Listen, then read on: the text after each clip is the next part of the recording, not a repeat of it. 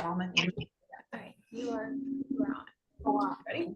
All right, good morning, everyone, and welcome to the Nevada State Board of Cosmetology. The date is October 7th, 2024, and the time is 9:02, so we will get started.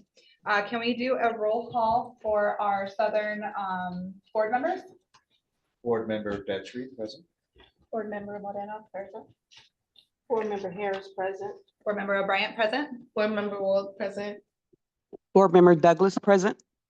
Thank you. Welcome, everyone. Can we do a roll call for our Northern Office board members? Board member Jeffers, present. Welcome. Can we do a roll call for our Southern Office staff? Angela ma'am. Lee from the Attorney General's office, sorry. That's okay. Steve McDonald, Executive Director. Janie Huggins, Chief Compliance Officer. Lauren Gossage, Regulatory Compliance Specialist. Tiana Fuller, Inspector. Dana Lopez, Inspector. Jim Ferrer, Inspector. Jen Packard, Inspector. Welcome, everyone. Let's do roll call for our Northern Office board staff. Bertha Jackson, Chief Operating Officer. Ryan Porter, Inspector. Welcome, everyone. Sorry, Aaron. All right, we got you. The mission of the Nevada State Board of Cosmetology is to protect the public health, safety, and welfare of those that obtain cosmetology-related services through the delivery of quality testing, licensing, inspection, and education services that focus on consumer protection. At this time, we are going to open it up for general public to make comments. This is for discussion only. The board will entertain comments from the general public for any item that is related to the Nevada State Board of Cosmetology. Members of the public can call into the meeting to make public comments by dialing 1-720-707-2699 and entering 862-7654-7615 for the meeting ID. Comments are limited to 3 minutes or less. No discussion or action can be taken during public comment. Do we have any public comment at this time?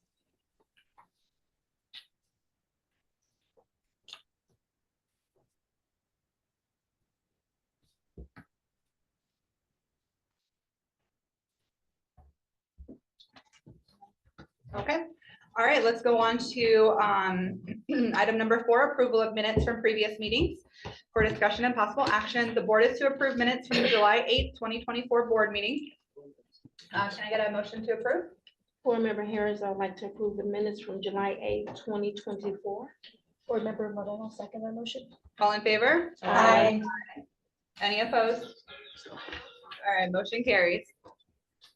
Now moving on to petitions, we're going to start with petitioner A, Claudia Leon Perez, U-1010203227 for discussion and possible action. Petitioner is requesting board approval for her reciprocity application. Once you're seated and comfortable, we'll have you raise your right hand and we'll get you sworn in, okay?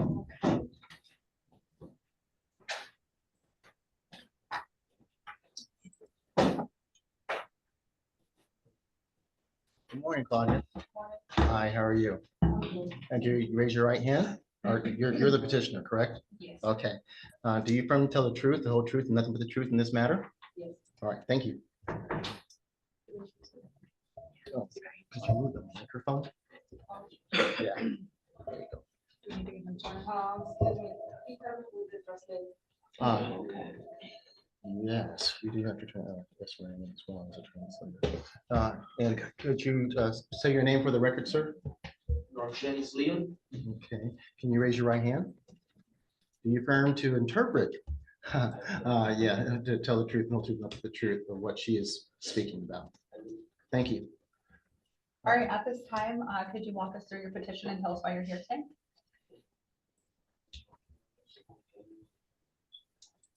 Okay, yo necesito hacer la reciprocidad de mi licencia de Estado de Nevada. Tengo licencia de Florida y estoy pidiendo la reciprocidad para Nevada. She said that she's looking for a dual reciprocity Florida to Nevada. That's what she's looking for. So she said all the document by email and everything. Will be sending also like our intention. Okay. At this time, we'll hear from board staff. They'll make their presentation, and then after, you'll have an opportunity to speak again, okay? This is Lauren Gossage, Regulatory Compliance Specialist.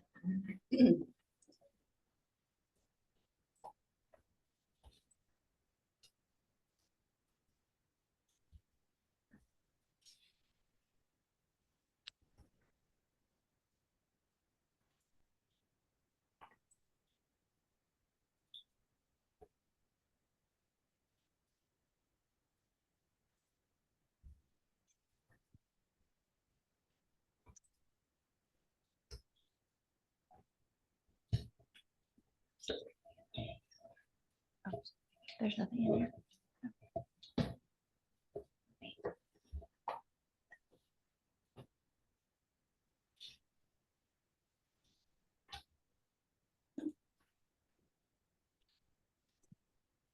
No, you're right. This one.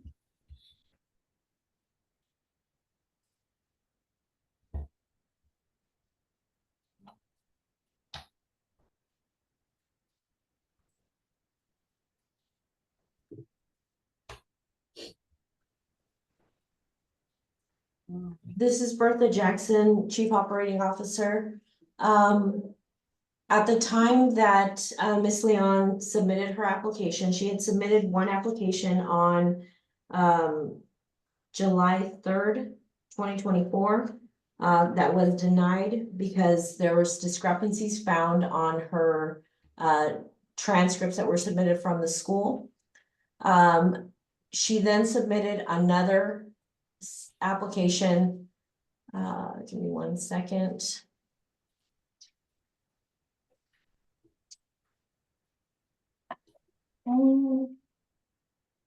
Just a moment.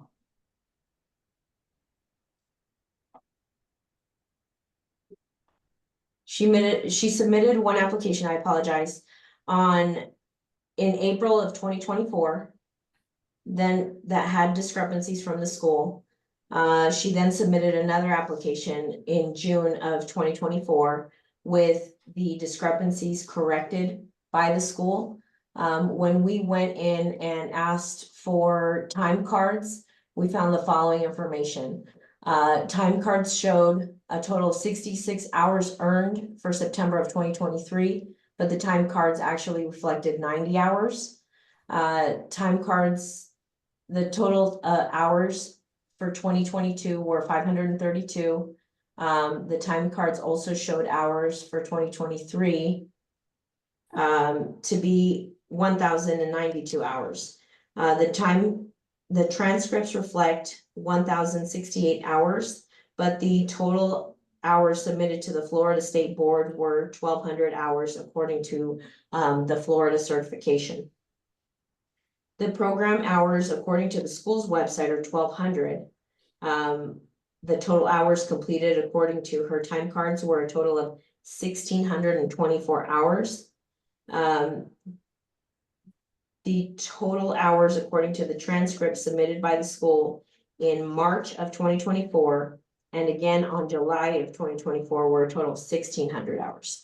So there's this discrepancy of 400 hours that were not accounted for originally, or that just don't make sense why she would do above what the requirements are, why she would have done an extra 400 hours. If I'm not mistaken, that would be an equivalent to an additional 3 to 4 months in school. So the school's website shows that the school is open Monday through Thursday from 9 to 5 and on Fridays from 9 to 12. But according to the time cards, the student showed that she had attended from 9 to 5 on Fridays on the following dates that are on that first slide. So it was from hours from September, October, November, and December. She worked on Fridays past the time that's listed on the school's website. Time cards also showed that she attended from 9 to 3 on Fridays, and it's dates from January through September of 2023. Discrepancies found on the transcript sent by the school on March 11th. These are the following discrepancies that were found. Transcripts reflect a total of theory hours of 597, but the total only added up to 697. So there's a discrepancy of at least 100 hours.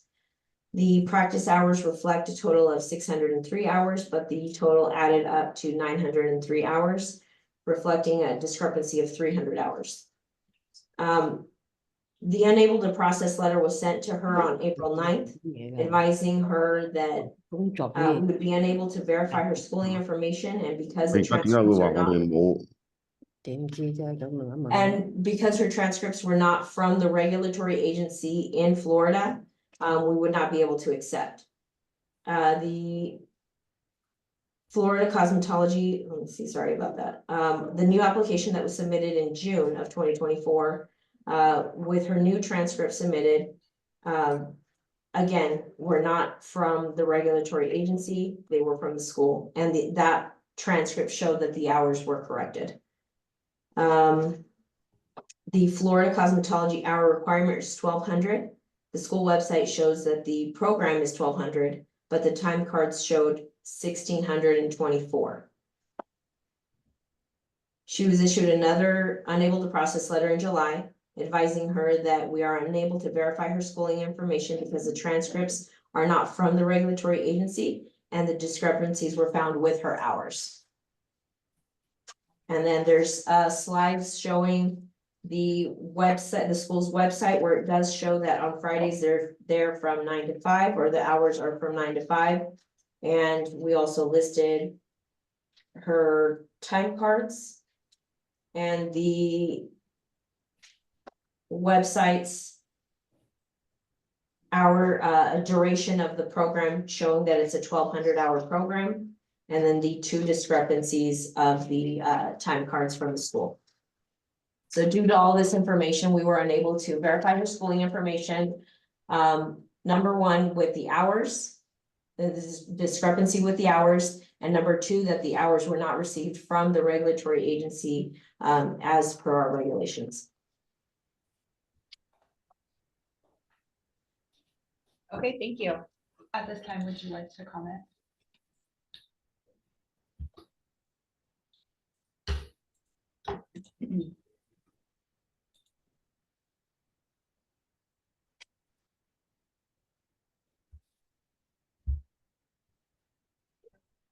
Yo solicité los documentos que me pidieron para hacer la reciprocidad, se los solicité a la escuela, lo que ellos me enviaron en un momento se los envié, y cuando hubo una discrepancia, después quizás un error de la escuela, les reclamé por eso y me enviaron el documento correcto, pero no tengo más nada que ver. Yeah, she says, remote. Sir, speak into that microphone, please. Yes, thank you. Yeah, what she says about what we usually see, so we corrected, I was there, so she's my wife, so we've been there for like almost a year and a half doing that at school and everything, so we moved to there, and we moved back to here, so they do a special course to her, which she attended 5 days a week. That's what's going on, so when you look at her on the website, of course, you're gonna see that school was open like that. But we talked to the school about it, and they say that they're gonna send everything, so if they keep sending something that is not right, so we gotta go back there and let them know what's right. Okay, thank you.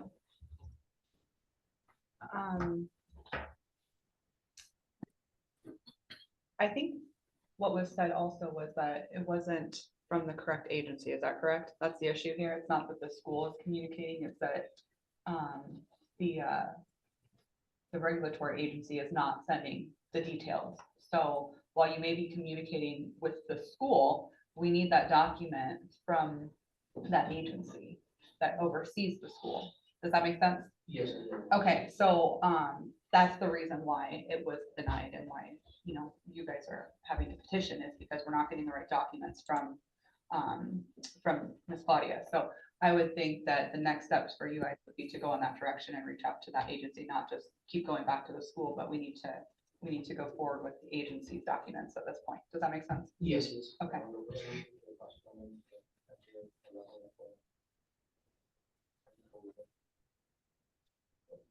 I mean, they taking care of the document before, so we just pay for them to do that, and then before the emails, so it's something that in mind, so.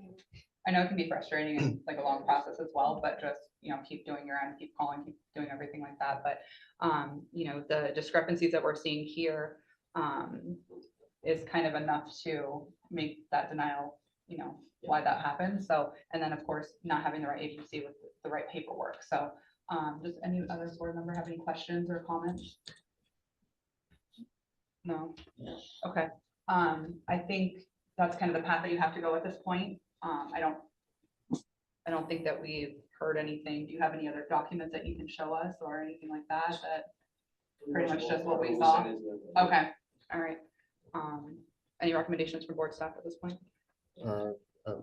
Steve McDonald for the record, Madam Chair. Mhm. Yes, it's just a discrepancy with the school. The records aren't matching up. So if you were licensed or the information was sent to the regulatory board that oversees the school, just like we oversee schools, then that's the appropriate place for it to go. So we can try to get more information from that regulatory agency, and then we could try to match it up. Okay, so that would be the next step, is to go to the regulatory agency and get the information from them. So that way they can see what the school is doing, why these things don't match up. Okay?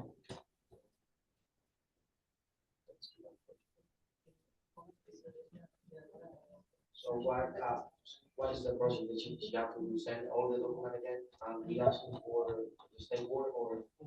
Well, since we already have Steve McDonald for the record, we already have the information. What we need is more information from the state board itself that oversees that school. That way, what they have, what the school submitted to them, you can try to match that up. So we would like to get that directly from the regulatory agency. Is that correct? We get it directly from them. This is Janie Huggins for the record. Yes, we will need to get it directly from the regulatory agency, but in Florida, that would be the Florida Department of Education, not the Florida State Board of Cosmetology. So you will need to reapply and get the corrected records sent to us from them. Correct. Thank you. We just need to do our second part. So just hang on for 1 second, okay? Are we ready to make a motion? Yeah. Okay, can I get a motion made, please? And board member would like to make a motion for petitioner U-101020327 to deny the petition. Board Member Harris, I second that motion. All in favor? Aye. Aye. Any opposed? Okay, motion carries. So we did have to deny the petition to go forward, but you guys have your next steps. And if you have any questions, please reach out to board staff. They're here to help you and guide you through this, but reaching out to that Department of Education is your next move, and just be diligent with it. Make them know that you're in a hurry, okay? All right, thank you guys. Thank you. All right, you have a good day. Thank you. All right, we are going to move forward with petitioner B. This is dermodality for discussion and possible action. Petitioner is asking for a variance to NAC 644A715 restrooms. Petitioner is asking for approval to open a school of cosmetology at 4045 Spencer Street, number B38, Las Vegas, Nevada 89119, that is connected to a licensed establishment, Nala Med Spa S-709171, located at 4045 Spencer Street, number B40, Las Vegas, Nevada 8911. Hi. Good morning. Would you please raise your right hand? We're going to get you sworn in. Thank you. Okay, let's see. Could you state your name for the record? All right. Do you firmly tell the truth, the whole truth, and nothing but the truth in this matter? I do. Thank you. And you, sir? Jeff Trailer. All right, Jeff. Do you firm to tell the truth, the whole truth, and nothing but the truth in this matter? I do. Thank you. All right, would you tell us why you're here today? We are here, had our walkthrough to open the school, and there were a couple issues that came up. One is our restrooms are a little further than what's required. It's down a hallway, unobstructed.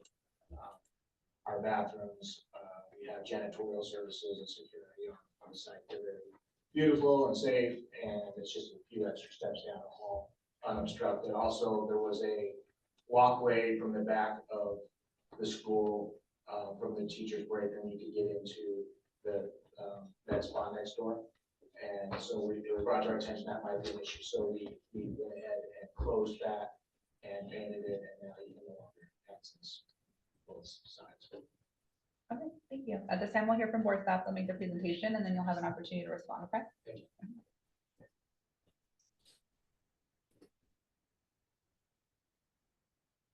This is Janie Huggins for the record.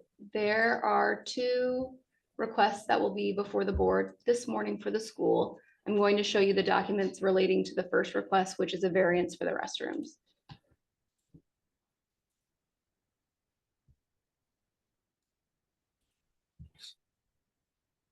So the petitioner has a school, a proposed space that is in this green area here. There is an additional space with a restaurant, or excuse me, a restroom inside this space, but it was part of a licensed establishment. So we have directed them to utilize a separate location for the restroom, which is down a hall of approximately 190 feet. The regulations require the restroom to be within 100 feet from the door. This is the front door right here, the entrance to the school. This is a view from the hallway walking down where the proposed location of the restroom would be. Again, it's 190 feet. So if the board wants to deliberate on that and then go into the other item, or I can go into the other items. Let's do that. Perfect. Yes, please. Thank you. Any comments on this before the board discusses? Okay, that's accurate. Okay, cool. Any questions or comments from the board? It's like been the precedents we've set before, because we had this Pretty close. before, Yeah, and haven't we denied people before? Or did we approve them? we pretty much have approved them. It's a Oh, straight okay. shot as well. Okay, Yeah. I'm just curious. Any concern with the 190 over the 100? No, Close, straight shot. is it right? just, how many restrooms is in there? Yeah, it's, there's How many stalls? There's 3 stalls in there. Okay, okay. multiple sinks, yeah, and it's just a straight shot, it's unobstructed, all indoors. And then you guys have, like water accessible inside your vicinity where the actual school is, right? Yes, we have sinks in there, and there's Okay. multiple sinks in that restaurant. Okay, cool. Are we ready to make a motion on that? Any Yeah. questions? All right, can I call for a motion? I, board member Wold would like to, make a motion to approve variance for dermatology NAC 644A.715 for the restrooms. Thank you. Board Can I Member get a second? Harris, I second that motion. All in favor? Aye. Aye. Any opposed? All right, motion carries. So we did approve that portion of your petition. We're gonna move on to the second portion.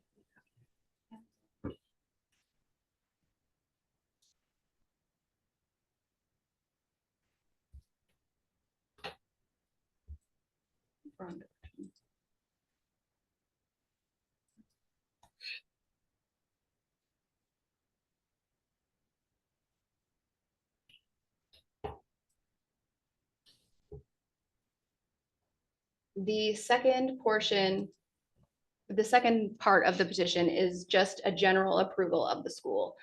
As the petitioners mentioned, when we did the initial opening inspection, we couldn't help but notice that there are several other businesses operating essentially in the same premise as the proposed school, including a licensed establishment that offers the same services that would be taught in the proposed school, as well as a manufacturing product company and a retail store.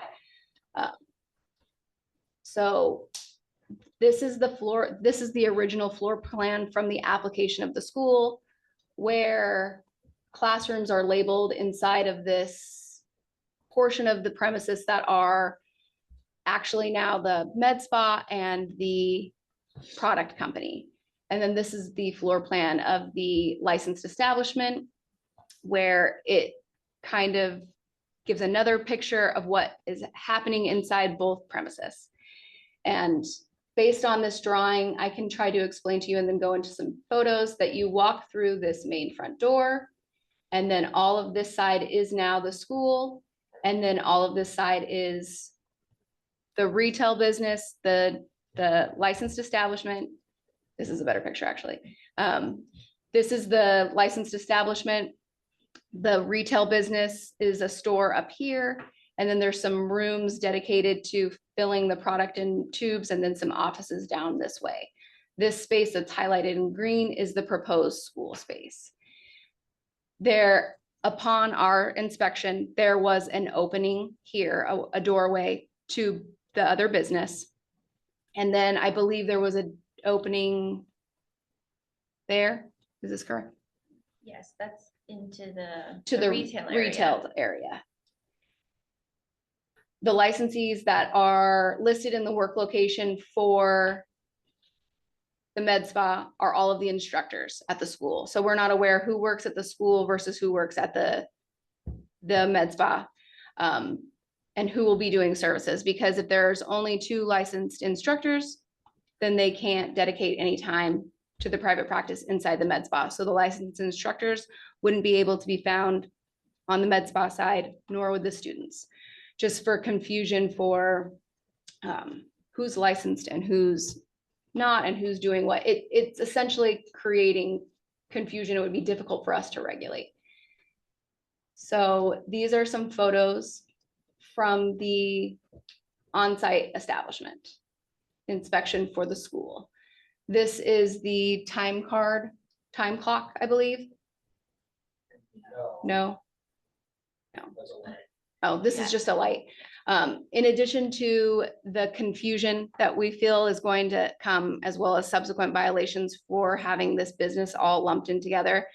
Upon our inspection, this isn't all, the construction's not all the way complete. So for any regular licensed establishment, the walls, ceilings, and floors have to be in good condition and repair. And it's not quite complete in there. There's not baseboards in every portion. They're not all properly attached.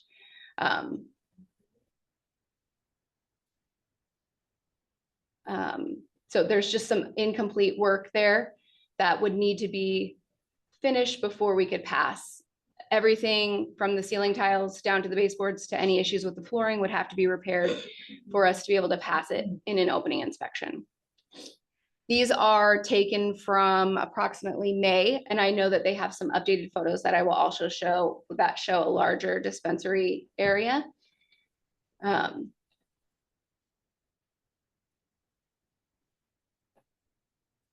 This is their clinic floor. The treatment beds are inside these curtained off areas. And this is where they will be doing services on the public. This is, again, part of their student clinic where their equipment for the aesthetics program is located. This is a view of the theory room, which is in essence all one large room. They just have the clinic in the back portion.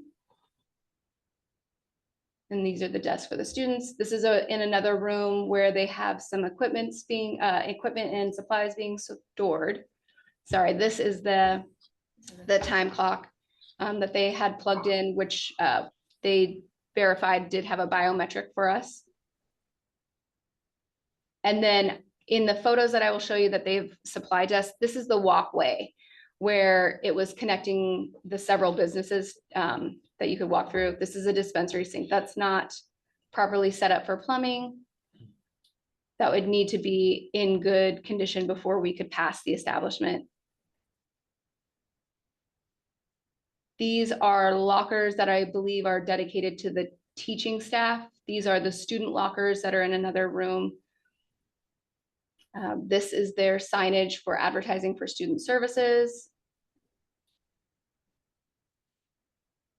This is some more advertisements for a course. This might be for a different for courses being taught out of the licensed establishment, not the school. This is now crossing into the other portion of the business, which is a product manufacturing. This is on the establishment side as well, where they are teaching courses and not for continuing and not for students. This is a treatment room on the med spa side. I believe this piece of equipment is for the school, but there was also some confusion that we weren't able to pin down exactly the equipment that would be in the med spa versus the equipment that would be in the school. And since there is a requirement for very specific equipment in numbers to be in the school, we wanted to make sure that there would be no moving around of equipment. Obviously, that would be okay if something were broken and they took something from the med spa to supplement, as long as it was required equipment for the school. But if it went the other way around, then that would be a violation for the school. And I believe this is all the med spa's equipment and not the school's equipment now. And then some of the equipment is also not in good repair. This would need to be repaired before we could take it. And this, I believe, concludes what we have. And then I will pull up the photos that they have provided to us last week for their supporting documents that will show that the wall has been sealed up.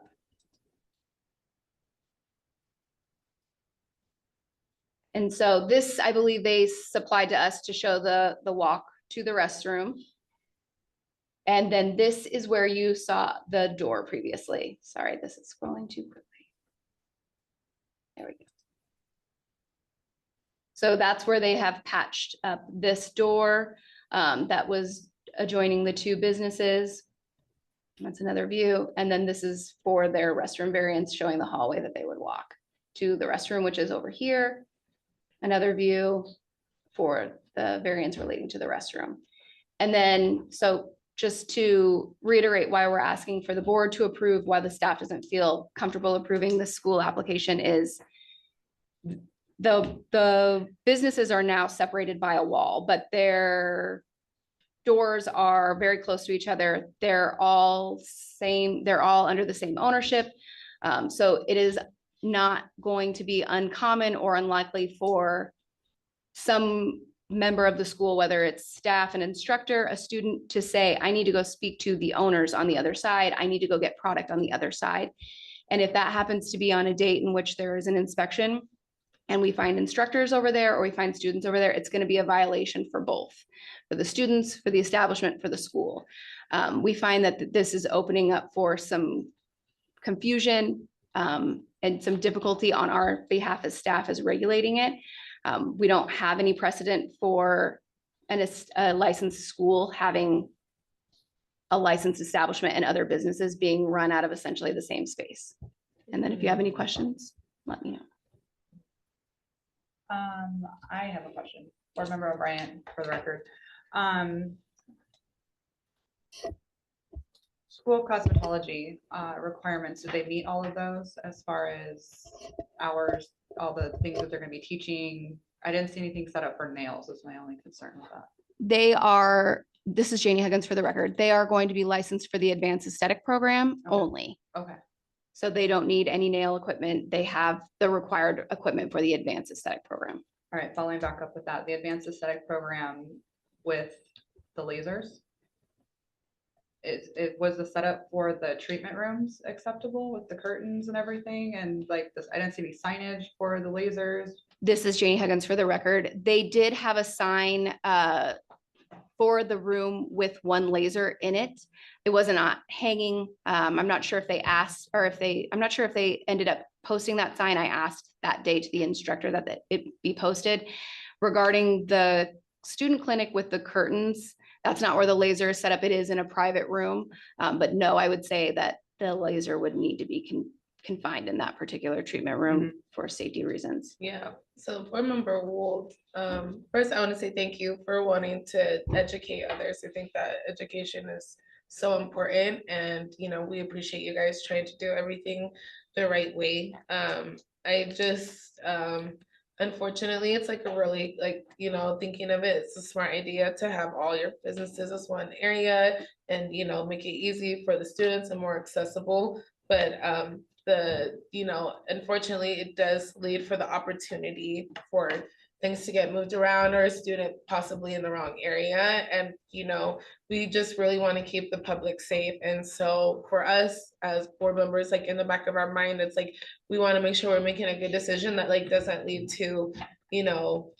anyone getting in trouble later on, or you guys getting in trouble when we're initially trying to do the right things here.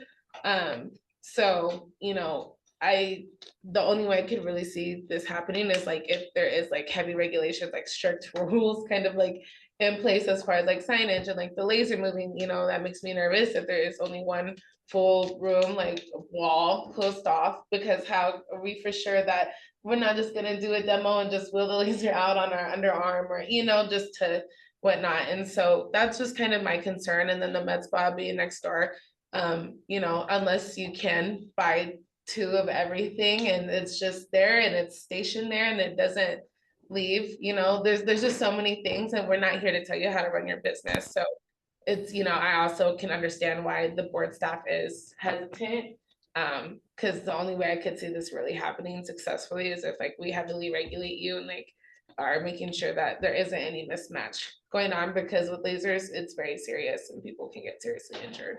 So, and then also just the water, there's no potable water in that one dispensary sink. If I'm not wrong, it looked like some type of system with all those underneath. So that would, there's, you know, the construction and also the layout of the buildings is also concerning. If there is no access to water, or if someone does need a ice station and there's an access to water close by, except for 190 feet away, right, then that's just also concerning for me. So So, do you guys have plans, like, yeah, thank you, and I see how, all these could be obstacles and concerns. So first off, the water, when they did the walkthrough, they pointed out that sink isn't used for anything. It's garbage really, it's been removed. If you rewind the pictures, you'll see that it's been removed. We do have, if you saw one of the pictures, we do have a hardwired sink in there. We've extended the workspace, as you mentioned, and put cabinets there. All of the reconstruction, I guess, work you saw there has been done. The baseboards have been put up completely in the entire place. There's also 2 more rooms that weren't in that picture that are closed door available treatment rooms as well. The lasers, the 2 lasers, the Starbucks lasers that you saw are the only lasers that will be on that site, period. When we were told about the walkway that goes through to the room, we thought about just deadbolting that in between room. We were gonna make the teacher break room. And we talked about maybe just giving the teachers a key and nobody else. We wanted to make sure, like you said, that we are doing our due diligence, so we put up the wall. It's painted, that was our other picture. I know it's painted and the baseboards are there. That old sink is removed, the portable's gone. As far as the concern between students or teachers bouncing back and forth, Erin is the only person working in the spot right now. She has nothing to do with the school. We have a front desk that isn't in the picture. The only way now to get from one space to the other is to walk through the door, the designated front door. We have a front desk right there with somebody that is there to not let anybody through that's not supposed to be through. I do understand the concern it's a med spa, but I mean, if we're gonna go to every single place in town and say, who's next door, and are they gonna be allowed next door, there's a hammer and nail over there. So we will do our due diligence to make sure that no students, of course, we don't want them in there. You know, we have expensive things in there that they shouldn't be in their plane, or in theft is a concern for us as well. We will be on premises. Our teachers are versed on this. We plan on doing this the right way and being very strict. We aren't going to take a lot of students for that reason, so that we can give them the proper education and keep control of the facility and the students. And additionally, the front room where you have the other X, which was the Derby Valley storefront, that's not a skincare brand. So this whole space, we assume when we relocated our headquarters from California to Las Vegas. And so with the space not being used by anything else, we kind of just use the rooms. So the storefront in that front room will be a designated classroom. So outside of the main classroom with the curtains, the theory room, you have four rooms with doors. So with the laser concern, we have rooms dedicated for the lasers, and we do know how dangerous they can be, and take all the necessary precautions for the students. And the Derby Valley brand, those products will be picked up now with a separate suite. So the suite B38 is designated solely for dying Derby Valley Institute of Modern Aesthetics. Yeah, and so the lasers won't be transferred back. That would be great. And we also have somebody who sits front desk on the school side. Like they said, we have a little small store up front. We have a lock on that door as well. There was an X on there. I don't know if they showed it open. It was said that it was an open doorway. It's a door. It's not a walkway. And then the controller, of course. We had a lot of success with moving people in and out of the 75-hour course, and this won't be as heavy as that. and then board member Wolf, what services do you guys plan on offering at the school? What are you teaching, and anything outside of what's required? And then what services do you offer on the med spa? So for Dime, just the curriculum that we've outlined and submitted to you guys, what's required. So we intend to offer the 300-hour advanced program, and then also the full 900-hour. So everything that pertains to that, we're using the lady curriculum, and we'll go off that. And then of course, add some, from our skincare brands, some classes education, microdata and all that, which is already part of the curriculum anyway. Well, and we'll of course teach our grant products. For NALA, NALA Med Spa, that's still also a work in progress. It's not even fully open. It's open like Tuesdays and Fridays. Erin comes in and has a couple clients, you know, it's still growing. Right now we have a few lasers, laser hair removal, IPL, facials, you know. Okay. It's nothing like established. Okay, and then, and when I just like that one, my question, how many students are you planning on having at once? Well, to start, because as I said, education is so important, it's really quality for us, so, you know, as much as we'd love to take in as many as we can, we know we have to find out for the square foot and teacher how many we can, but I think our goal is to just do 6 per round, so each student has something to work on. And I think we have an AM and a PM class that we would like to offer, but, you know, we just do the AM for now, just to make sure we work out all of our kinks the first round. That's what we want to do. Okay, and then my last question, all the names that were listed for licensed instructors, can you explain who are those additional people if you only have, did you say 2 teachers? Yes. Or, so who are those additional? Well, Erin is for the Med Spa side. Keisha Masfeo, she is a teacher, but also our director of education. Amy is the other educator, and then, I mean, no, it was Tony, who's the other owner, and then Jeff and myself, and I didn't see any other names. Okay, Yeah, I think it said we need Tracy. was Or on Korea, there. maybe. Yeah. okay. Okay, so if they needed that, just like updated, you guys could separate that for each side Oh, yeah. and whatnot. Okay. All right, that's all the questions I have. Madam President. Yes, please. Steve McDonald for the record. I'm glad you clarified. I mean, not giving us full names yet. You're saying their first name, and so I don't know them. And the other thing is that the 75-hour course is no longer, right? You guys are aware of that. That was a Yeah, grandfather I saw a clause. sign. That's over with. So Right. that, the picture where you saw that in there, Yeah. the sign of that that's a storage. unit. Okay. Nobody can access. Yeah. No, we haven't even taught, so we, the 75-hour course, and we never taught for any other laser again. We have partnered with NALA Institute out of Arizona, and we'll be teaching their 11-day cosmetic laser program starting next year, but that will be out through the other business.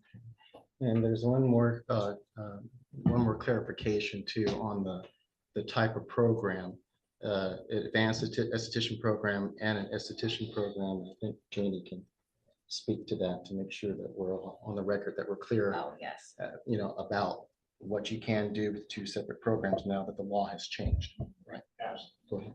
This is Janie Huggins for the record. And just to be clear, there's only one advanced esthetician program, and it is 900 hours. So even for a licensed esthetician who's transferring in, they would still be a participant. Even if they were only doing 300 hours, they're still a participant of the 900-hour program. So we don't license anyone for the 300-hour program.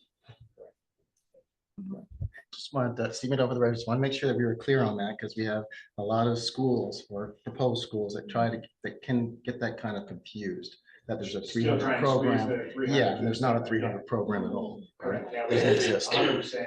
Okay. That, as soon as I saw that sign in that photo, I thought, oh, All right. And Madam President, just one more question on the production, if you want to call it the making of product, right? There's that area in the spa side. And I think that that supplies have to go into the school side, proposed school side, right? So you would have people having to come over to the spa side to get product for the school. Are you going to have their own separate stuff? no, I see where that's confusion. And then again, that's why we put the door there. And we don't, to be 100% clear, we don't create any product there at all. We package it and then we sell it. We have a whole shipping area on the other side completely away from the school side. And the only product that will be there will be the product that's used for the school. And the only product that is even on that side, which we can move if it's an issue, is in our storefront, which is locked. And again, we have a front desk girl that's there. We will keep control of that because it's very expensive. Thank you very much. Thank you. And I guess the point is to make it as easy for us to do our job as for us to get in and get out of your way so you could do your job. Sure. And, teach the students, have your customers on the med side, make your money, but that's what we want to do, is come in as quickly as possible, not disrupt your school. Proposed school hasn't been approved yet, but also not disrupt your existing license at the establishment that we have, the spa. So we want you to be successful, but we want to get in and get out of your way, because we know we don't want to disrupt your business. Okay? You're welcome. Board Member O'Brien, this is a question for board staff. Pending the improvements that were just stated, flooring, ceiling, extra rooms, walls up, expanded dispensary, proper signage, 75-hour sign getting off property, please.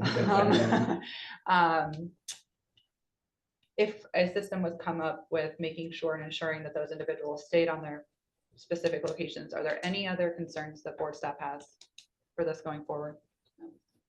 That was just the main concern. Okay, so like curriculum's good, square footage is good, numbers of students, you guys will figure out later. That'll be fine, et cetera. Okay, all right, at this time, do you guys have anything else to add? Sorry.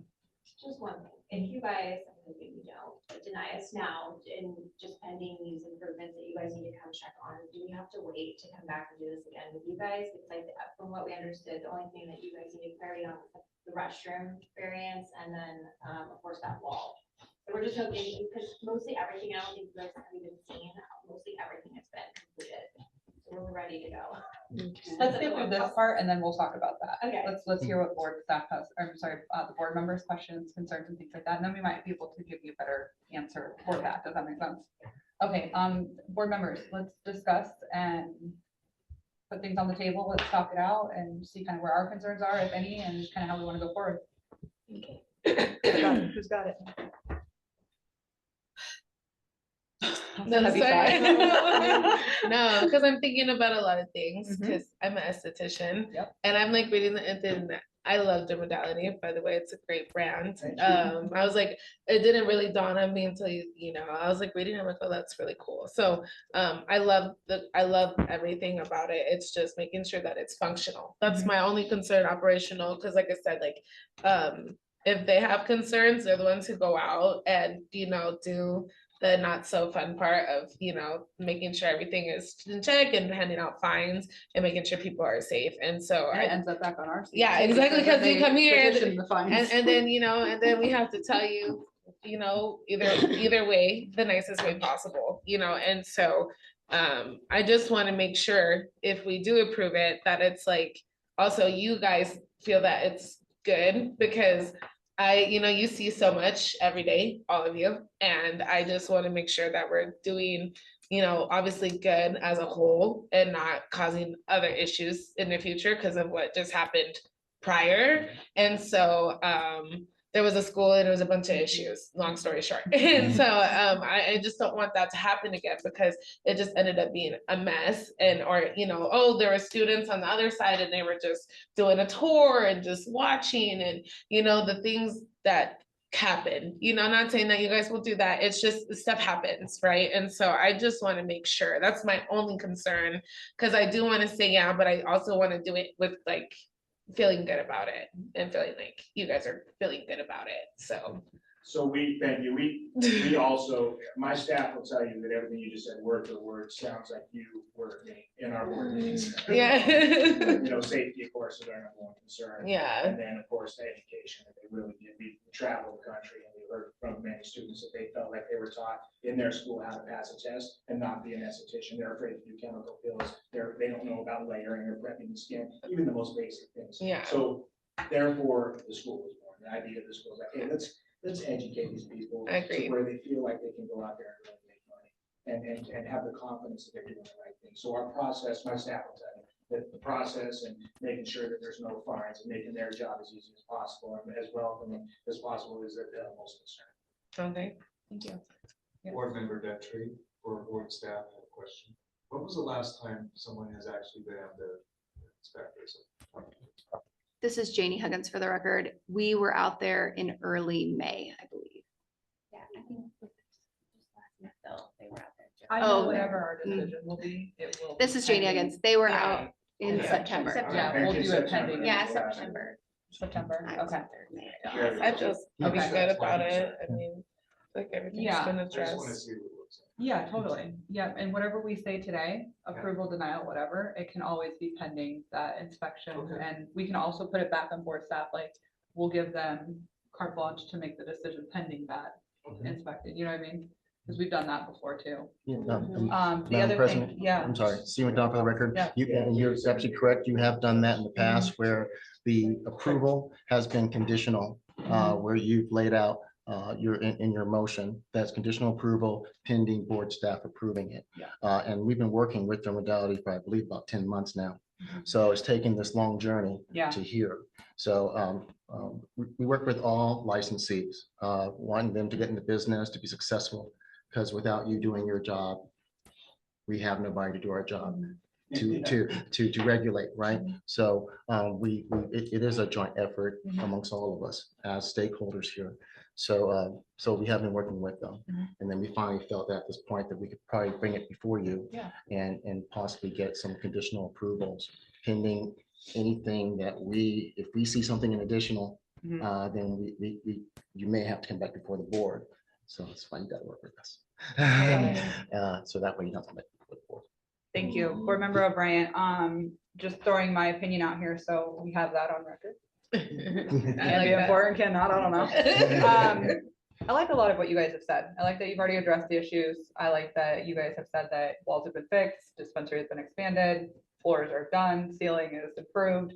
I feel like you're taking the right steps. I feel like it might be just a little fear-based with this instructor and it being so close, but I feel like sometimes, you have to have the parameters set in place, and after that, it's just an understanding that if it's not followed, then fines ensue. But I like that this idea was born out of a need to improve the education, and that's kind of where our whole industry starts, is the students and that foundation, and ensuring that they're not only getting what they need from a school, but also being able to go out in the public and feel confident, not just see a service that they don't feel confident in, and their employer maybe push that on them, or something happens, like that makes our job harder too. So I feel confident in your company like doing the right thing from everything that you've said and addressed already.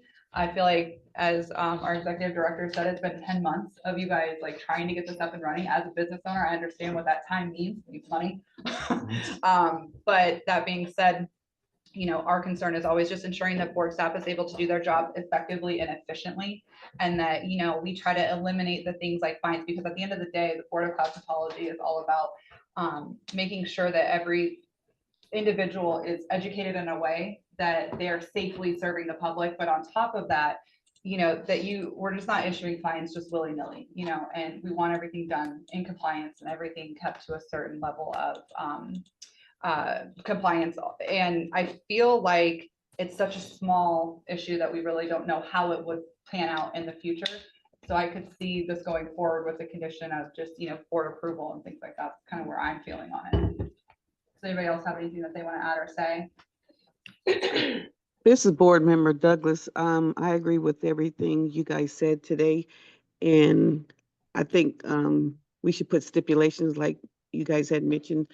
And I agree, education is a must, and protecting the public, that is part of our job with this school and all salons and nail techs, or well, nail salons. But I agree with everything you guys said.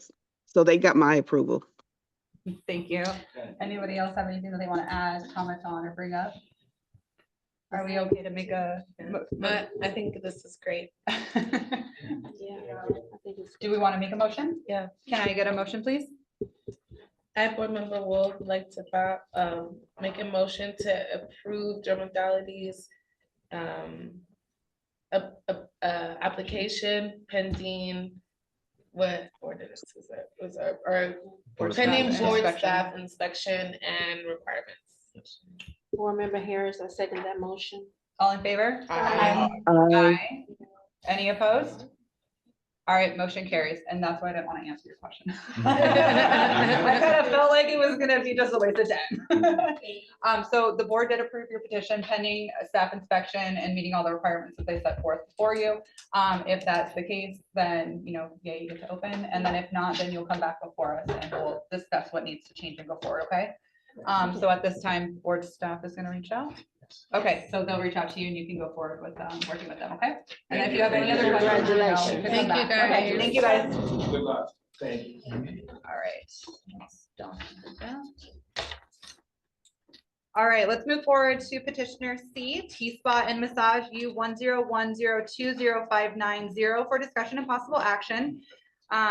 Appearances is Michael I. Gowdy, their lawyer for T-Spot and Massage. Are they going to appear via Zoom? Yes. Okay, perfect. The petitioner is asking for approval to open an establishment at 6120 West Tropicana Avenue, Suite A9, Las Vegas, Nevada 89103 that has been habitually in violation of NRS 6448850 by the owner of a cosmetology establishment, a licensee, or a holder of a certificate of registration, and permitted the license or certificate of registration to be used where the holder thereof is not personally, actively, and continuously engaged in cosmetological business.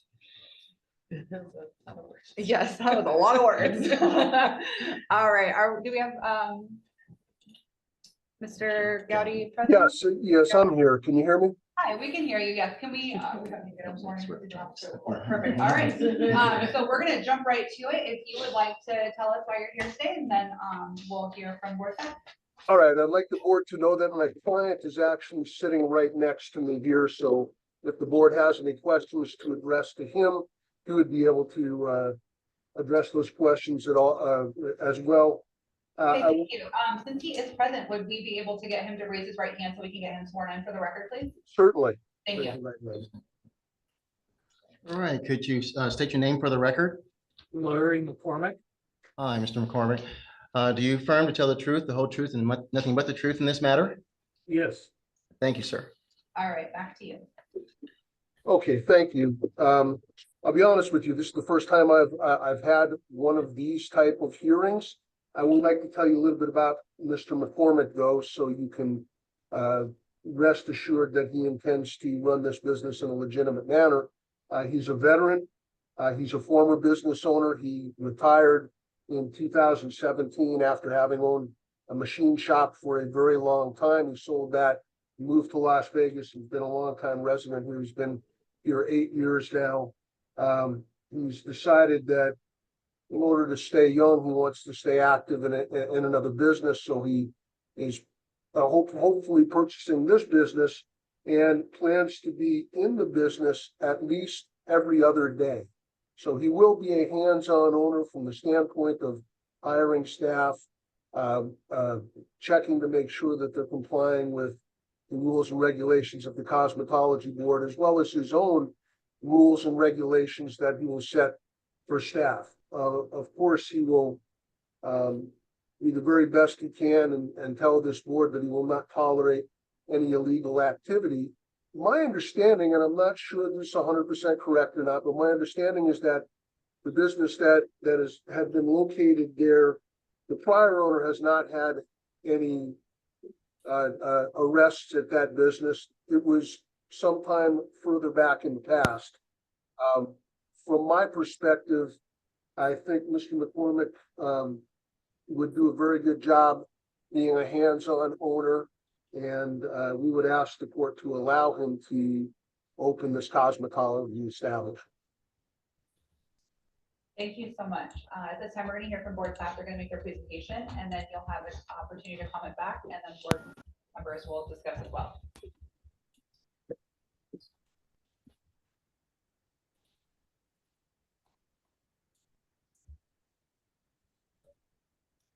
This is Janie Huggins for the record. So the petitioner is here to ask for approval of their establishment application. We have asked the board to approve that because this particular business, while he is a new owner, has been licensed by the board, I believe, since 2018, and they've had approximately 4 licenses issued to them.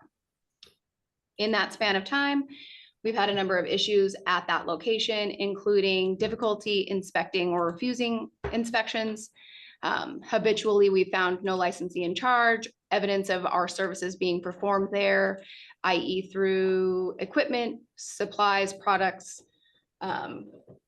We've found living quarters on the premises, and then there have been concerns relating to prostitution at this establishment as well.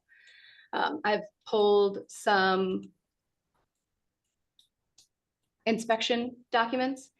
This one is from 2019, and a female inspector noted that the establishment was closed upon arrival. This is an inspection that was done by a male inspector in 2020, where the menu shows body massage, facial, body scrub and waxing, and reflexology.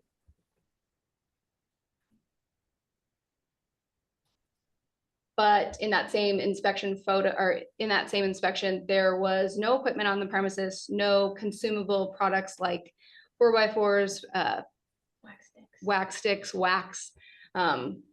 There was just a facial steamer. There was no body scrub products. I believe during that inspection, the person that was at the premises said, "We don't do any of those services," and started to pull the labels off the doors for the different rooms that were labeled for our services.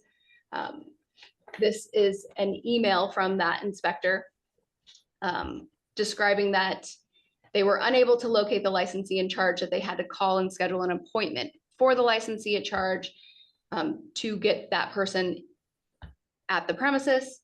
This explains how the person that was there, who was not licensed by us, was removing the services off the doors, that they found a bed, clothing, and signs that individuals were living on the premises, red lights, etc. This is another violation report from another inspection where there was no licensee in charge found at the premises. This is from a separate ownership, separate license that had been issued.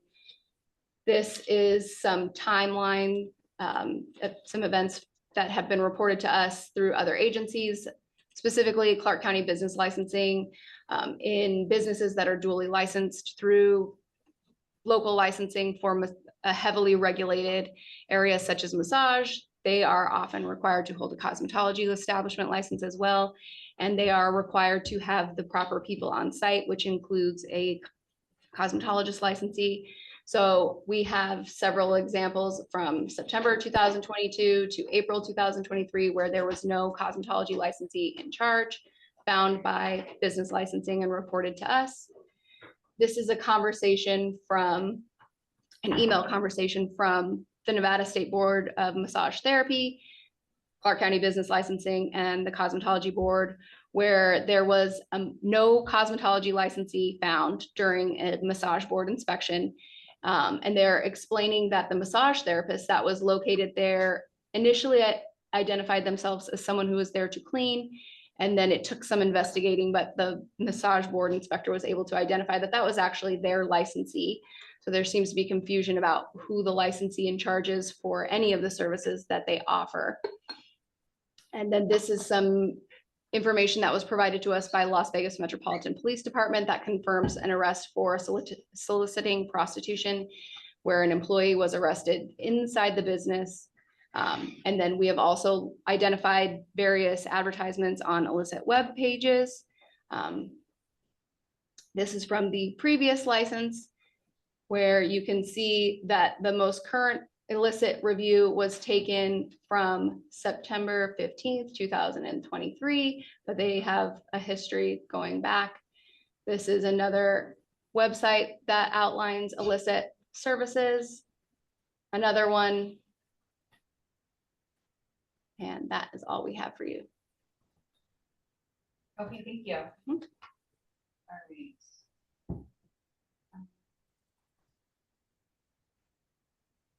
Board Member O'Brien, question for board staff. These violations and details were under previous owners, correct? This is Janie Higgins. That is correct. And the sole purpose of this petition is because this cosmetology location has had these in the past, and this is a new owner, so it has to go through this process, right? This is Janie Huggins for the record. Yes, we are asking for approval for this establishment license because there have been so many problems at this particular address. There have been 4 owners that have essentially operated in the same way for the entire time that this type of business has been licensed there by us. So we are asking that if the board approve the license, that they approve it in a manner that maybe they are on probation. So should the board staff not be able to inspect, not find a licensee in charge present, or be communicated to by business licensing or Las Vegas Metropolitan Police Department that there's prostitution occurring inside the business, that they be required to voluntarily surrender their license. We're asking this because it is a lot of work for the board staff, for the board members, for our Deputy Attorney General to formally revoke a license. And so if there are any issues at this establishment, that they should be required to voluntarily surrender to assist us. Thank you, that's very helpful. Mhm. Mr. Gowdy, could we please ask your client why he wants to open a salon? There he is. Hello.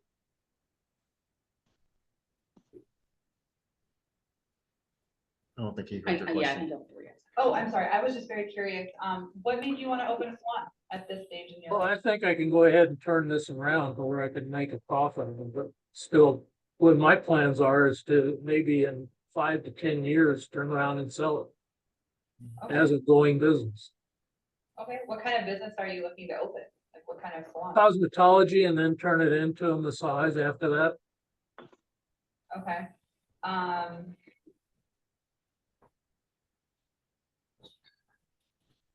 Do you have experience in this area? No, I don't have any experience. Okay, And I was wondering if there's any way I can find the names of the people that were involved so that I could not hire them in the future. Okay, that was my question. gotcha. Thank you. This is Board Member Harris for your client there. Do you know, so you don't know any of the past owners? Yes, just the one I'm purchasing from. You do know one owner? Yes. Oh, okay. Thank you. This is Board Member Douglas. Can you hear me? Yes. Yeah.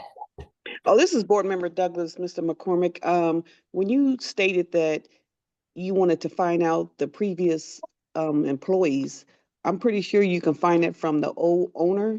Do you think you can do that and not hire them anymore, like you said? Yes. Okay, so, okay, thank you very much. That was my question. Board Member O'Brien, follow-up question. Are you versed on the requirements to own and operate and run successfully a salon? No, I'm not.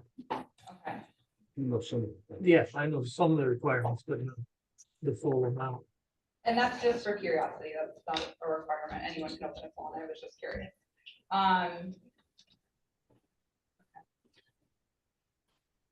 What are the issues in the past? Do you have a plan to ensure that those don't happen in the future? Yeah, I'm gonna be there, up at first, I'm gonna be there most of the time, and then I'm gonna try to get qualified people in there with background checks and start from there, and then apply for the massage, and then from there, everything moving along, try to sell it for a profit. Because I am retired and I wanna, try to supplement my income. This is Board Member Jeffers. I have a question. If your ultimate goal is to have it as a massage establishment, why not just go that direction when you purchase it? And Well, from what I understand, you have to get the cosmetology license first before you can apply for the massage license. is that board staff, I don't know if that's. This is Janie Huggins for the record. In Clark County, inside Las Vegas, Nevada, that is absolutely correct. In most cases, massage is considered an accessory license, and most massage establishments need to hold a separate license, and it is usually cosmetology. Wow, okay, thank you. County business licensing, that's required. That is a Clark County business licensing requirement. It is similar in City of Las Vegas. It is also similar in Henderson. I don't know the requirements for the north, but where this particular business is situated, it is a requirement. Steve McDonald for the record, Madam Chair. So it's not the state that's driving that. It's local government, the local ordinances that say that they must do it that way. So yeah, he's dealing with multiple government entities here. We had nothing to do with the Clark County business licensing on why they do it that way. But they mandated that the licensee is going to get a license from them. Even though they must have our license from the state board, they must get ours first before they can apply to become a massage place. Board Member O'Brien, question for you. Along those same lines. If our petitioner chooses not to have a school, but instead pursue the massage portion of it, is he still required to have a cosmetology licensee in charge there? Or will he get fined for that? This is Janie How does that Huggins work? for the record. He would not be fined if he did not have a cosmetology establishment license, if he did not have a licensee in charge. But I believe for massage, there's the same requirement that they have to have they call it a key employee. So he would essentially be able to go forward after receiving the license from us to get the massage then? This is Janie Huggins for the record. Once a business is licensed as a cosmetology establishment through the board, then they are typically granted a business license for a cosmetology establishment. If they then go on to apply for a regulated privileged massage license through the local agency, they would have to undergo a background check and some other items. Once they are fully licensed, if the goal is to be cosmetology and massage, they cannot have one. Well, let me rephrase that. They cannot have massage without cosmetology. So should they close out their cosmetology license, then they would also be losing their massage license. So he would have to, no matter what, to go forward with massage, have a cosmetology licensee on this. Always, right? This is Janie Huggins for the record. Yes, I believe that is correct. I am not sure what the process is for them to be a standalone massage. But I would assume that they possibly don't meet the qualifications for that for zoning or something, and that's why they're going this route.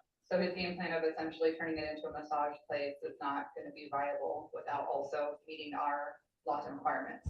Correct. So he would have to be first in our regulations as well. Correct. That's a lot. There's nobody outside the registry. Board Member Yeah. Gentry, Yes. I'm back to another original question I asked. When was the last time someone from our staff or inspectors have been out there and looked at this whole situation to see if they're in compliance with all the regulations to set up get a cosmetology license? This is Janie Huggins for the record. I believe someone was there in July.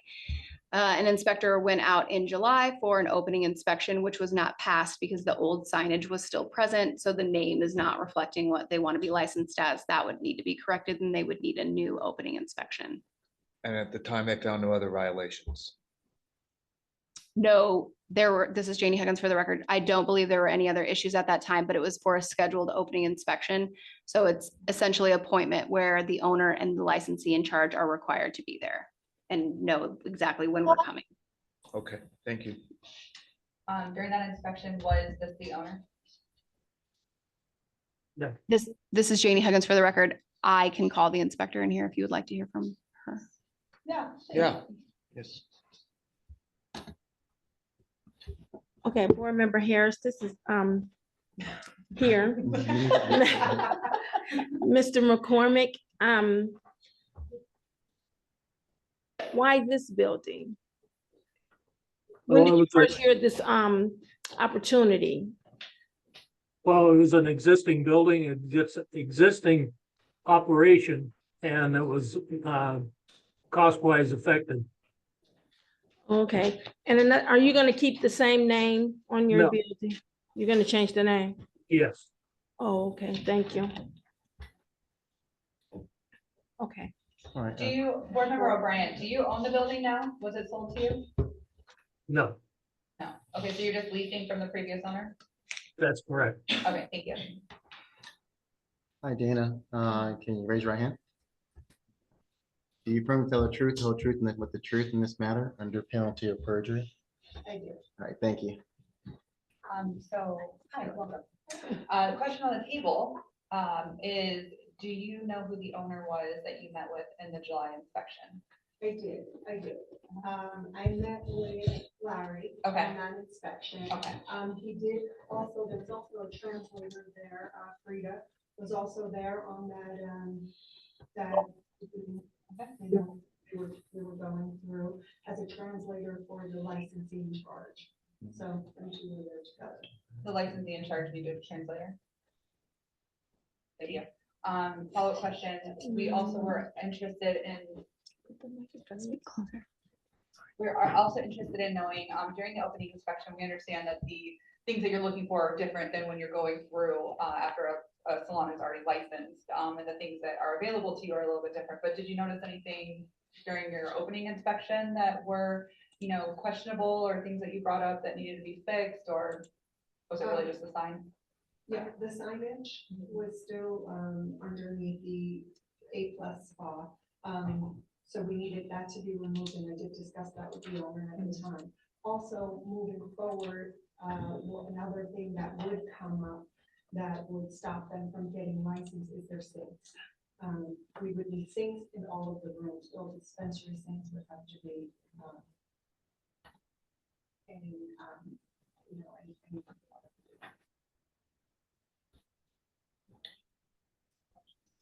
I have Board Member Moreno for Inspector Dana. So it was not set up for a cosmetology establishment, for a salon? It was set up as far as there were, you know, they did have their steamer and, you know, that. So no shampoo sinks? No shampoo sinks, no dispensaries is what we would need. Okay. Yeah. This is Janie Huggins for the record. This particular business is looking to be licensed for skin services only. So there wouldn't be hair or nail equipment, but if you want to reframe that for what kind of skin equipment was there. Okay, yes. So these rooms would be for the use of, you know, skin services. So there would be steamers in them and bedding, maybe their little cards in them. I don't have pictures from my day, I was just looking through my camera roll. And then we do require that there is a dispensary sink in the room for skin services.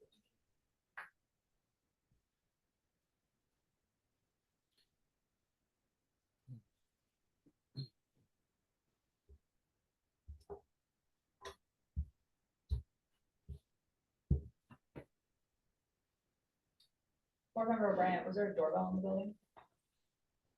Yes.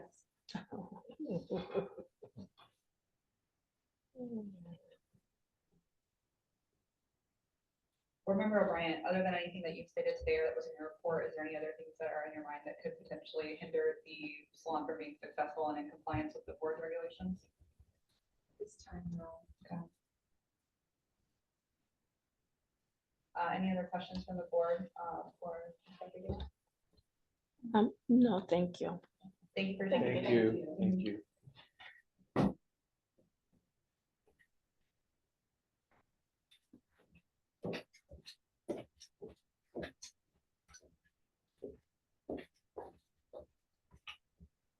Board Member O'Brien, for Mr. McCormick, in what ways do you think that you can make this business successful so that you can flip it into a, you know, a retirement fund for yourself? Do you have a business plan? Do you have things that you have done in the past that have led you to think that this would be successful? Not along these lines, and so it's gonna be a challenge for me. And mainly I want to do is keep everything up for the law so that everything is established the way it's supposed to be. Can you elaborate on how you're planning to do that? just by firing anybody that causes any problems with the guidelines that I set up. And I don't know what the guidelines are yet, because I need to get into the workings of the company to find out the best way to do that. Are you aware of the establishment's complications with the regulations and laws in the past? Yes, In what ways do you think that you can prevent that from happening in the future? by having more hands-on than has happened in the past, be there at different parts of the day, keeping an eye on everything as close as I can.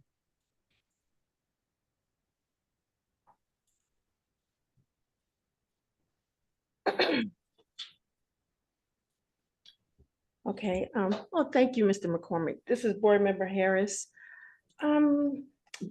This, I think you're going to be denied. I mean, not denied by us, but I'm saying with the business has too many violations for prostitution and illegal activity. And like you said, you're looking to retire, you know? And I think it's gonna be a lot of stress. The people who have visited that particular establishment, they're gonna be coming back for years to come, so to speak. You know, Okay. and you can turn away and this and that and the other, but you said you knew the previous owners, so I do believe that you know exactly what was going on at that establishment. And I don't understand why this establishment, it's plenty of buildings out there. So, A brand new fresh massage place or cosmetology establishment. I think we're just gonna have a hard time every time we come out to inspect. I don't believe that is gonna be cut and dry. I think you're gonna have this problem for the next couple of years. so can I clarify one thing? Yeah, sure, go ahead. That is, my client knows the immediate owner. He doesn't know any of the prior owners other than the gentleman who's owned it for approximately the last year. He's purchasing from that gentleman. He will, of course, gain what experience he can from that gentleman, but he's also got me to guide him as far as what's legal, what he should have by way of key employees or estheticians on site and things like that. He's very motivated to build this into a successful business. He's built successful businesses in the past and sold them, and that's what he's trying to do here. Board Member O'Brien, I do not think that entrepreneurship has an age limit, and I definitely commend you on that. I think that is admirable. I too have, recently just experienced, taking a step back and the craziness that went on in my brain with that. So I can understand, not being ready to hang it up and just retire. It definitely can understand that. So I just wanted to comment on that part. I do have a follow-up question for board staff. The licensee in charge, do we have information on if she was previously licensed at the location? This is Janie Huggins for the record. That particular, the most current licensee in charge has not been reported as a licensee in charge from the previous locations. This is Board Member Douglas. This is to the staff and Mr. McCormick. No prejudice here towards him, but I think that he's working with the previous owner, which is fine, I guess. But if you do approve him, I think there should be some very stiff stipulations as far as approving this, because just like Board Member Harris said, the previous owners, they had some shady stuff going on, and basically the same location. We don't want that to happen going forward. So that's just my intake on this part. Board Member O'Brien, I completely agree. I just foresee this being a lot of effort and work on board staff's part of having to do multiple and continuous inspections. And while we cannot carry prejudice from past owners and licensees into, future purchasers and, licensees, I do have to say that on the record, this is a little bit conflicting because we have the background there in front of us and, you know, we just don't want history to repeat itself, but we can't also carry prejudice also. We do have a comment from our DAG. Would you like to go? Sorry, just wondering, so for the past owner, the one that this current petitioner knows, were there any violations during that time period? This is Janie Higgins for the record. Yes, there were violations, and I misspoke earlier when I said that the current licensee in charge had not been previously employed at the establishment under a different owner. That was incorrect. That licensee in charge was previously employed at this business under a different ownership. For me, it just, there's too many similarities. Same location, same licensee in charge, translator needed, doorbell, same sign, needing the cosmetology to go into massage, flip and repeat. I don't know that we can ensure public safety at this and keep compliance without causing board staff to be running amok over there constantly. That's my concern. Yeah. Had this come in and been something completely different, we had a business model, we had like X, Y, and Z in place of how we're not gonna keep repeating these, there was no affiliation between past owners, I don't even know who the last licensee in charge is, there was no affiliation with that also, that's a different story. This, I want everybody to have opportunity to have a business and be successful and retire and have something to do with their hand, I just feel like this is not one that we can safely get behind, and I'm worried for that. Yeah. Besides this. And there's no background. This isn't like a passion, you know, like he's been in this in the past and this is what his heart's leading him to. And my buddy got in trouble with the life, you know, it's kind of what it feels like. I don't wanna, you know, say that's what it is, but that's, you know, it's hard not to think that. So I'm conflicted. I don't know. Who else has got something? I agree with you, Madam Chair. Board Member Harris. Board Member Moreno, I agree also. Board Member Detri, I agree also. I don't like denials, but I think we have a bigger picture to see here, so I think, yeah. Up north, do we have any comments? Concerns? No, you just kind of touched on what I was concerned about as well. Just having, like, if you were starting fresh, nobody was transferring from the previous owner. Everything was different, I would feel different about it, but the fact that there's still the same employees or people in charge going to the new business, it worrisome. Yeah, I agree. I don't know how we can, you know, change the future if we're still working with people that were involved in violations of the past. Yes, Madam Chair, Steve McDonald for the record. Of course, as board staff, we look at, of course, the health and safety, but also how we can regulate and enforce it. And in this particular instance, it is tough. There's no doubt about that. We have a whole history going back 6 years of, 4 different owners and the same type of activity was going on. And so when we looked at this from staff perspective, not for us to try to persuade the board, but our because he is a new owner and he may have ties with the prior owner because he is buying it from, so of course he has to communicate with the prior owner or the actual owner right now. But as we recommended, it can be approved with conditions on it, on the license. We can't issue temporary licenses in our law. We can only approve or deny them. But as a board, you can place conditions on that approval. So when our recommendation was that they don't have any instances with law enforcement or other jurisdictions, be regulatory or legal, that we don't have issues of inspecting them, which with the doorbell, things like that prevents us at times from getting into locations. We're not new to this, right? And then what was the other item? Oh, and then asking if they, as part of this, as a condition, that if there were issues that were found at that location, that's really what it is. That's location that's drawing that kind of activity that law enforcement and other entities have notified us of, that they would voluntarily go through a license, or we could put the license on probationary period that we would watch. And as always, we are inspecting all facilities once a quarter now, schools as well as salons and spas. So that's another tool that we have in our belt that wasn't done before.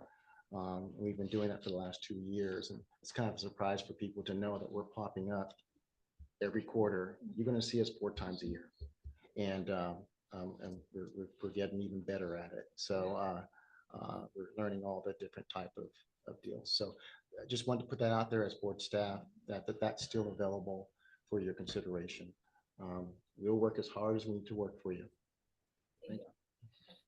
Would note, I'm sorry, I would note that my client is willing to agree to a voluntary surrender of his license if there are issues that come up that are not resolved. He intends to run this as a legitimate business. I feel like he's in large part being prejudiced by people that he didn't even know and had nothing to do with.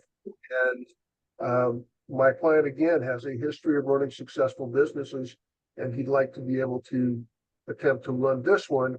And if it turns out that there's illegal activity or people not following the rules of the cosmetology board, then the board could revoke the license at that point. Thank you. Angela, for the record, another option the board has is to ask him to make certain changes, come back to the board next meeting with a business plan, a new licensee in charge, things like that. That's also an option. Thank you. That's what I was going to ask. I don't think that I'm comfortable going forward with this with the same licensee in charge, unfortunately. Is that anything that we can stipulate? I'm under the impression that's something you can Okay. stipulate Yeah. to, but like I said, it might be better to table this with these thoughts in mind and say, come back to the board in January or whenever we decide our next meeting will be, and do it that way. Instead of a conditional approval or conditional denial.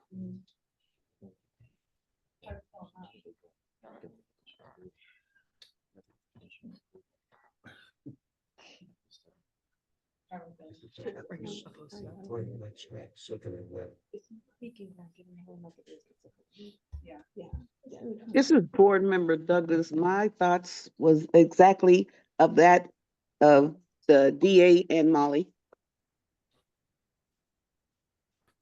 Okay, thank you.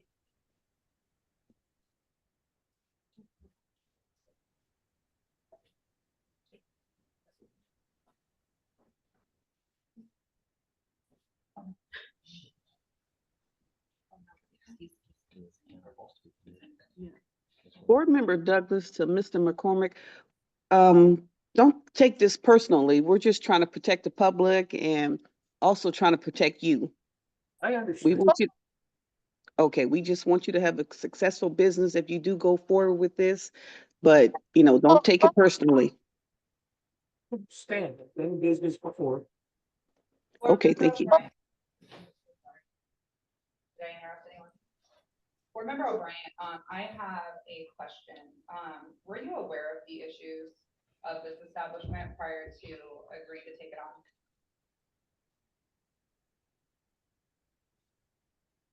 Mr. McCormick, so sorry, that was directed at you. I'm sorry.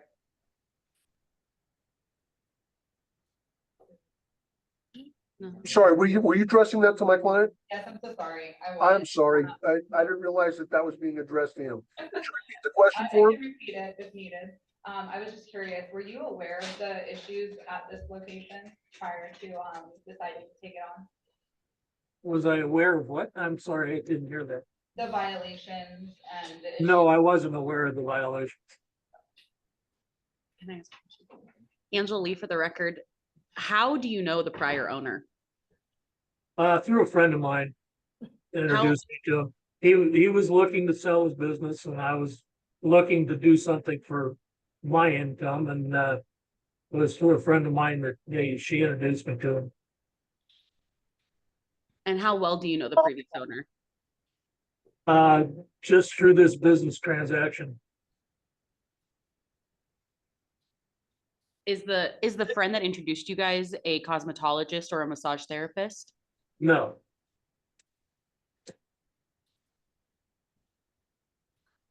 Are you intending to keep the same licensee in charge from the past ownership?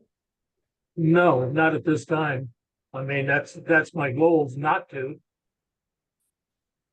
But was the licensee in charge from the past ownership, the person who was present at the inspection that we just discussed a little bit ago? Yes, that's correct. But your intention is to fire her and hire somebody else? Yes, And do you have a timeline of when you plan to do that?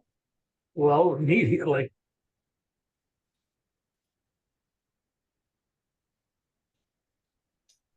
This is Board Member Harris one more time.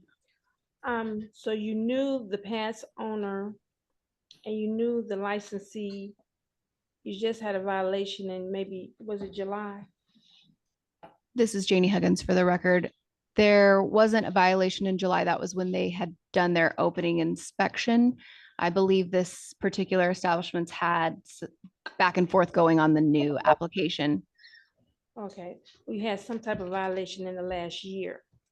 So you said you're gonna fire the licensee immediately, but when you took ownership, why didn't you fire her then if you knew about, oh, you said you didn't know about the violations? I don't even own the business at this time. What is that? Oh, you don't own it, you're thinking about it? Yes, I'm in the process of purchasing. Oh, okay, due diligence.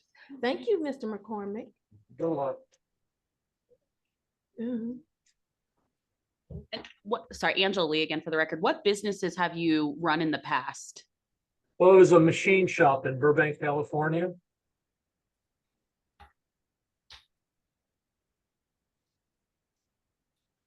That was the only one I've run. Okay. Thank you. So you're just at the beginning steps right now. You're trying to see if this is gonna get approved and then you're gonna go forward with the business if it does. Is that the game plan? Yes. Okay, thank you.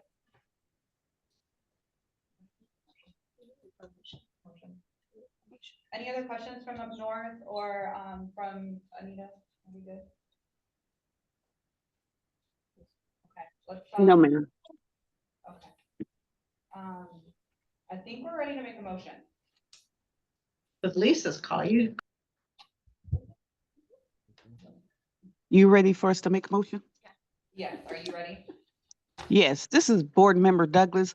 I would like to deny the petitioner U-10102050 at the moment until further investigation. Board Member Moreno, I second that motion. Sorry, we need to clarify the motion. What, Okay. I'm so sorry. What is your intention with the motion?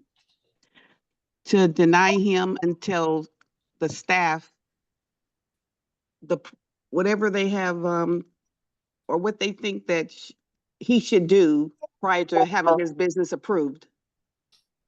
At this time, let's go forward with a straight denial or approval.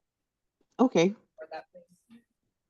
this is Board Member Douglas. I would like to deny the petitioner U-10102050. Thank you. Can I get a second? Board Member Moreno, second that motion. All in favor? Aye. Aye. Aye. Any opposed? Motion carries. All right, we did deny the petition at this time for kind of everything that we had said. Unfortunately, it's not something that we feel confident in, and you're more than welcome to, readdress this in the future. If you have any questions, please reach out to board staff and they can kind of direct you, okay? Yes. Okay. Thank you. And we wish you Thank the you. best. All right, we are gonna move on to petitioner D, OSPA U1010206007 for discussion and possible action. Appearances by Mr. Gowdy again for OSPA. Yes, so can I go grab my client real quick? Of course, yep, I'm just gonna call the rest of the petition and we'll get started. Petitioner is asking for approval to open an establishment at 1680 East Flamingo Road, Las Vegas, Nevada, 89119, that has been habitually in violation of NRS 644A850 by the owner of a cosmetological establishment, a licensee or a holder of a certificate of registration, and permitted the license or certificate of registration to be used where the holder thereof is not personally, actively, and continuously engaged in cosmetological business. All right, we'll give them just a minute to get set Mr. up. Lynn, sit right here, please. All right, thank you. Can we please have you raise your right hand and we'll get you sworn in? 请您举起右手做一个宣誓。 Oh, okay. Yeah, we need, well, I'll swear you in and I'll swear the party in, so. Your name for the record, ma'am, the interpreter? Yes, Li Jun, Lijun, last name Cao. This is for Mandarin. Yeah, could you raise your right hand, please? Yes，您先放一下，我先宣誓。 Yes. Do you affirm to tell the truth, the whole truth, and nothing but the truth under penalty of perjury in this matter? Oh, I'm so sorry, I got confused. I thought you were swearing the interpreter in. Oh, wait a second. I'm I'm confused. sorry, my bad. I thought she's the, She is the interpreter. you are the interpreter. Yeah, Okay, I'm swearing you in right now. And then I yeah, swear but the you party. asked me to tell the truth. I'm not going to. Well, I didn't know, right? Yeah, I want you to, okay, I will reword it. Thank you. Okay. Raise your right hand. Do you affirm to interpret exactly what the party says in your interpretation in this matter under penalty of perjury? Yes, I do. Thank you. Now, You're welcome. can you translate to ask the party to raise their right hand and to state the name? 请您举起右手，然后说一下您的全名，可以吗？ Okay, I have a hard time hearing. sure. Can you hear me now? 您可以听到吗？您的名字是什么？ Can't hear him. You need to say it louder. 我的名字叫王果亚。 His name is Guo Yan Wang. Yes. All righty. Can you ask him to, he's raised his right hand. Does he affirm to tell the truth, the whole truth, and nothing but the truth under penalty of perjury? 您是否愿意在做伪证、将面对法律制裁的情况下，庄重的宣誓，今天所给的一切陈述都将是真实属实的？ 我今天说的都是真实的。 I will tell the truth. All right, thank you. 谢谢。 Okay, same as before, if you would like to give your opportunity or your client's opportunity to tell us why we're here today. Yes, my client would like to get a license for a cosmetology establishment. My client is already licensed by the Nevada Board of Massage Therapy. His wife, who's sitting behind us here, is also taking the test for her cosmetology license at the end of this month. They intend to run this as a cosmetology business and do massage as well. My client has no criminal record. He's been a licensed massage therapist for quite some time. And I realize that the business that he intends to purchase, it's not in the Chinatown area. It's not in the corridor where this activity or the illegal activity normally takes place. I do understand that there have been prior violations, but this is an arm's length transaction. My client has no connection with the prior owners of the business, and simply after having worked as a massage therapist would like to be able to open his own business. And that's why his wife went to cosmetology school as well, so they can control their own destiny. Thank you. At this time, we'll hear from board staff. They'll make their presentation and then we'll come back to you. Should I translate that? Oh, yes, please. Thank you. 刚才你的律师代表你发言，他说，你们在递交一个申请在拉斯维加斯开一个经营美容服务的一个店，然后呢，身后呢坐的是您的妻子，然后您的妻子目前也正在就是说考一个按摩照，然后你们打算这个店呢会经营美容生意，然后这个月底呢他就可以拿到他的执照了。然后你们可能会做一些美容服务，然后也提供一些按摩服务。然后他也说到他的当事人就是您没有任何的犯罪记录，然后你们申请的这个地点呢，也不是在中国城那个区内，也不是在那些不好的那些店铺集中的那个区域内。然后您跟前任的业主呢也没有任何的关系，您已经持有这个相关的营业执照，您只是想开始您自己的生意，所以希望他们可以批准。对。All right, at this time we'll hear from board staff. This is Janie Huggins for the record. For OSPA, we are again asking for approval from the board for an establishment license in a business that has been habitually problematic with no licensee in charge.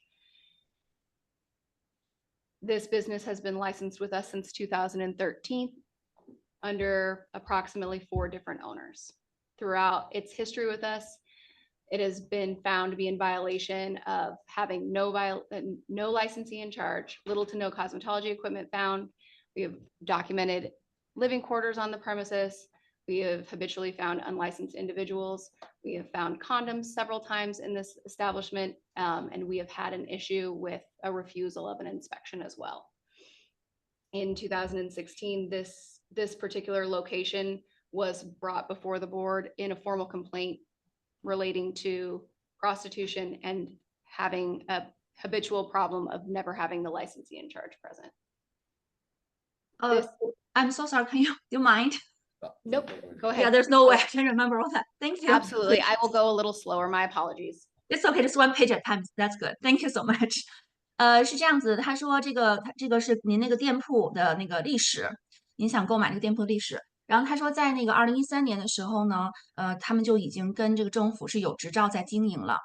但是他们有很多次违反这个规定，违反规定内容呢有包括，他们去检查的时候没有任何持证的人在工作，就是工作人员都没有证，然后还有他们也没有任何的，就是说美容设备，然后呢也没有。有的时候找到那边有那个就是避孕套的这样的东西在里面。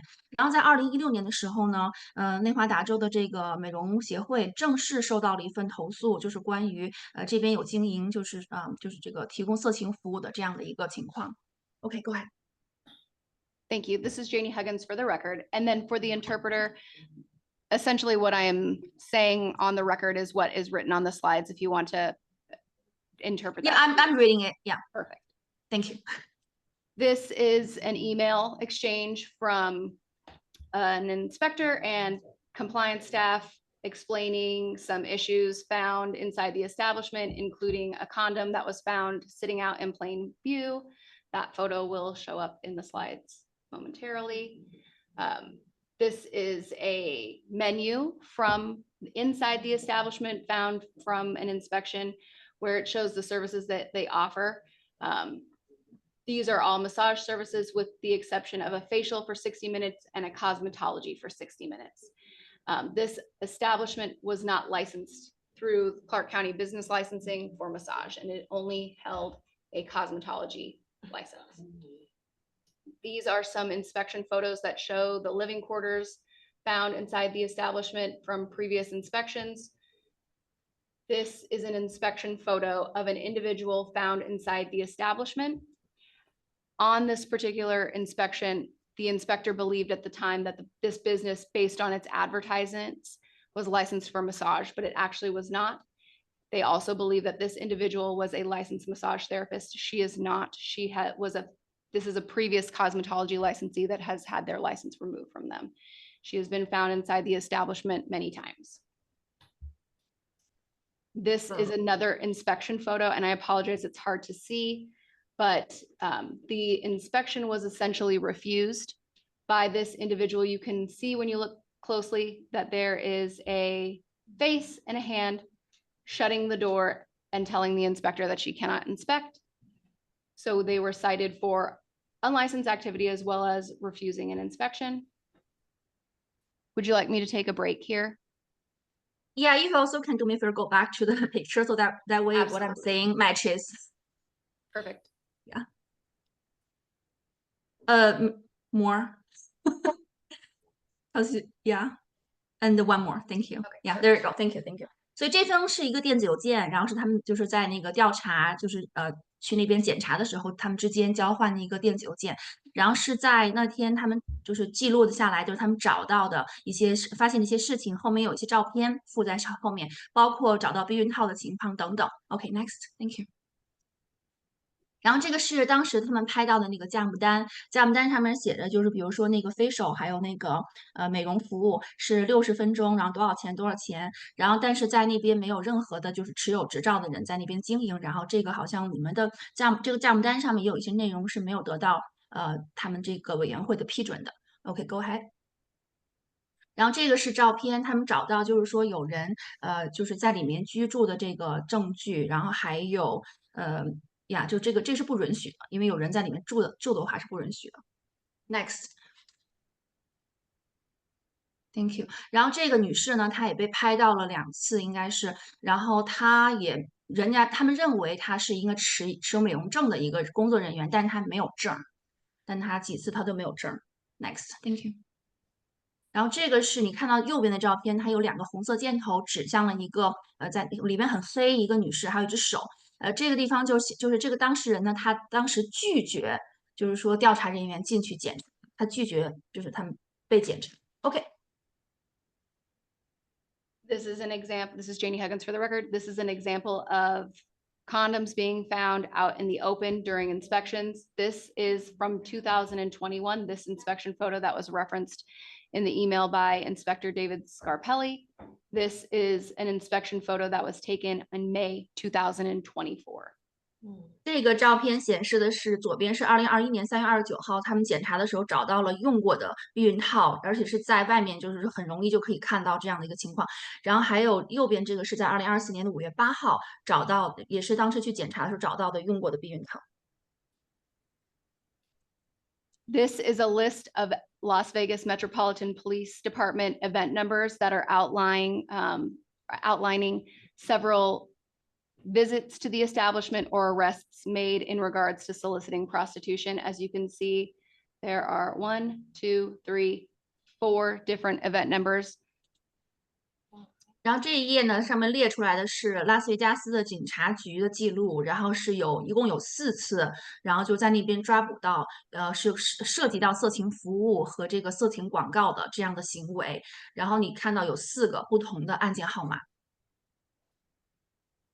We have also found illicit advertisements and suggestive reviews on various websites for the business.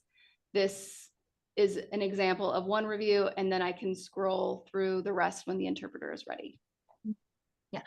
他们也在调查当中也找到了在网站上面有不同的客人，就是给这个店写他们的评价，然后这个是其中之一。OK，go ahead。These are just more of the reviews. This one is from Yelp. This one is from an illicit website where the most current post was September 11th, 2024. These slides were made on September 12th, 2004. 然后刚才那页呢是在 Yelp 上面的也是一个客户的一个留言评价，然后面前这一页呢是整个的一个记录，是从他们的官方网站上应该是，然后最后的一个评价呢是在2024年9月11号给出的，那这份报告呢是在2024年9月12号做好的。And that concludes the presentation for this particular establishment. We have a lease agreement to show. 然后他这边就结束了他的展示，然后还有一个是关于租赁合同，他要展示一个租赁合同。This is Janie Huggins for the record. This is the lease agreement that was provided to us by the new owner. And we wanted verification on behalf of council to confirm that this was a true and accurate copy of the current lease. I'll be honest with you, I have not seen it, so I do not know. It looks to be authentic.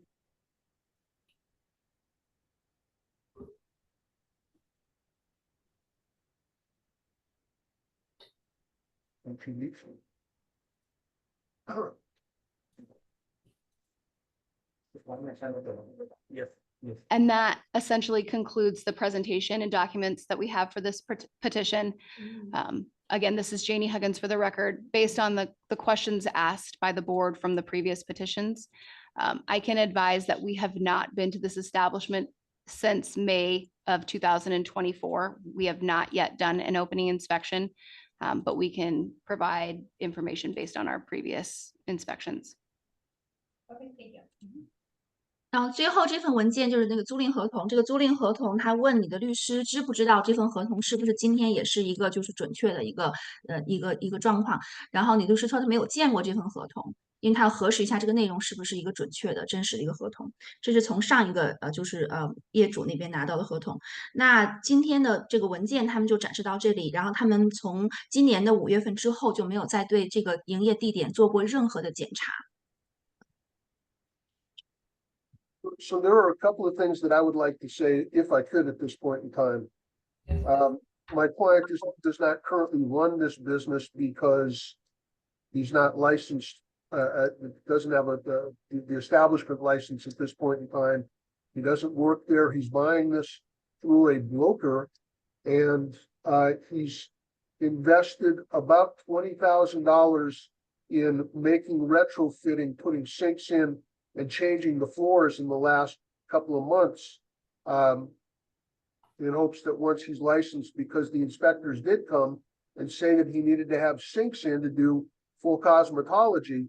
Again, his wife has graduated from cosmetology school and is applying for cosmetology license, and she will be the key employee on site, and he will also be on site every day.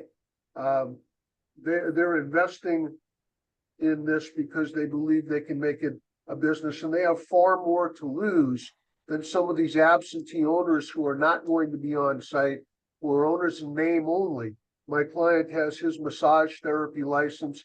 My client's wife is going to have her cosmetology license, both of which would be subject to revocation should the practices that were documented from the prior owners continue on with these owners. I would ask that you can put reasonable conditions or a probationary period on this, but my client has invested already based on what the inspectors have asked him to do. He has invested money in this business, and is looking forward to running it the right way. 他说他有几件事情要陈述。他说，首先我的当事人目前并没有开始在经营这个地点，因为要等到这些手续办下来，而且也没有在那边工作。那到目前为止，他已经投资2万，在过去2个月里要做一些改建，然后装洗手池，因为被要求要做美容的话，要有那个洗手池这样的设施。然后他的妻子呢，目前正在考美容证，然后很快会拿到这个证书，而且呢，将来他的正式营业之后，每天主要就是他的妻子会在那边工作，会提供这个美容服务。然后我的客人当事人呢，本人也持有这个按摩执照，所以这样的一个情况呢，可以跟之前的业主的行为呢区分对待。而且他建议委员会可以考虑给你们一些试用期，然后这样子去操作。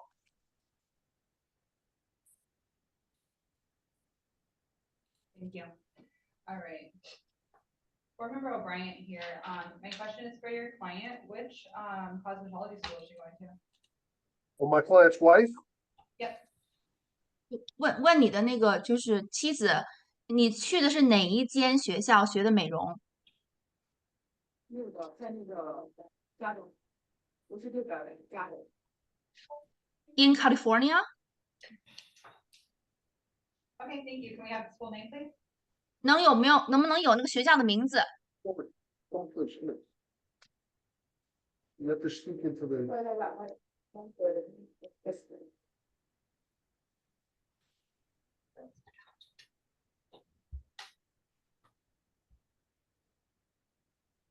She's looking for the official name. The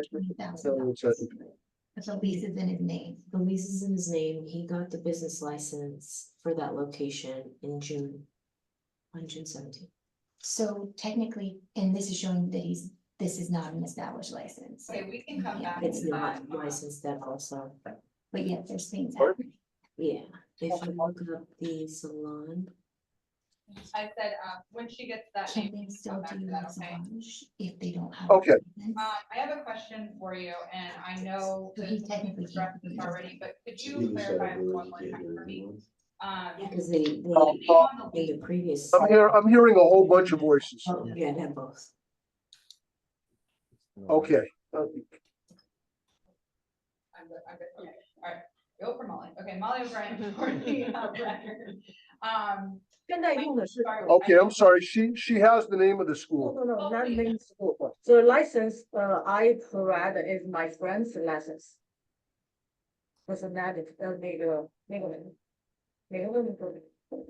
yeah. I provide apply the license.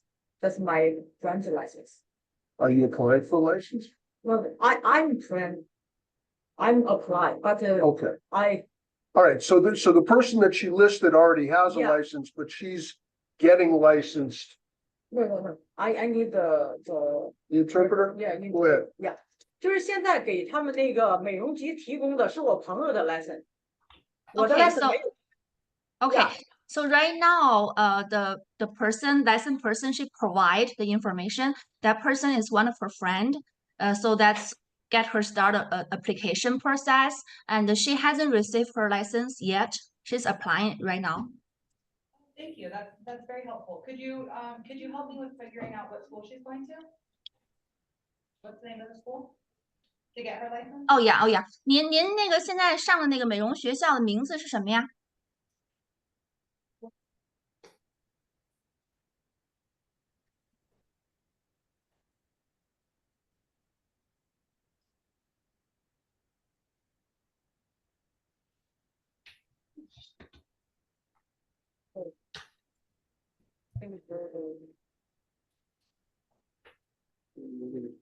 Yeah.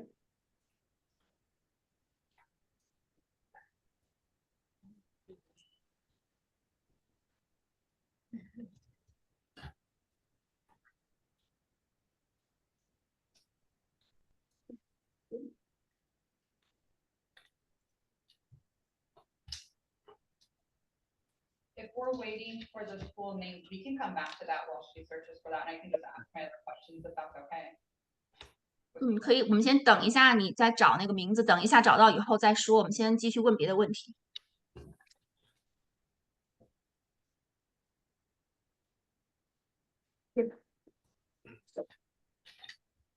Temple City Beauty College.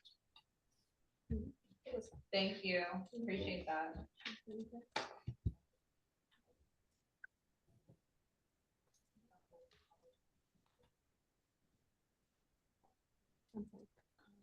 Thank you. My next question, would be, can we clarify, does he own this building or this location yet? No, he doesn't own the building. He's got a lease with the landlord, but he's not yet running the business per se. He has made the recommended upgrades in anticipation of taking over the business. He's Okay. purchased it, but he's not, because he's not licensed, he's not actually running it yet. Okay, got you. So this is him on this lease that was provided. Yes, And this lease was signed into effect June of 2024? right, which is when they had the inspection, they anticipated opening at that time, but instead were notified that they had to come to a hearing before they could open.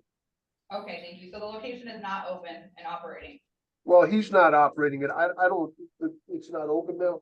No. No, it's not open, no. Okay, do we have any clarification for this review that was left on September of 2024? We have no idea where that review came from. All right, thank you. We also see one for September 2024 as well as June of 2024. So we'll just assume that there's no recollection for those as well. No, my client is not running the business, and as far as we know, the business is not open. Now, I say as far as we know, the business is not open. My client is not running the business, and I believe that the business is shuttered. Madam President. Yeah, give me one. Sure, Go ahead. sure. Steve McDonald for the record. I guess staff is confused. If staff is confused, I am sure that the board is confused. And so the reason why we get the lease, we want to see who's on the lease, is who's running it. The person that's on that lease is the one that's paying that lease. That's the one that's responsible to the landlord to make sure that the lease is being paid. So if Mr. Wu is on the lease, then, and he signed it back in July, but what we're hearing from Mr. Gowdy, that he is not running the place, but yet he signed a lease back in July. It raises questions as to, well, why would you sign a lease that you haven't bought the business? Why would you sign a lease that's already in effect in July? You're responsible for paying that lease, but you don't own it. Well, you don't own the money coming in to pay it. So I'm kind of confused as staff to the board here. May I clarify? But I'm sorry, Mr. Gowdy, there's one more question, Mr. Gowdy. I know we asked you this earlier, and I'm sorry about the interpreter, but so that's the one thing that raises questions for staff. The second question is the authenticity of the lease itself. When we look at the lease, and I apologize, Mr. Gowdy, if you haven't looked at it, it looks like items have been cut and pasted on that lease. Unfortunately for me, I work in commercial real estate. So I did leases, many leases, 85 pages and such. So I know this is a very short one. It's not the ones that I typically would deal with. But so it doesn't look, it looks like there was some cutting and pasting here. And that's why we asked, is this an authentic document? Because we're trying to get the facts straight. We're trying to get the chronology straight and to see who is actually, when a person comes before the board, are they in fact have already purchased this thing and running it, or are they not? And it appears from what I'm hearing is that your client is not running it, but yet he's signing documents that without even being approved to even run it or own it. So I'm kind of confused, Mr. Gowdy. Thank you, Mr. McDonald. What I will say is this. My client was not aware that when he signed the lease, he thought he was going to be able to open up in June. They had an inspection scheduled and did not realize that he was going to be asked to appear before the board, because in the past, and he had been advised that to obtain a cosmetology license, you simply made application, showed that you were fit, they had a background check, and it was issued. He did not know that he was going to have this delay where he is in a lease and he has been paying on the lease, but because he hasn't received the cosmetology license, he's not running the business. He doesn't want to be in violation. The first thing that happens is he buys the business, inspectors come in and say, you don't have a cosmetology license, you're operating without a license. So that's why he has not, to this point, opened the business. Okay, may the interpreter catch up? Yes. Thank you. OK， 所以刚才那个委员会的成员他们就问到一个问题，就是说，你现在本人有没有在这个店里面经营？然后因为这个租赁合同上面是你的名字，而且是在2024年的6月份签署的这份合同，然后你的律师之前的回应就是说你还没有开业。你是租了，签了合同，没有开业，因为你们在期待着开业，但是突然间发现你们要来做这个听证，而且你们已经就是说也约了一个，就是说来这边检查，确认你们是可以开业的一个，已经约了这样的安排。然后另外一位委员会的成员他就说啊，这个听上去对他们所有的工作人员都是有一点混乱，因为他不理解，为什么你签了这个合同，然后呢你不去经营，因为你签了合同之后，你每个月就有责任要付这个房租，但是你又不是在经营的那个人，你为什么就是有这么一个情况？他不理解。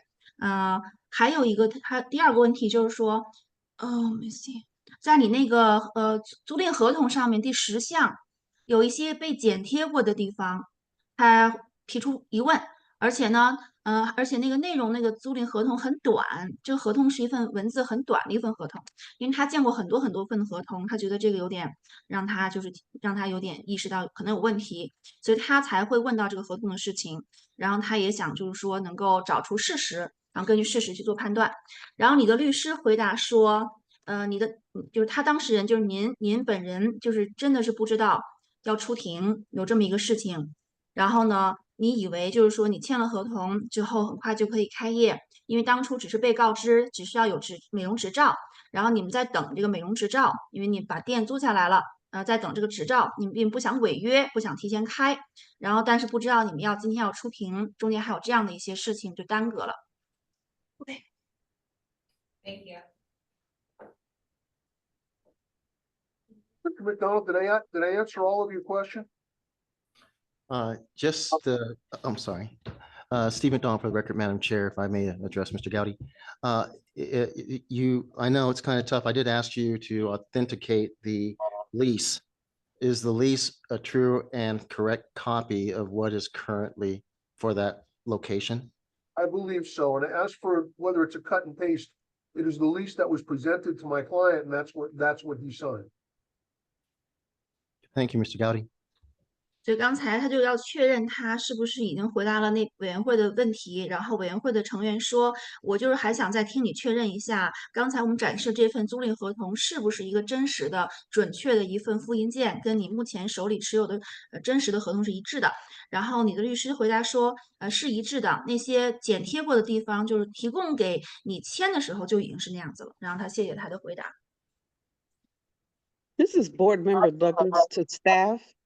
When was his last inspection at that location?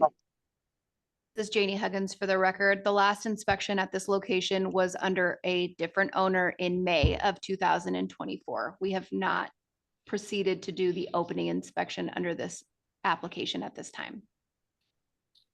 Okay. 委员会一个成员提出个问题，就是说对于这个店铺的这个地址，最后一次被政府去检查是什么时候？然后另外一个成员回答他说，是在一个不同的业主经营期间，是在今年的5月份。但是因为今天你的申请跟这个过去这个没有关系，所以今天不会去讨论这个事情。So when he said he came across a crossroad where he couldn't open, when was that date? This is Janie Huggins for the record. I believe that occurred sometime in July. If I'm not mistaken, there was email exchange back and forth where the current proposed owner was required to pay the citations that had been accrued on the previous account or rectify that with the previous owner. At some point that was done, the individuals came in, paid the citations off, and provided that information to the current owner. And then there were several email exchanges about meeting the requirements for an establishment in which they were explained to the owner. And I believe the application was refunded, waiting for updated information. Okay, thank you. 然后他就问到，就关于在7月份的一个他们那边记录里面的一件事情，就是关于之前的业主，他们有一个罚单的情况。然后另外一个委员会成员跟他确认说，他们这边的文件显示有几封电子邮件的交换。在这些交换邮件当中显示，就是说，7月份的时候，之前的业主他们去缴纳了罚单，他们本人亲自过去缴纳了罚单，而且也把这些记录提供给了目前的业主。然后还看到有几封邮件这样的交换，就关于这件事情啊，还有你们的申请，然后说有一个申请目前是在退回的状态。This is Board Member Douglas again. So he said, or his lawyer also said that the establishment at the moment is closed, so no one's working there.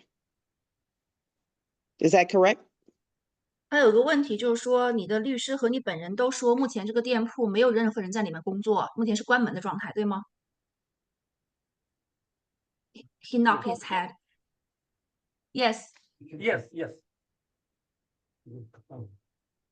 Okay, thank you. Madam President, Steve McDonald for the record, just want to let the board members know the the individual that came in and paid those citations for the establishment was the individual that you saw in that picture that was stopping us from doing an inspection and also was cited for the activity. So just want to let you know that there's still ties because they recently came in and paid the fines. And that was the individual that paid the fines that came in here.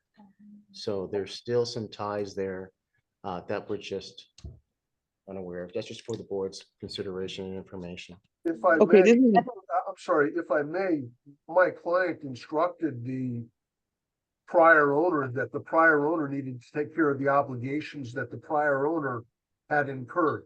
That's why the prior owner's representative, whoever that was, came in and paid it and not my client. If my client had come in and paid it, I would think there would be more of an assumption of a connection between them. But he insisted that the people that he was purchasing the spa from take care of their obligations because they were the ones who got sideways with the move. and this is Board Member Douglas to staff. Did the previous owner give up their license? This is Janie Huggins for the record. That is a complicated answer because prior to this particular owner that is before you as a petitioner, on May of 2024, when we were last in the establishment, there have been they were not on a license at that time. They were on a pending application for a new ownership change.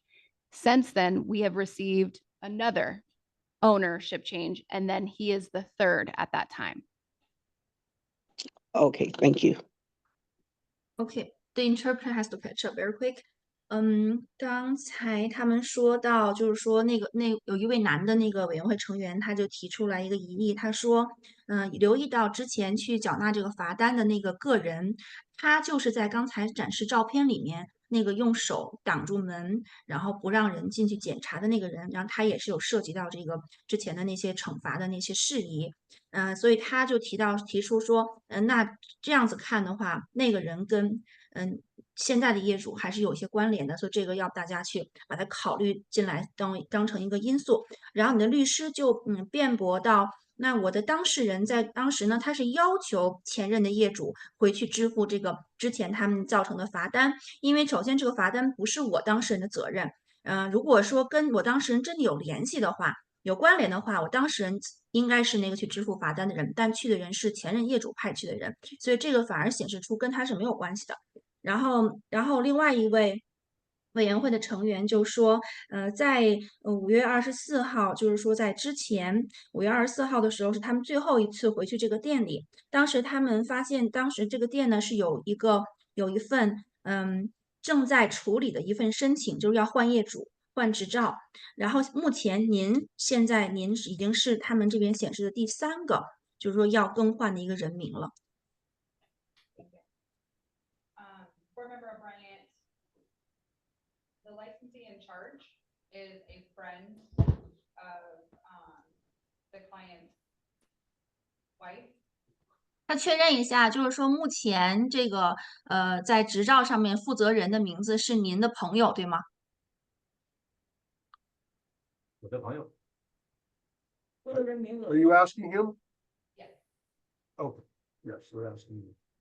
问您，就是说目前您刚才不是说您现在申请的时候，因为还没执照，还没有那个拿到证书嘛，所以用的是另外一个朋友的名字，他有证书的一个人去申请的，所以他问的是现在执照上那个负责人是不是您朋友的名字？就是那个买定执照是吧？It's the cosmetic license or which license? I was just asking for affiliation of the licensee in charge. 他就是要跟你们澄清一下，就是在你们申请那个执照上面那个负责人，你们填的负责人是不是你朋友？现在？对。Yes. Thank you. Is she licensed here in Nevada? This is Janie Higgins for the record. Yes, the licensee in charge that was provided on the application is a licensee, an active Nevada licensee. Okay. Has she been affiliated with the business of this establishment prior? This is Janie Huggins. She was not the previous licensee in charge for this establishment. Okay, thank you. How 所以 many 他 do you have? Do you need to translate?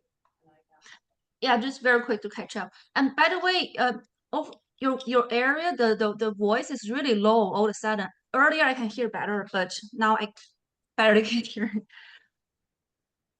就是他刚才就确认了一下，就是那个在您那个申请执照的那个负责人，那个人是不是内华达州的一个持有这个执照的一个人？他说是的，是合法执照持有者，而且他就确认这个人是不是之前这个生意之前的那个持照人？他说不是，跟这个生意没有关系的一个人。Thank you. Could you let us know how many employees you have at your establishment? 你可以说一下你店里有多少个员工吗？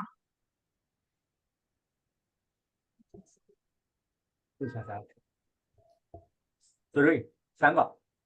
Three. Yes. 3? Okay, thank you. So you have 3 employees and they're licensed? 你这3个员工他们都是有执照的吗？对。Yes, correct. Okay, thank you. And you have a licensee in charge? 那您也有还有另外一个人是就持照的一个负责人在执照上，对吧 Yes. 对。 ？Yes, And- correct.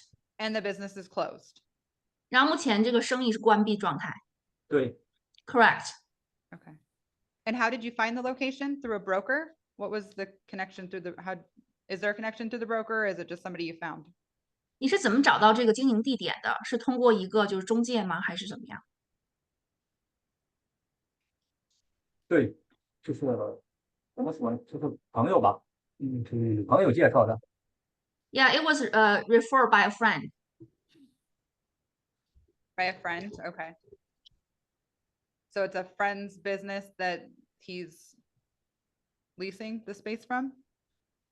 所以你是从一个朋友那边租的他的店吗？不是，从 No. 房东那租的，从房东那租的。 I lease it from the landlord directly.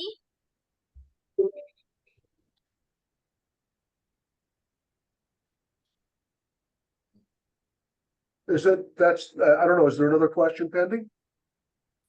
No, just thinking. Thank you. Oh, This is Board Member Douglas. This seems like the last petitioner situation. And moving forward, for me, I'm very uncomfortable in approving this license.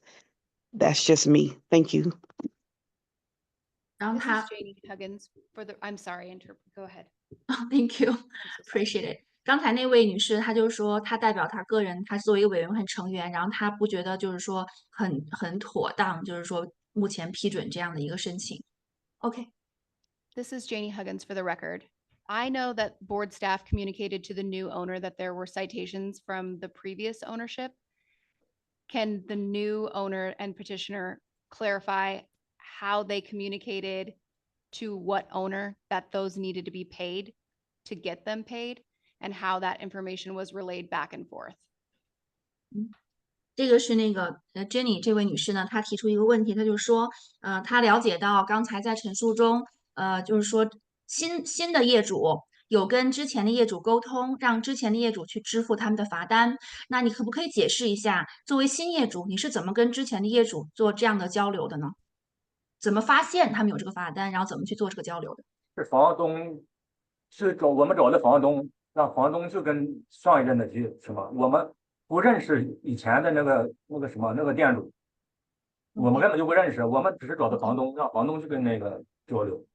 Okay, we actually only reach out to the landlord. So we talk to the landlord for the landlord to reach out to the previous tenant. We personally do not have any contact or we don't really know them. Thank you.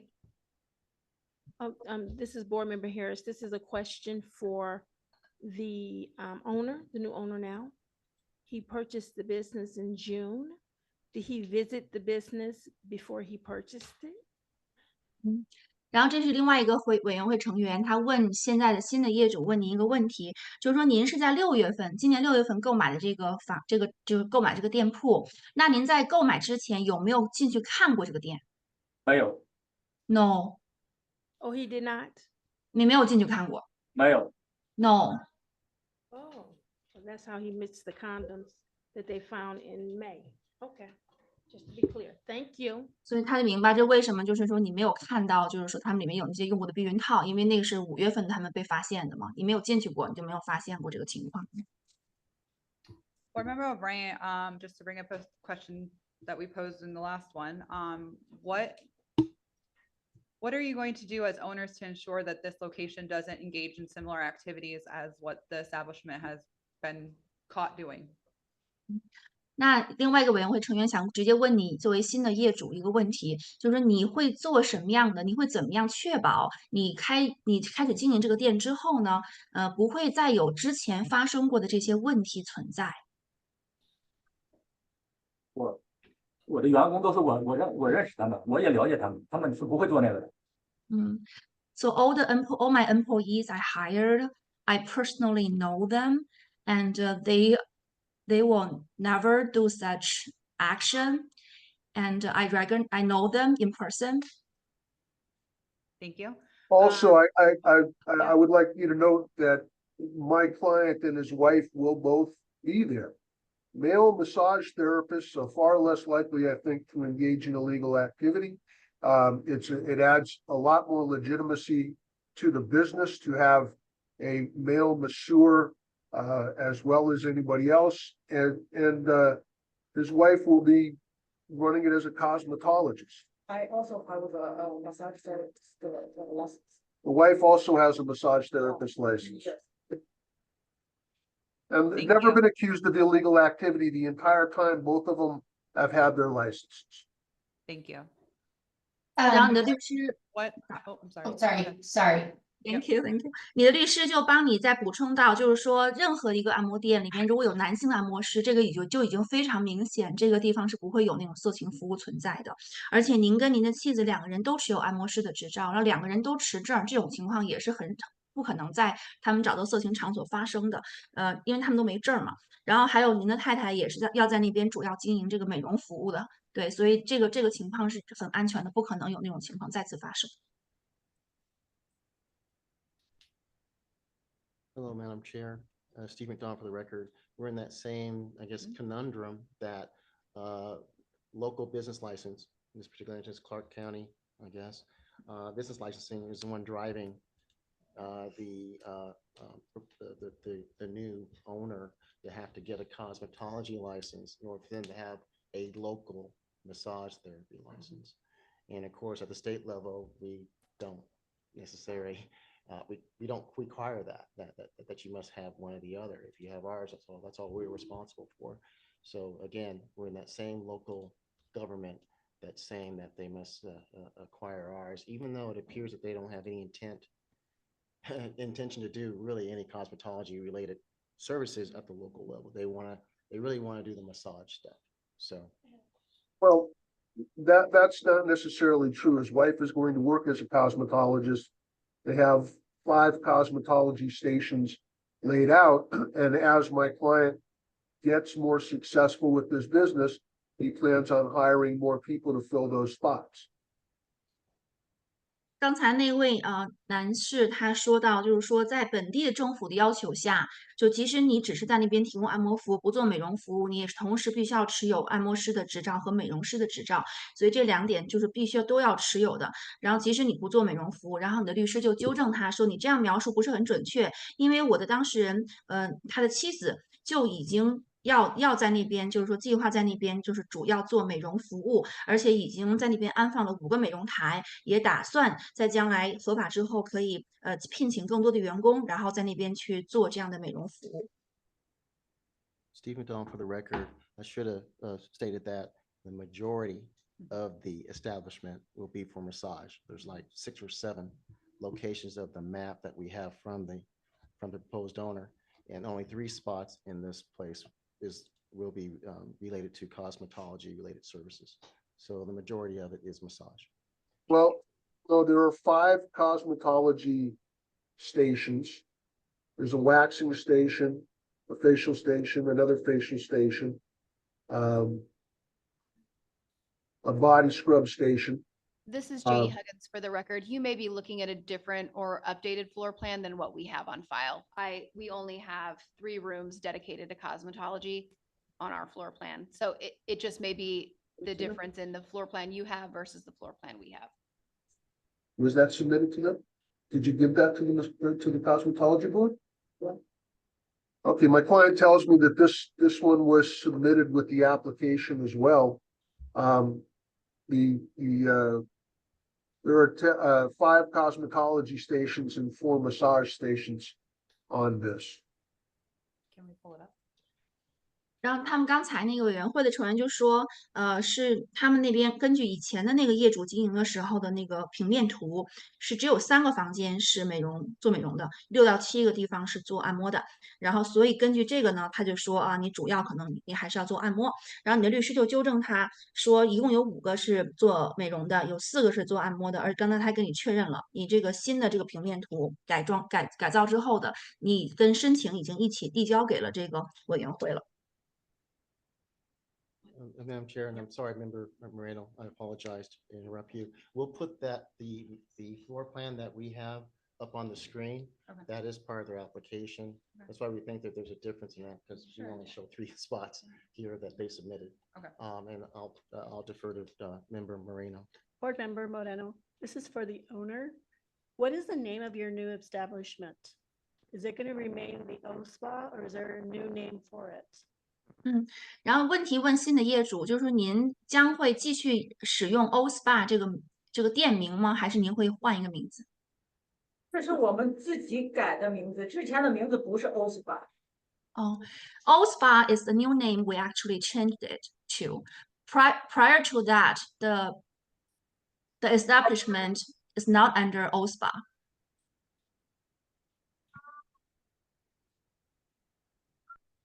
Thank you. We do see that. 他们看到了，谢谢。 This is Board Member Jeffers. I have a question for the staff. On the application for the salon establishment, how many licensees are listed? This is Janie Huggins for the record. There is 1 licensee on the application.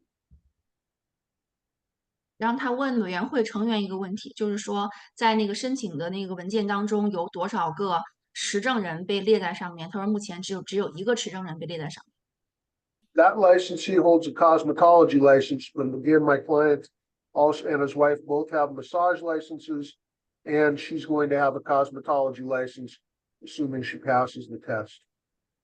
然后你律师就补充到说，在申请表里面那个持证人他持有的是美容证，然后呢，他就提到您夫妇2个人都持有按摩证，然后您的太太还要去很快会得到一个美容证，那这样你们有4个证。美容师也同时有按摩证的。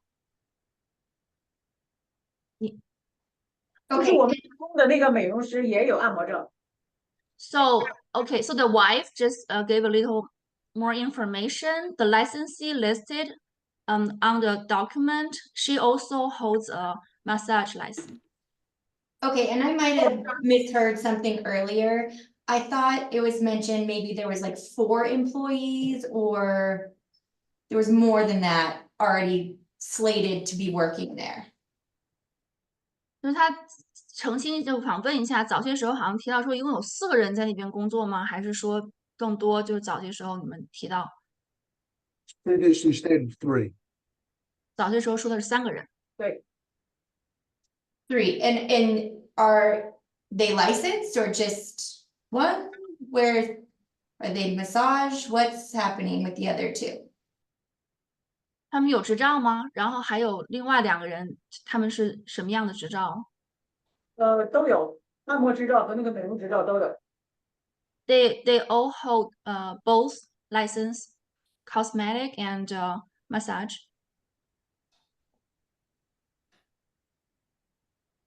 Okay, thank you. So Madam Chair, Steve McDonald, you can see in the middle of the floor plan, there's 3 locations, 1, 2, 3, that deal with cosmetology. As you go around the whole facility, it says massage, it says reflexology, which is massage. So the bulk, another massage. So the bulk of the floor plan that we have before you, that we have received from the petitioner here, is the bulk of the business is massage. So that's why I believe that Clark County Business Licensing is saying you must have a cosmetology license in order to get the massage. But from testimony today, it appears that they're going to do mainly massage, because you see how small 3 rooms of cosmetology is related here. They think they're doing it as a necessity to get their massage license at the local level. Well, there's a body scrub room, waxing, facial, and then the storage area here on the revised one has been turned into a waxing room as well. This is Janie Huggins for the record. I don't believe we are in receipt of the third revision with the wax room. But for clarification purposes, this body scrub room that is in the back corner of the business will not be ultimately considered a cosmetology room because it is not a service room. It is a room with a table shower where other jurisdictions who can also lawfully provide body scrubs can do services. And so for our purposes, on labeling the rooms correctly per jurisdiction, because you can't do massage and facial in the same unless you're duly licensed, that will go to massage in the long run. So we have a total of 3 cosmetology related rooms on the floor plan that we were last provided.所以他们就在说你们这个平面图，那平面图你律师也解释到，就是说有这个全身去死皮呀，有那个就做美容、做护肤的房间呀，还有做这个除毛的房间呀。但是他们那边解释，按照合法的一个角度去，按照法律角度去看这个事情呢，你这个 body scrub 这个房间呢，它是在这个楼的那个一个拐角后面。然后那边是有一个什么可以淋浴啊什么的一个地方，然后他们不能把那个房间算作是一个美容间，所以这个是根据他们最后就是说收到的一份你们那边提供的一份这个平面图，然后他们来根据法律，然后去判断，就是说你们主要的房间还都是在做按摩，只有很少的区域是做这个美容的，所以这个情况呢，就是说他需要你们把这个每个房间都标记对，然后他们的法律要求就是说不能在一个房间里面做2件不同的事情，就是说不可以又做按摩又做美容，就这个必须要分开。那会根据要求去改。I believe she said she will, according to what you have mentioned, the procedure, she's going to make the update.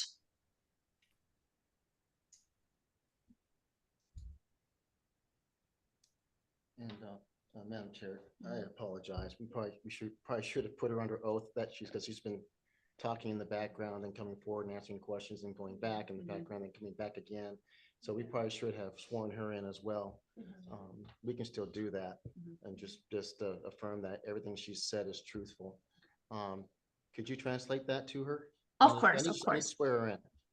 Of course， 就是女士，那个可不可以也给你做个宣誓？因为刚才您没有做宣誓，然后您现在比较频繁的参与到作证，需要给您做个宣誓。您可以到那个镜头前面来吗？谢谢。Could you ask her to state her name for the record and then have her raise her right hand? 请您先说一下你的全名好吗？何仙马。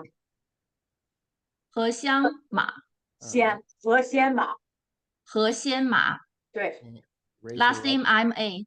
Yes. Raise her right hand. 请您举起右手。Yes, it is.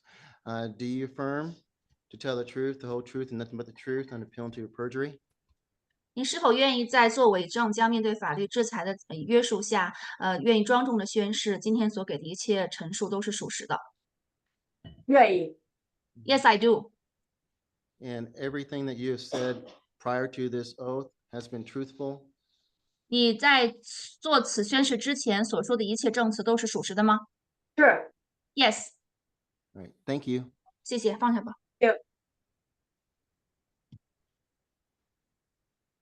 Leave it to the board. Thank you. What services are you planning on providing at this location?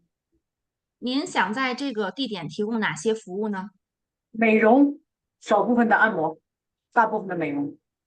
Majority is cosmetic services, and after that is second priority is massage. Thank you. Could you please be specific on the services that you plan on offering? 那你可不可以具体说一下哪些服务项目？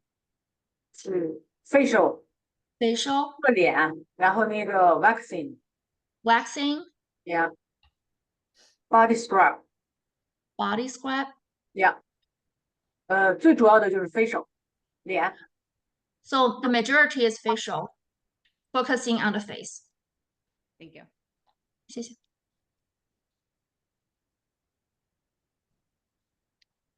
Are the sorry, are the leases, the people that signed the lease, are they Las Vegas residents? 那签署这份租赁合同的人是内华达州的居民吗？是。Yes, yes, also holds green cards. Oh, thank you so much. Could I please ask why she's going to school in California? 那我可以问一下，为什么你去加州上这个学校呢？因为这边没有那个中文的那个什么讲课的。Because I cannot find any class provide in Chinese language in this area. Thank you. 谢谢。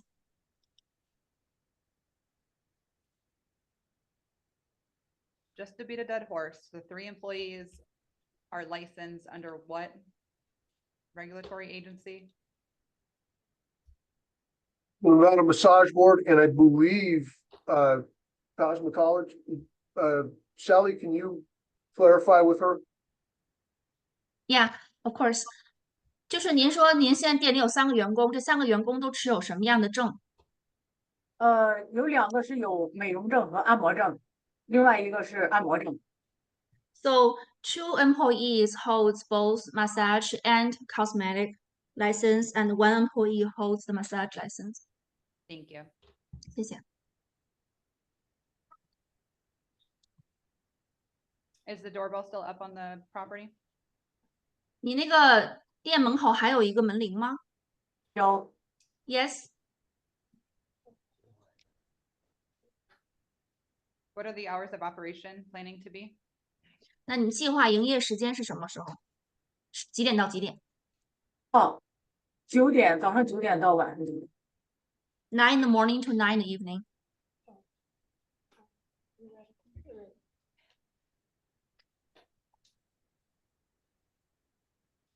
Okay. Any more questions from board members up north? All right, let's make a motion. Okay, this is Board Member Harris. I would like to deny the petition U-101020607. Board Member Moreno, I second that motion. All in favor? Aye. Any opposed? Motion carries. All right, we did deny the petition. If you have any questions, you can reach out to board staff and get those addressed. 然后他们没有通过你的这次申请，然后如果你有任何问题的话呢，你可以随时去联系他们这个部门去协调。Madam Chair, Yes. since they have retained counsel, counsel needs to approach our counsel.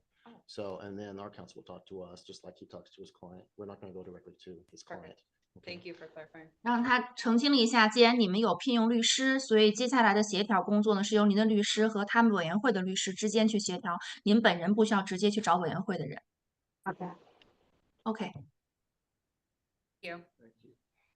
谢谢。At this time, we do have some people present, some petitioners present. Is it possible that we could skip to them? Okay, would you like to go first? What's your name? What's your name? Lori Gibbs. Lori Gibbs. Guys, let's find Lori Gibbs. Yep, on the agenda. Okay, we're looking at AA, petitioner AA. All right, petitioner AA is Lori Gibbs Jones, C126664 for discussion and possible action. Petitioner is disputing V3150554 and V3150555. At this time, could you raise your right hand, please? Hello, Ms. Gibbs Jones. Sorry for the long wait. I let you enjoy the dialogue that we have here. All right. Do you affirm to tell the truth, the whole truth, and nothing but the truth under penalty of perjury in this matter? Thank you. Okay, we are.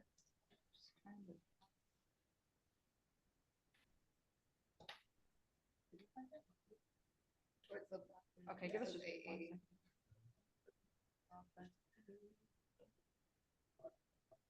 Got her, okay. Did everyone find it? Okay, we'll just give it 1 second and then have you tell us about your petition, okay? Yep. Microphone, I think is going out.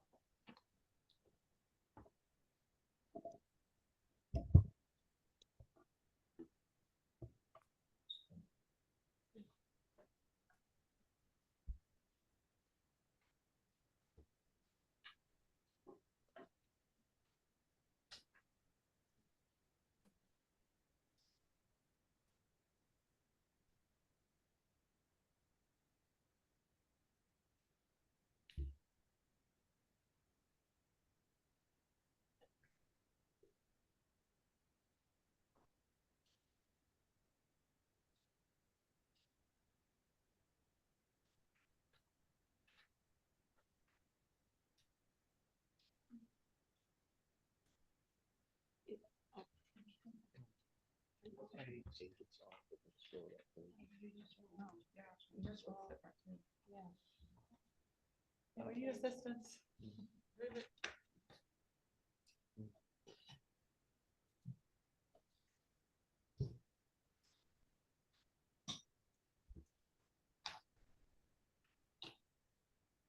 Technology, wonderful, isn't it?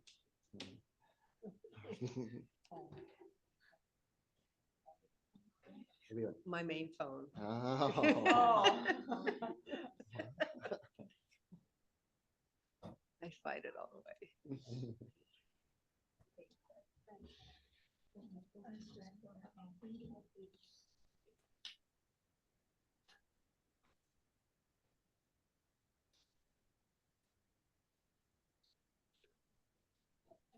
Are you just She's supporting? okay. Perfect. All right. Watching my text here, Perfect. What's your guys' name? G2.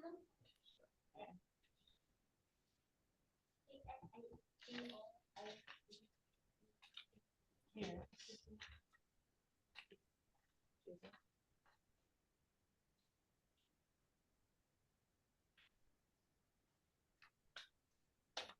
As soon as we can. How you spell your name?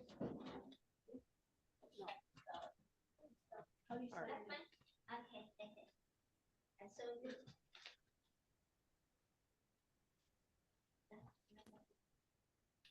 Oh, gotcha. Thank you.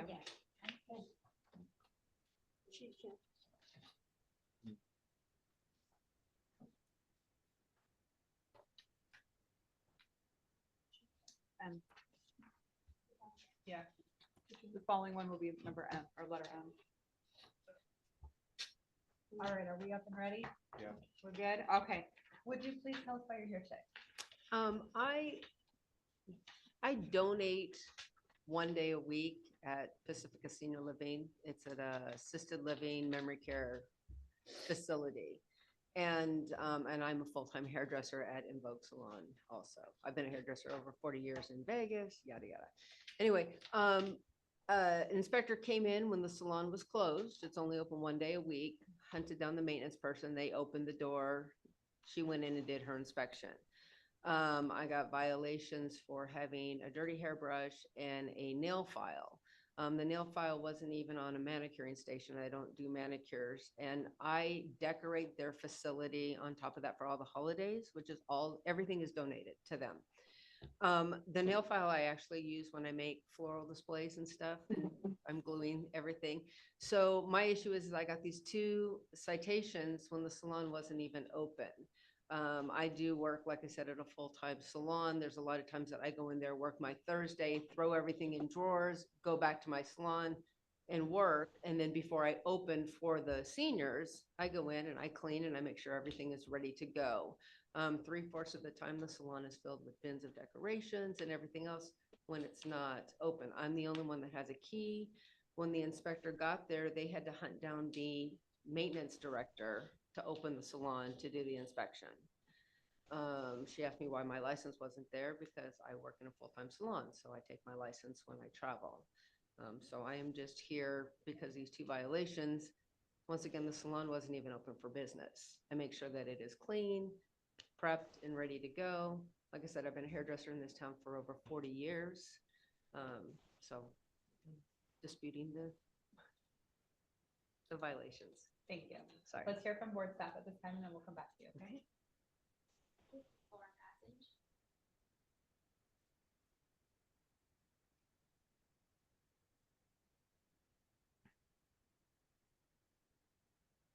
For petitioner Lori Gibbs Jones, C12664, she is disputing the following violations, which is failing to properly dispose of a single-use item, client, which you know about in this image, and failing to apply infection prevention procedures that determines implemented at a tool. So hair that was found in the brushing. That's all that we have.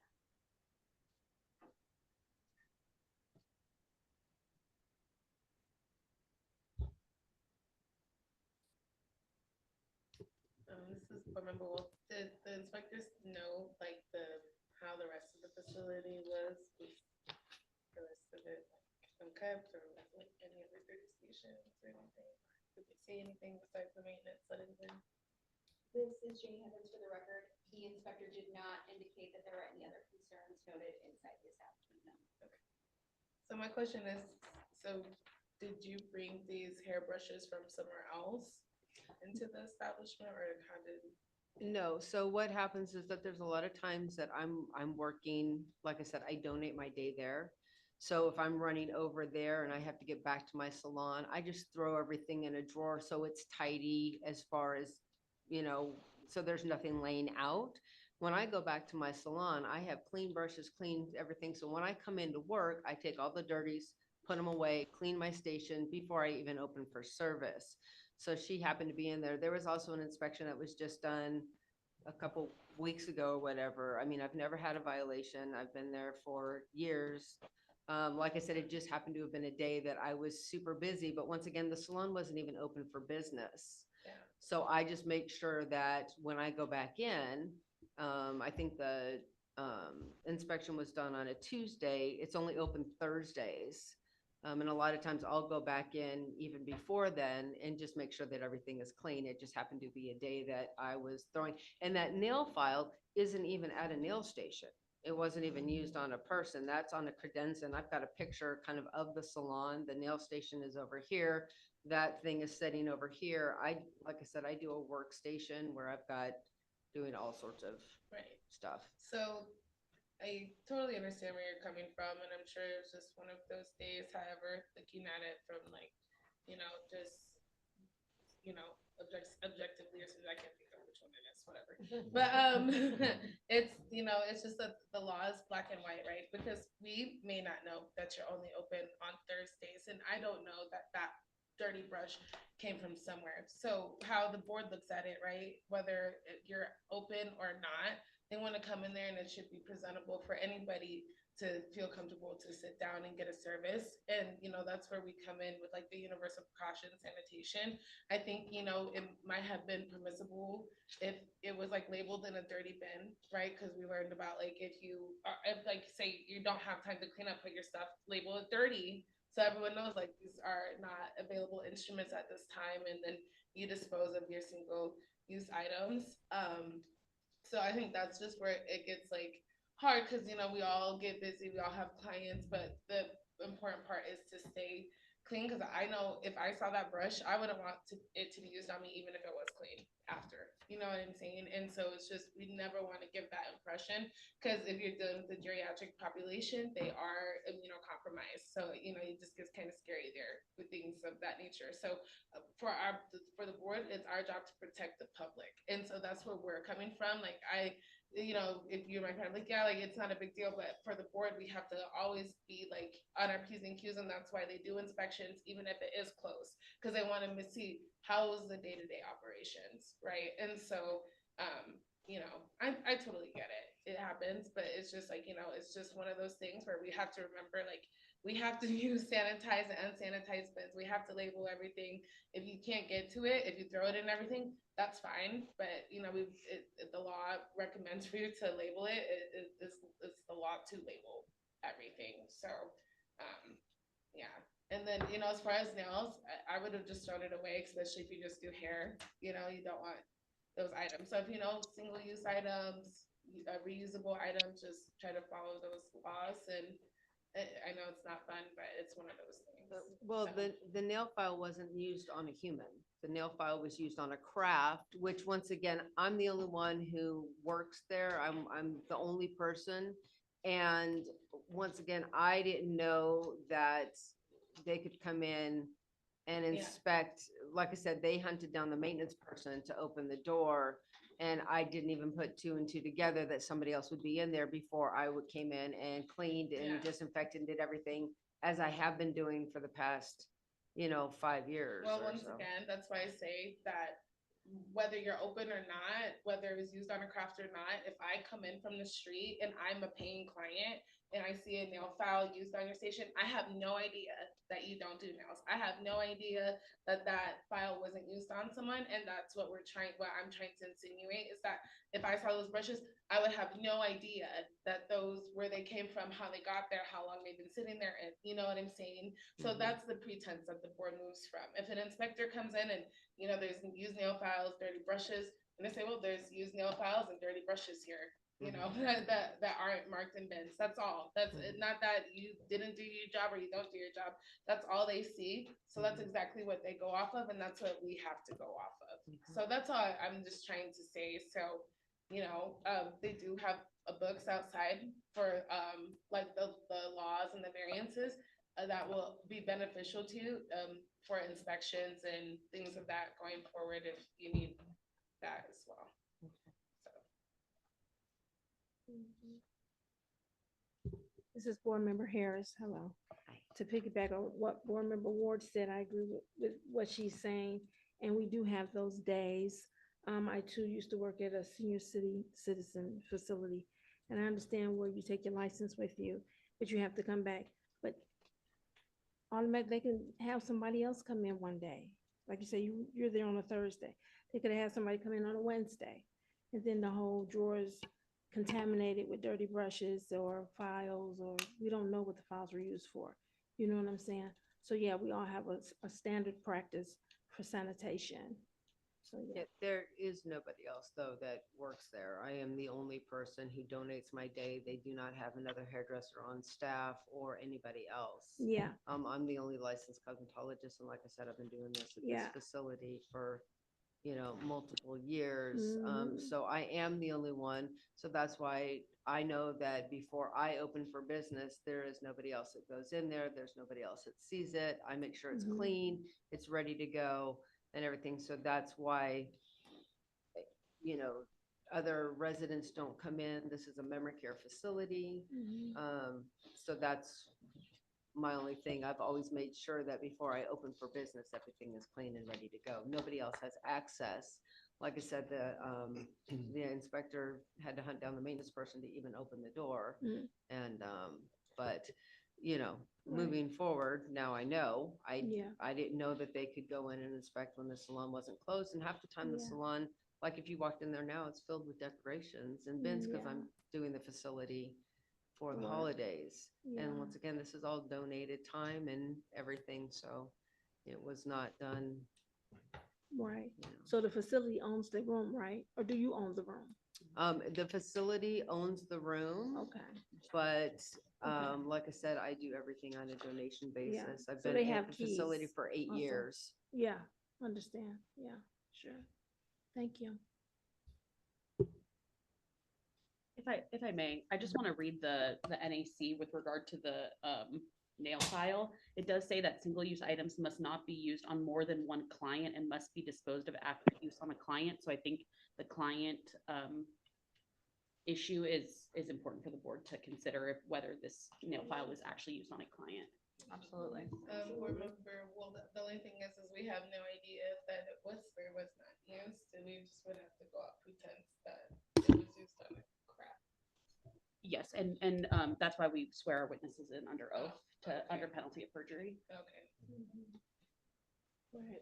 And Madam President, Steve McDonald for the record, we do have another regulation that speaks specifically to that. This is Janie Huggins for the record. There are a couple of regulations that specifically deal with disposing single-use items.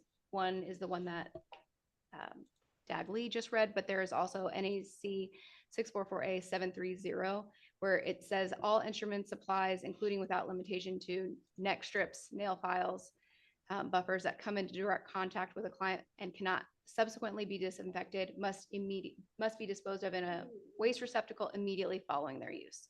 So the inspection team does err on that language, immediately disposed of, because they can't get into the he said, she said of the matter.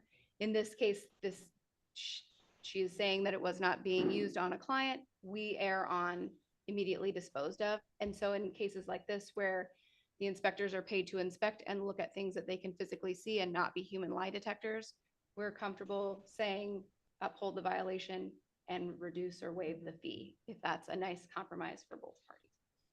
Yes. Yes, I think also something to note, the petitioner has been licensed for 40 years. I don't think she's had any other violations as she stated. This is it. I do think that the order of operations when cleaning needs to be adjusted a little bit just going forward, just so that this doesn't happen anymore, especially because our compliance team is on it. They're in the streets now. You know, we have done our best to revamp and not just to you know, keep the public safety upheld, but also just to ensure that our licensees understand, like, you know, how to do things, because in the past it wasn't being done properly or as diligently as it should have been. But I do think you deserve credit for being such a wonderful licensee for all of these years. So I think that I would agree with upholding the citation and reducing the fee. Yeah. You know, she's under oath, she's sworn that it wasn't used on a client, things like that. But I do think that we just need to make sure that items are being cleansed or disposed of either immediately or prior to leaving. And I understand, you know, you're donating your time, so you've got to be in and out, get it, but it takes just a couple minutes to clean those brushes, you know. That way, the facility that you work out of is owned by that healthcare facility. Right. So the inspectors hunting down the maintenance man, that's their job, because that's who has to let them in, you know. Okay. You're just the licensee in charge there, so they're not going to hunt you down. Does that make sense? Yes. So they have to do that. So they were doing their job. They don't know what's going on, but that's why you're able to petition and come in. So thank you for, you know, donating your time here today. You're welcome. You know, and maybe we can work something out for you. Okay. Okay. Do we have any other questions, concerns, comments?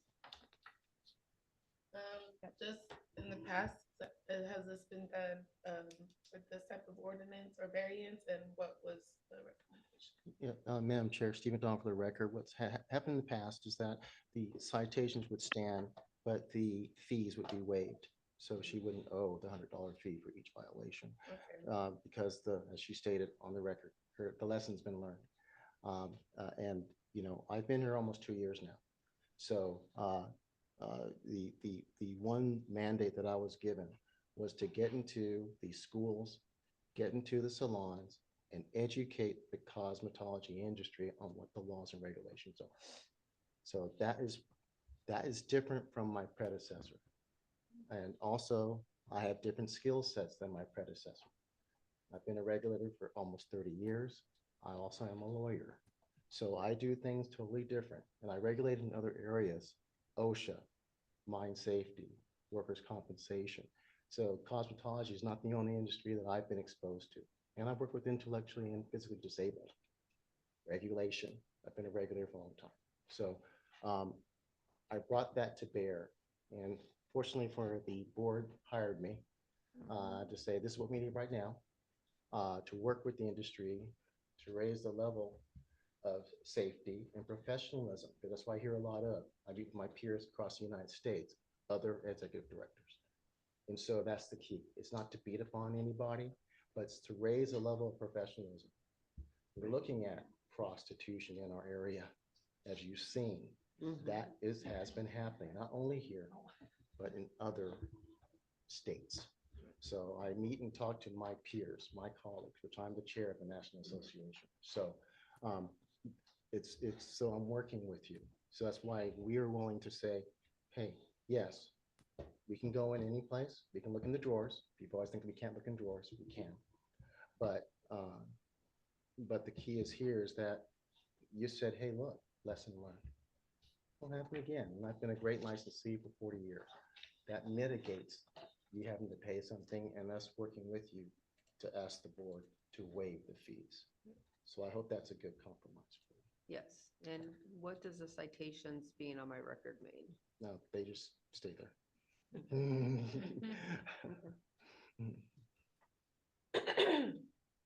The citation, in my opinion, would stay there because the action did happen. It was a violation. Right. But like our executive director said, you've stated lesson learned, it makes sense what you're doing. You've been a licensee for 40 years. Accidents happen, but we do have to uphold that the citation was found. It made sense. Does that make sense? Right. Yes. Okay, cool. Are we, any questions, comments from the north?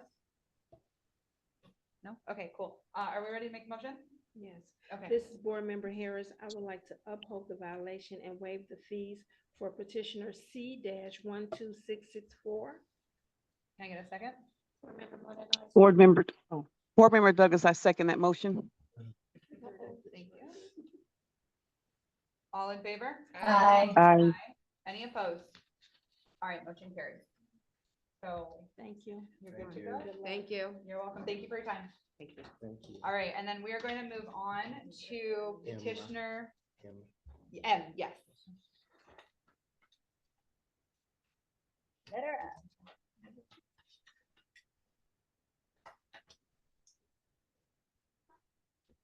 All right, please go ahead and have a seat, and then, are you going to participate as well? Okay, oh, sorry. Okay, It's okay. raise your right hand, please. Yeah. And then we'll get you signed in. Can we, if No. everyone, he had me something, it's okay. You translating? Translating? Mhm. Are you okay translating? Okay, then we'll have you sworn in for the translator role, okay? Is that okay? It's fine, but if this ultimately proceeds to litigation, which hopefully it doesn't, but it could become a problem at that level, but I think for purposes of this, it's completely fine. Okay. Thank you. Yeah.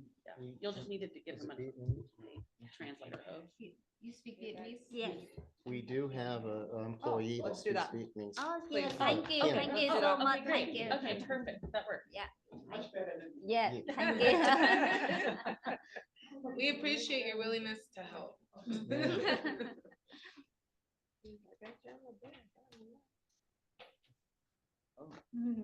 I'm stuck. That was Sandwiches. convenient. No one on hand. Yeah. We used to have a Chinese speaking employee here before I got here. She was here. This is Board Member Douglas. What is her name? This is number M. Thank you.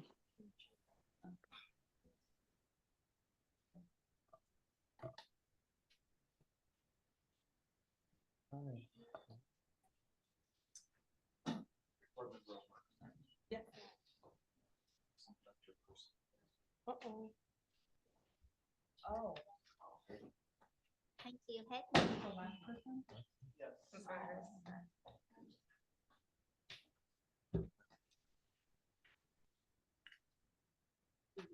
Sorry. Left their bag over there. They're contacting. Yeah. Okay. We'll just leave it there. All right, would you please raise your right hand? We'll get you sworn in, and then, we'll swear in our interpreter next. Okay? Okay. All right. Yes, I do. All right. Right. Right. All right. Okay, Chi Kim Trong. Yes. Hi. Do you affirm to tell the truth, the whole truth, and nothing but the truth under penalty of perjury in this matter? Yes, I do. Thank you. Ken. Something. I asked her, I did, do you need to translate it? Yeah, she got it. Okay. Now you get to raise your right hand. Yeah. All right. Ken, I know where you work. You affirm to tell the truth, to translate verbatim what the petitioner is saying under penalty of perjury. Thank you. All right, would you please explain to us about your petition today? Lúc mà inspector tới visit của salon á, thì chị có làm trước đó một người đã xong ngồi trên ghế nói từ từ chị nói từ từ một người khách chị đã làm xong chị bắt đầu thì nói từ từ khi cái người cái kiểm tra shop á chị người khách ngồi trên ghế của người bạn. So she said on that day when the inspector came over to check at the establishment, and she was doing the service with a friend, like với cái đồng nghiệp của chị hết không? Cái người khách nó đã làm ngồi chờ cái người bạn của cái người khách đó trên cái ghế. So what I understand is that she said she just finished one client, and that client's done, and then was sitting on the chair waiting for another friend that she was doing the service on that friend. Lên cái hàng chị ngồi thì cái người kiểm tra cái số đó mới hỏi là ai làm cái người khách này, hỏi owner như vậy. And then after that, she came back to her desk, and one inspector asked her like who just did the service for this client. Thì owner mới hỏi chị là hỏi ai làm thì chị mới nói là chị làm. Then she said she did. Rồi thì cái người mà kiểm tra mới hỏi chị là cái license nằm ở đâu. When and then inspector asked her where her license was. Sau đó chị chỉ cái license thì chị nghĩ rằng người ta chỉ kiểm tra cái license, chị không có biết gì hết. Then she just pointed her license, and she just thought like at that time maybe the inspector just want to know her license or check on her license. That's it. Yeah. Thì khi cái người đó về rồi chị hoàn toàn không biết gì thì gửi một cái mail gọi nói chị là phải trả 200. And then after the inspection done, and she got the email that she had a citation with 200 that she had no idea what it for. Rồi chị mới lên tay chị hỏi là chị đã bị cái lỗi gì mà chị bị cái ticket 200. Then she came to this office to check like what's going on, like why she had the citation of 200. Thì ở đây với show cho chị là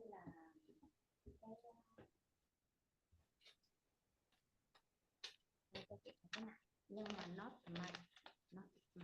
And then she was provided information that this item she was citation because of this item, but actually this is not hers. Mà chị không hiểu vì sao khi người check license phạt chị không hỏi chị là cái xe này có phải của chị hay không mà áp dụng lại cho chị.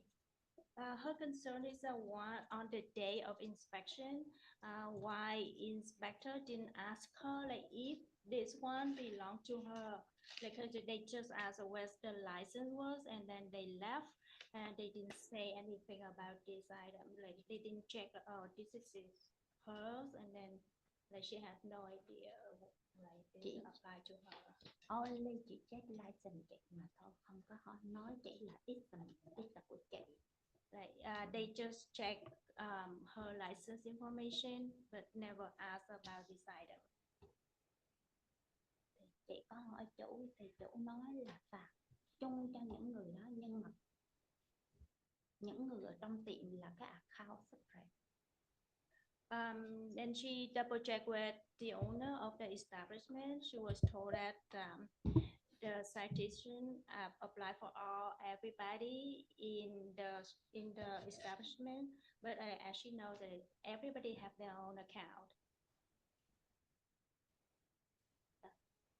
That's why cho nên là chị phải trở lại đây hỏi là ví dụ như khi mà chị bị phạt thì phải hỏi rằng là cái xe này có phải của chị hay không, chứ không thể hỏi chị cái license rồi dụng cái này của người khác cho chị. So she just want to verify or just confirm like if inspector come over to check like because they just ask for her license to check, never ask for the items.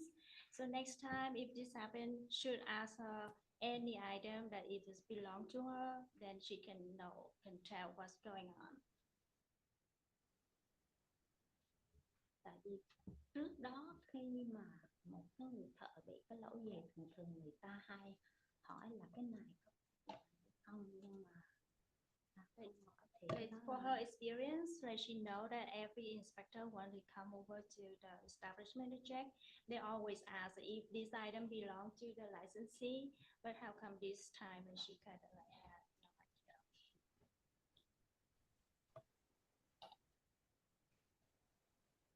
idea. Okay, thank you. We're gonna hear from board staff. They'll make the presentation and then we'll chat more with you after, okay? This is Lauren Gossage, for the record.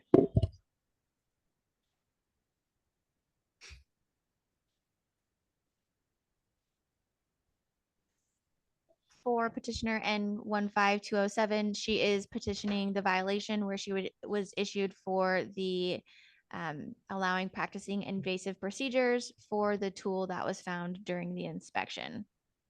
This is the image that we have of the tool.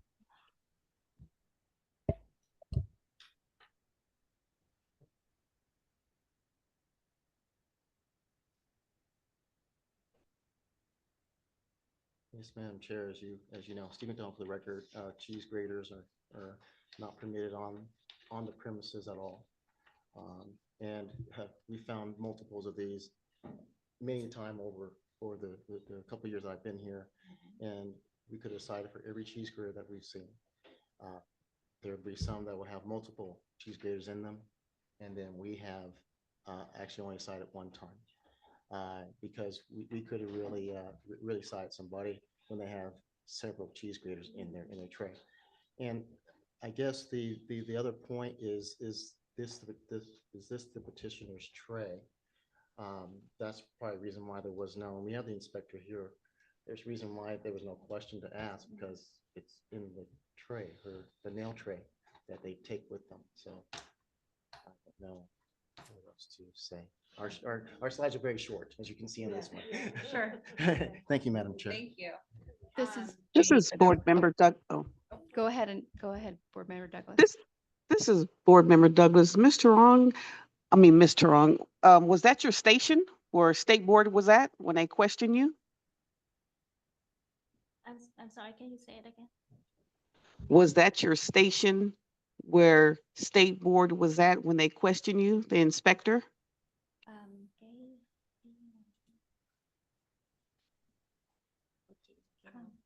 No, cái này nó nằm ở dưới cái hàng tre của cái người worker làm, không phải của mình. As well as some part of her co-workers, not at her station. Yes. Okay. I'm sorry, Madam Chair, Steve McDonald, I guess the more specific question, is that her rolling, is that her rolling workstation? I get pedicures too, so that's why they roll these things around. They're enjoyable, but just want to ask that specific question. Okay, thank you.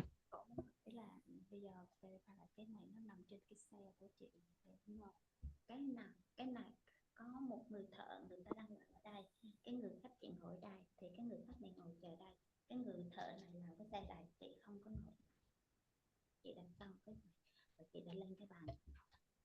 So that was belong to the other licensee is on her cart, not hers. So her co-worker's cart, not hers. Good morning. This is Board Member Harris.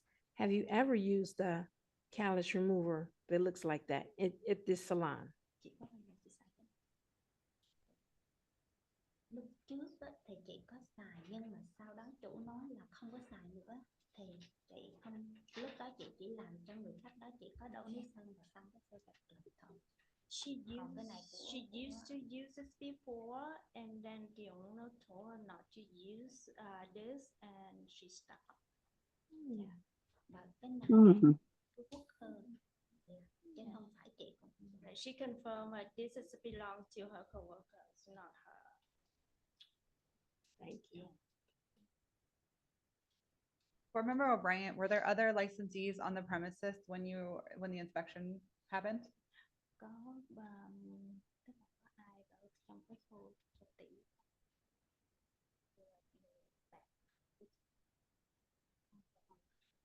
Đồng nghiệp của chị tức là chị đã làm xong rồi, chị đi lên bàn thì cái người thợ người ta vẫn còn still, người ta vẫn đang làm cái này là người ta vẫn làm. So they are doing the services as well.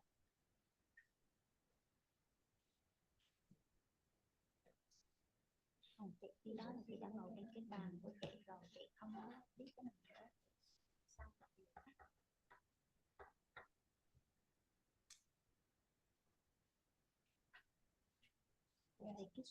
Can we bring the inspector up? Yeah. Yeah. If you guys okay. You can sit here if you want. You need to be where there's a microphone. Madam President, I'll put more pressure on her sitting next to me. There you go. Alright. All right, let's get her sworn in. Yeah, I know, state for the record, again, I know where you work, so, raise your right hand, please. Do you affirm to tell the truth, and nothing but the truth in this matter under penalty of perjury? Thank you. Thank you. I know you're very busy. You go to a lot of salons. Do you remember this particular case? I do not. Okay, thank you. Do you recognize this cart? I do not. I mean, Okay. no, All right. not right off the bat, no.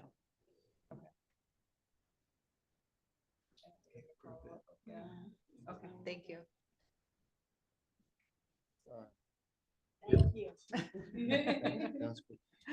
Madam President, Stephen Yeah. Don for the record, if there's no more deliberation by the board members, Yeah. as staff, because the person who this may, that she's saying that this was her cart, another person's cart, and that's where the violation was, where the cheese grater is, and that person's not here to defend themselves. The only suggestion that we have, if you believe the petitioner, the only thing that can be done is to waive the citation itself, as well as the fee. There is no middle ground here. It's not supposed to be on the premises. So you must go all the way this way Yeah. or all the way that way. Yeah. So either you affirm the citation with the fee, or you waive the citation as well as the fee. And then, and that cheese grater needs to be removed. Okay. Board Member O'Brien, are you an independent contractor or an employee of the business?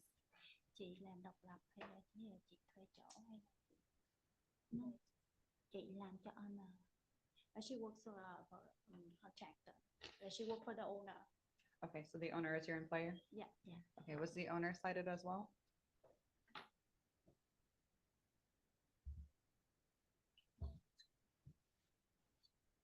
This is Janie Huggins for the record. We can pull that information. It will take just a moment for us Sure. to pull. But it is more likely than not that the owner was not cited.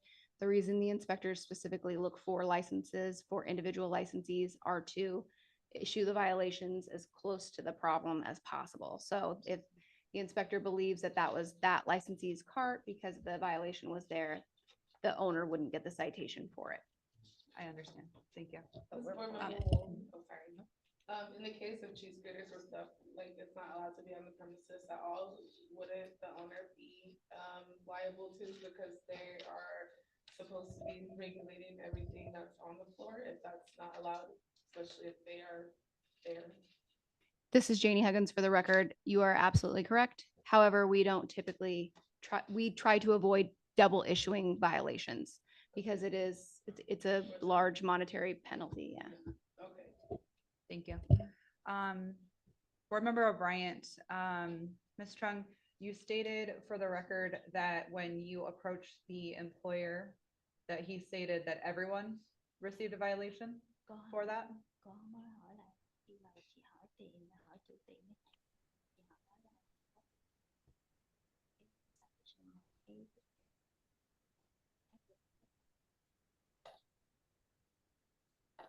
Honor nói chị rằng á, khi không có biết của xe của người nào thì người nấy chịu, nhưng mà cái này không phải của chị. Như bà nãy chị mới nói là chủ tiệm thì họ xác nhận với chị là chủ cái citation của cái chị.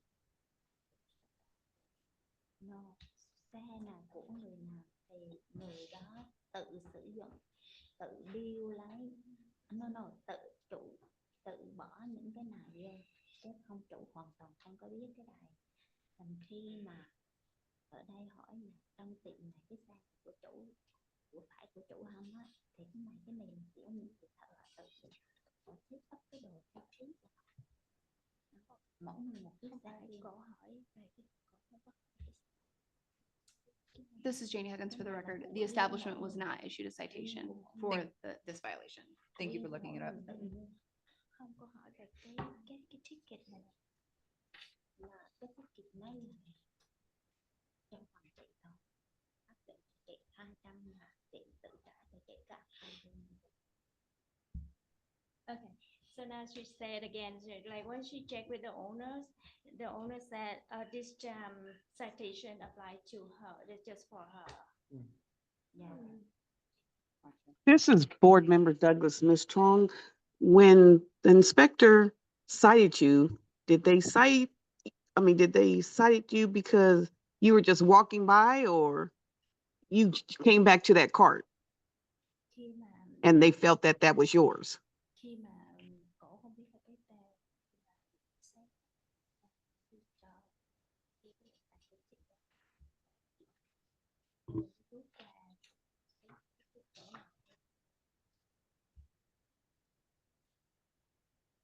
cái xe và có cái thì chị nói là trước đó là chị làm cái người khách ngồi gần cái xe này đã xong. So before she got this citation, she did the service for one client who sat next to this car, the car which has this item. Thank you. Tức là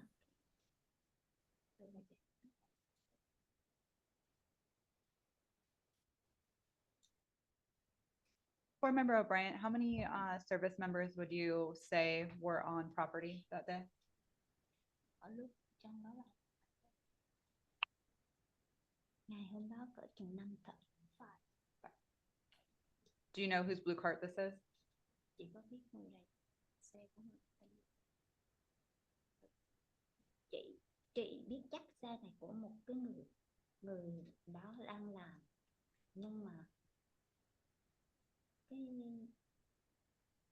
theo chị á, người chủ sẽ biết rõ hơn, vì cái đó là sợ giữa cái sợ mất lòng. She said she doesn't know, but and then even the owners also can tell, but I don't want trouble something me and worker, you know. Yeah. And I think honor he know because he check everything he know, but I don't want trouble me and worker, you know. That's why. Are all the carts at your business the same color? Mấy cái xe này No. different. Okay. My car white, her car blue. I make sure wrong for me, you know. Yeah. This is Board Member Douglas. Do you have any independent operators in that salon, or is everybody working for the owner?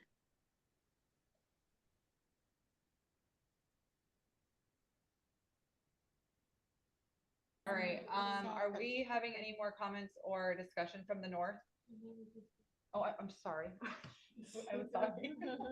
So they Sorry, said Nina. most of the stylers over there were for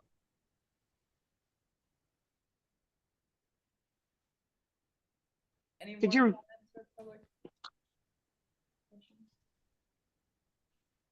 How do you feel? Yeah.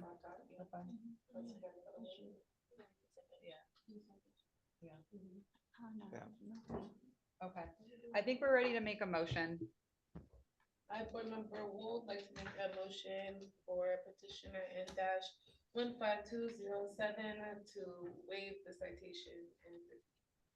Can I Board get a Member second? Harris, I second that motion. All in favor? Aye. Any opposed?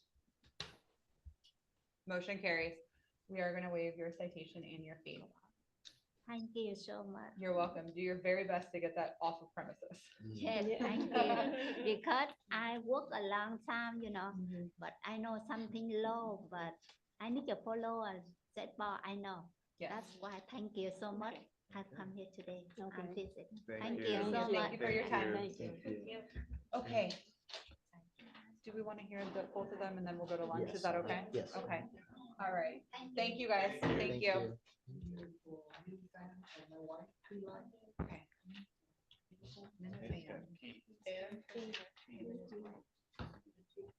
Got it. Yep. Letter P. All right, MinFam N-9754 for discussion and possible action. Petitioner is disputing B3149962. Can we have you raise your right hand and we'll get you sworn in? Can I also speak on behalf of my wife? She's at work. What's her name? It's P. N dash Letter P. 10872.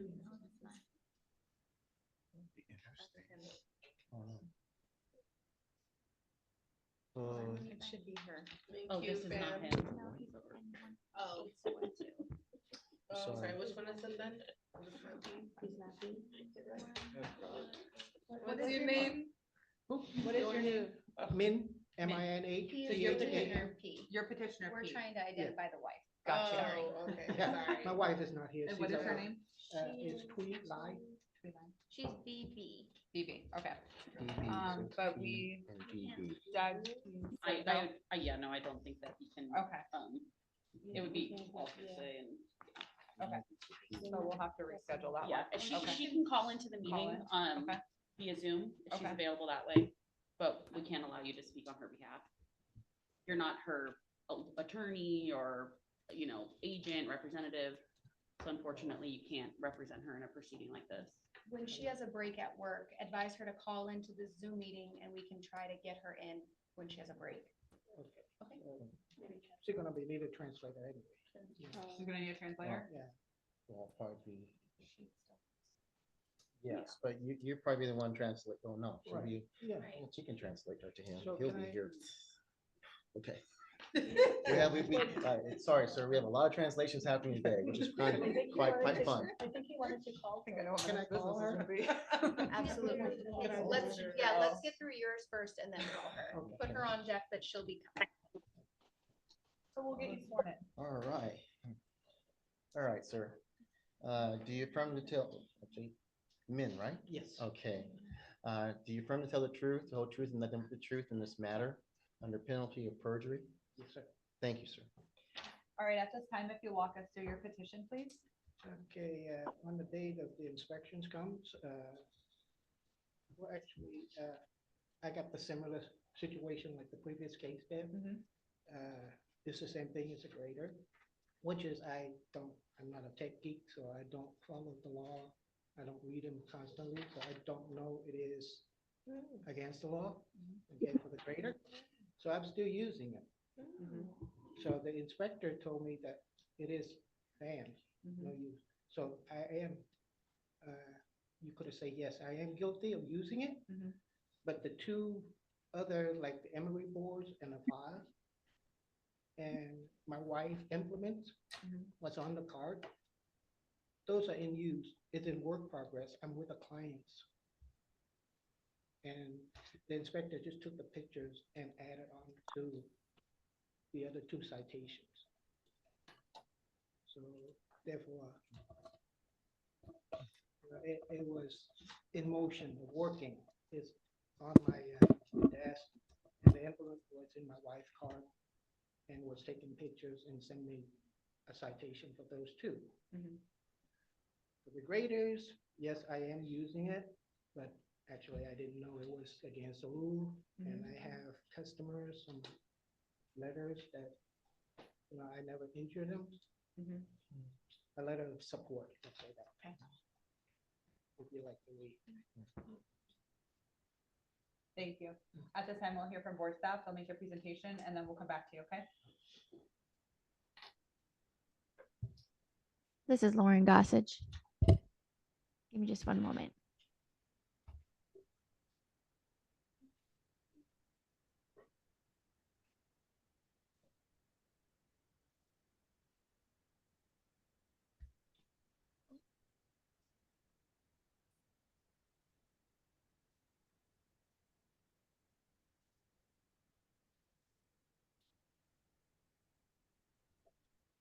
Okay, for petitioner N9754, he is petitioning the violation V3149962 for the first offense of allowing practicing invasive procedures. This is for the graders that were found in the cart during the inspection on January 31st of 2024.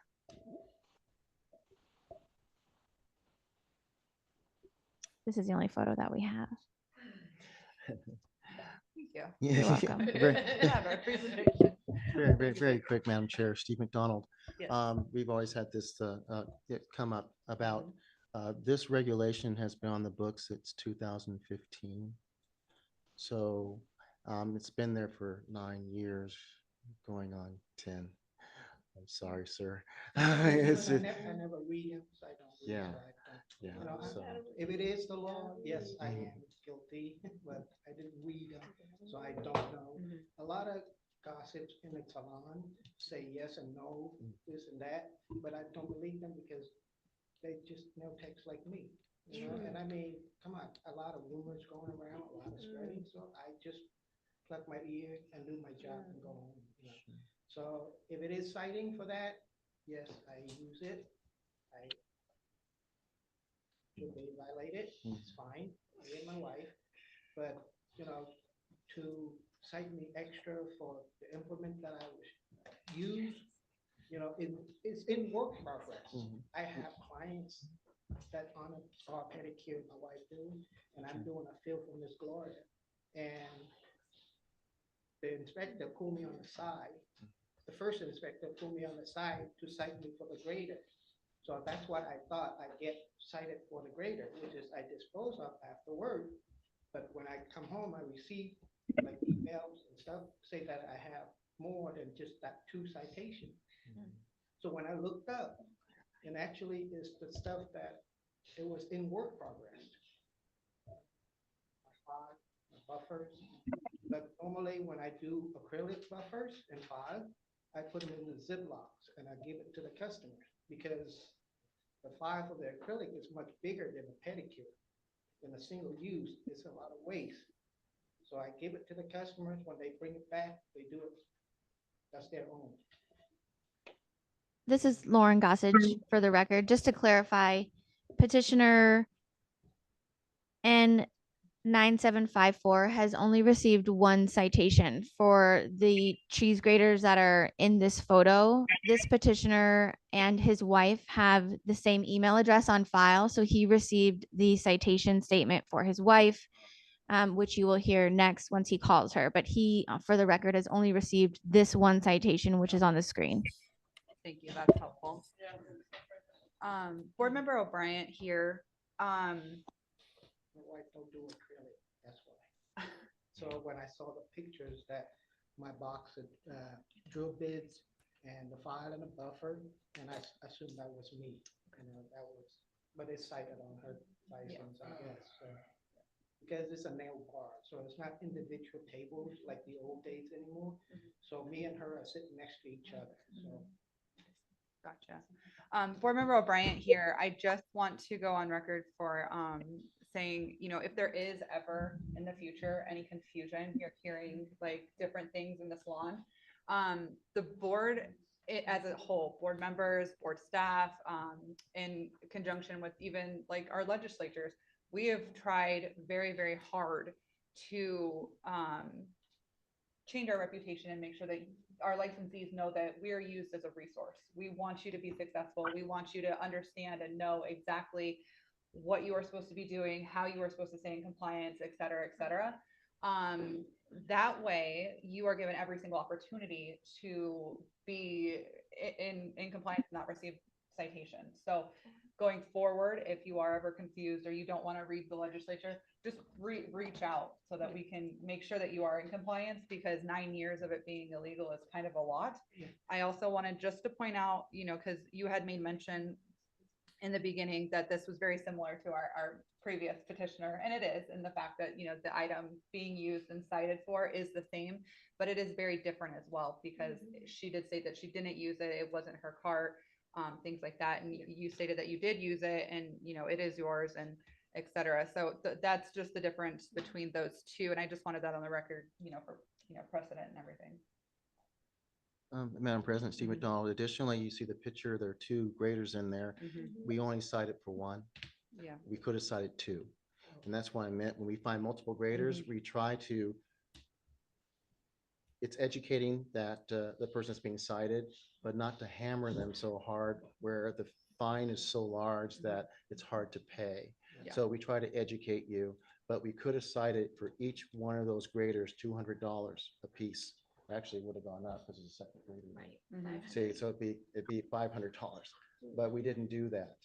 So we try to work with the licensee, and it's really to get you in compliance with the rules and the law to get those things off premises. Thank you, And sir. just so you know, also, laws and regulations can change as frequently as every 2 years. So you absolutely have to make sure that you're doing your due diligence as a licensee to stay up on those laws and regulations, so you can always stay in compliance. And, you know, they're always available to you on our website as well, so that you guys can utilize that as a tool for your resources, okay? Kind of old fashioned, so. Oh, I get that too. I don't read too much. We have books up front, so if Okay, you like a that's book good. form or even an email as well, you know, we're here, like our executive director stated, to educate. And that's the goal of this. That's why you weren't cited multiple times for those. We really just want to make sure that you guys have what you need from us so that the public can remain as safe as possible, okay? Yeah, that's the only reason too I use this, because I have a few clients that have very difficult heels. So they asked me to use it. So, Yeah. you know, it's not like I'm stuck in the middle here. I'm in a service industry.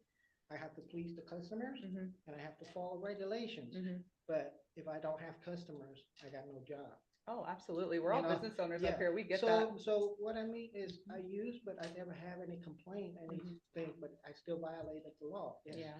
But if you like to read a couple of my clients, you know, Yeah. stuff is fine, but if you don't. Yeah, I think at this time we're okay with the letters. It is a violation. It is against the law.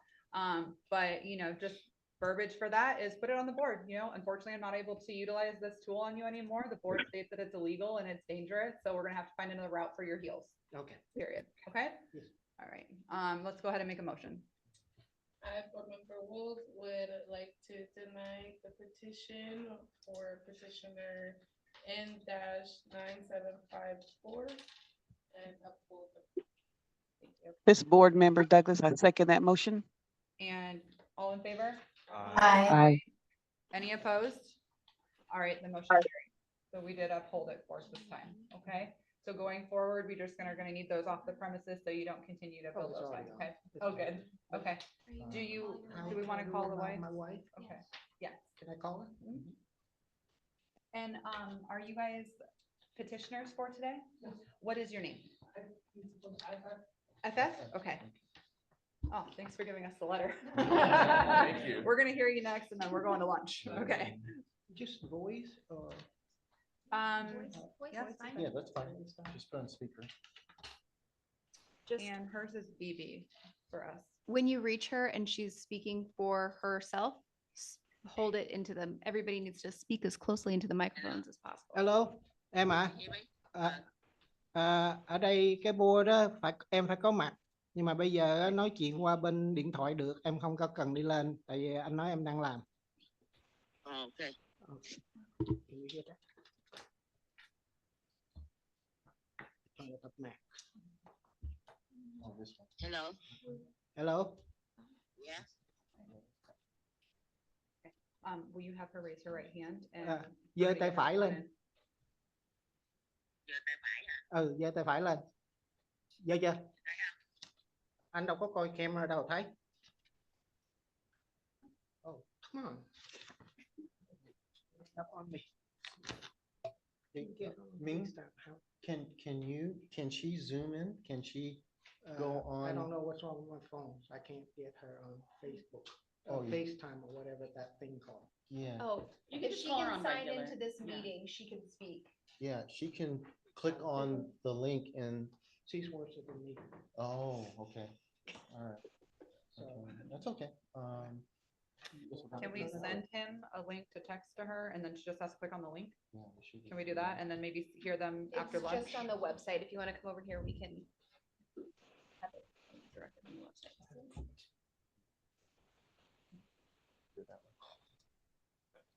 I have a soft spot. I suck at technology. Yeah. Not my, if I could do That's the both one thing, pen and yeah. paper still, yes. I was on. Right, we were like part of the generation where it was just like. On the coming on, yep. And I was like, I still barely post on Instagram.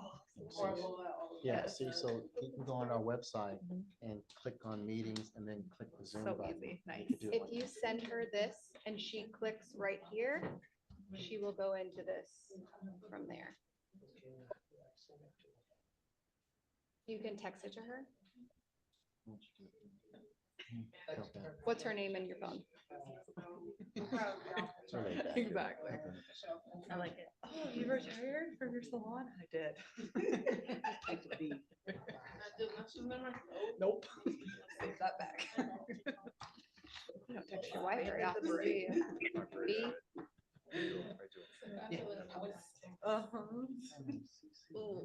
Okay, so she'll get this link. She needs to click on that button and then follow the directions to get. Excuse me. Someone can hear this one? Yes.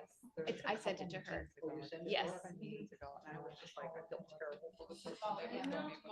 This is Lauren Gossage. Just give us one moment.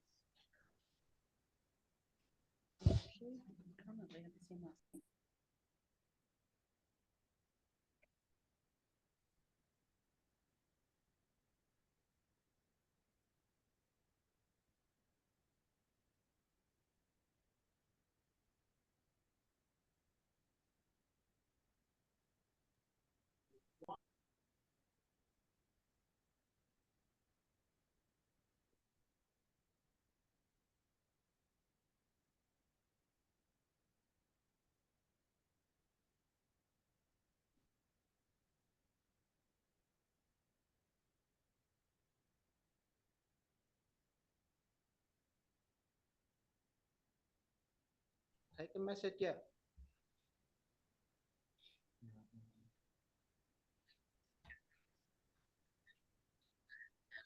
Thì bấm vô cái đó đi, tại vì nó muốn em lên màn ảnh ở bên đây nè.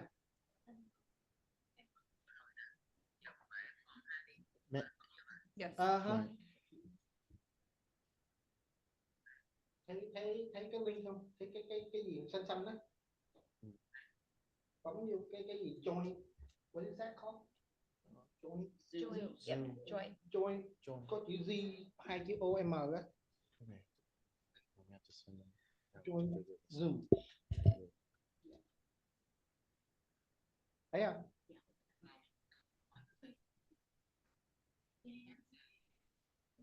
Contact you app. Yep.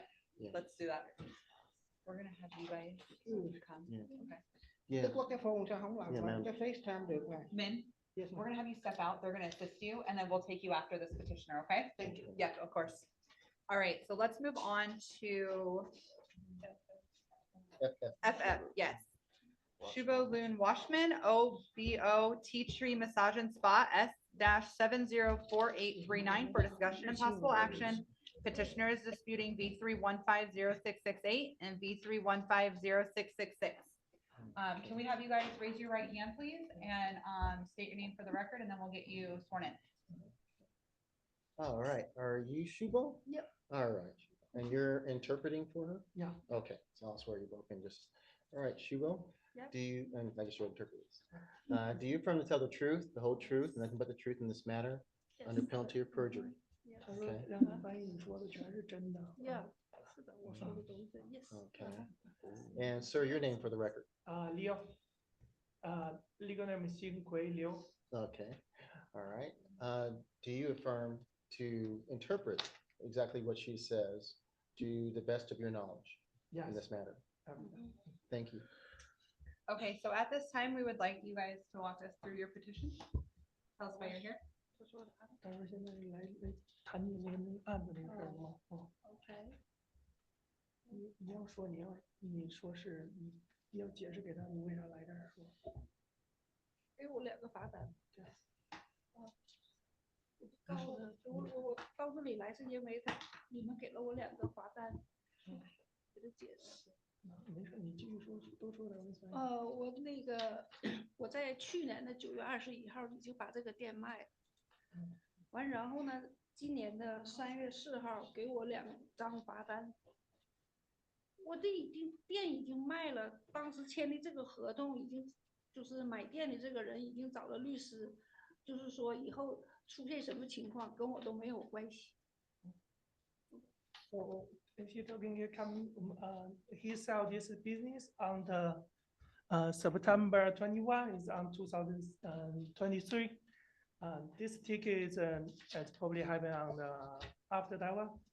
So also on the March 4 on the 2024, she coming here for examining they close the business, yes, and they sell that one to the new people. So that's they think she don't need to pay for this to take it. At this time, we'll hear from board staff. They'll make their presentation and then we'll come back to you, okay? Okay.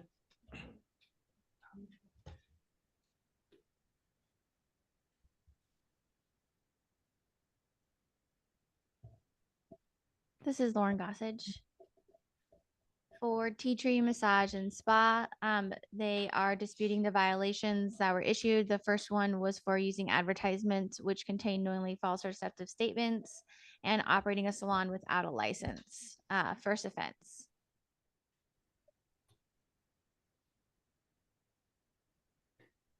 These citations were issued on February 22nd of 2024. The establishment timeline that we have from June of 2023 to August of 2024 was the routine inspection was conducted on June 6th of 2023 and the signage was confirmed.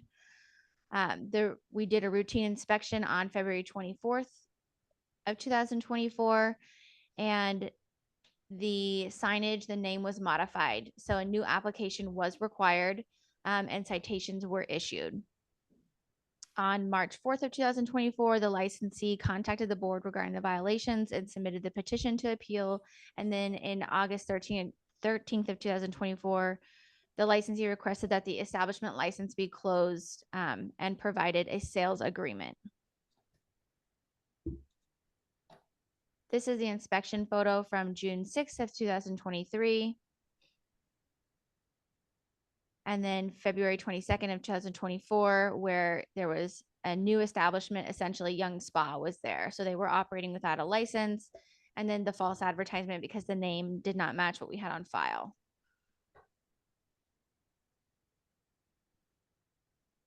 Thank you. You're welcome. Board Member O'Brien, who owns Young Spa? 他说那个谁拥有那个样子吧，就是后来开那个人。我也不知道他啥名字。在这儿，在那哪儿？ I don't know her name.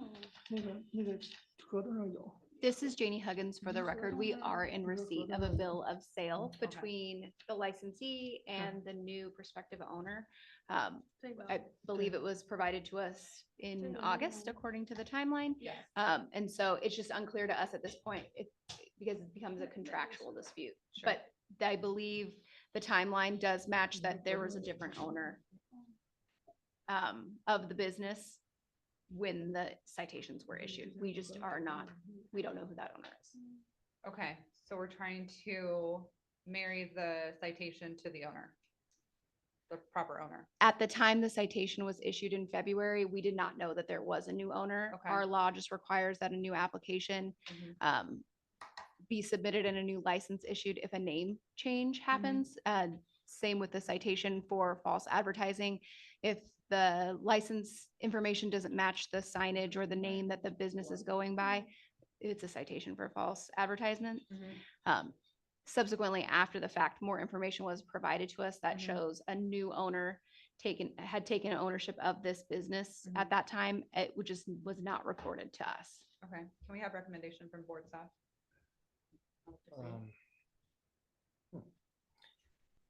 Steve McDonald for the record. Of course, it's the burden or the responsibility is on that owner, the prior owner, to let us know that they're out, they sold the business, as well as the new owner to come in and do a new application because it's a new owner. Because of the information that has been provided, that we do have a bill of sale and it did happen. The citations are still sitting out there. Correct. And because of the records that we had, it's still the prior owner's responsibility because that's all that we know. We don't know this new owner until much later. So again, the responsibility is on the prior owner to let us know that they are out. And if there is a contractual dispute as to who's responsible for those violations, are you buying the business totally? That means assets and liabilities and any bills that are there, or are you just buying this portion of it and these violations are for you, prior owner, and I'm taking this? There's all kinds of sales agreements, and you all are business people, own businesses and things of that nature. So there's all kinds of different contractual arrangements that can be made. Of course, for us, we're just innocent bureaucrats over here. All we see is what's in our system and what people have told us and what they have submitted to us and what we have on file. So if I may, let me talk to my staff.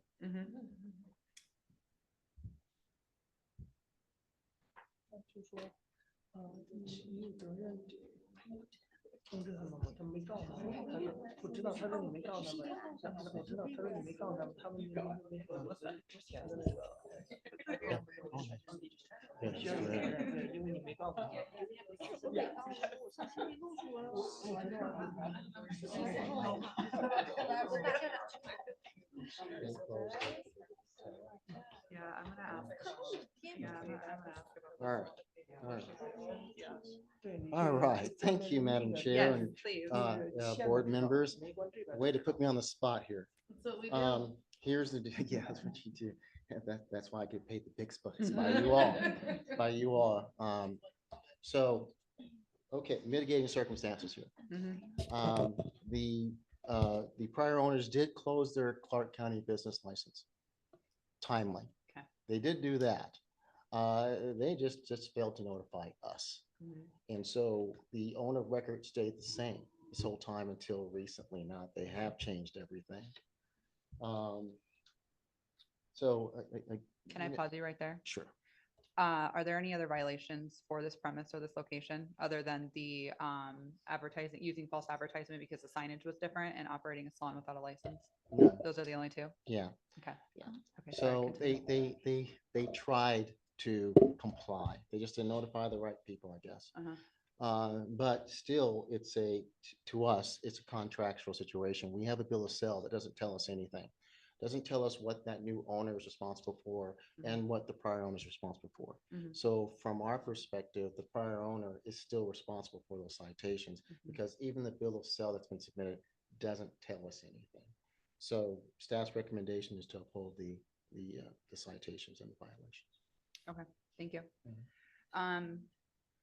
The salon that is in there now, Young Spa, are they licensed? They're not licensed. This is Lauren Gossage. We have not received an application from the alleged new tenant, so it is unclear if they are for offering our services. Thank you.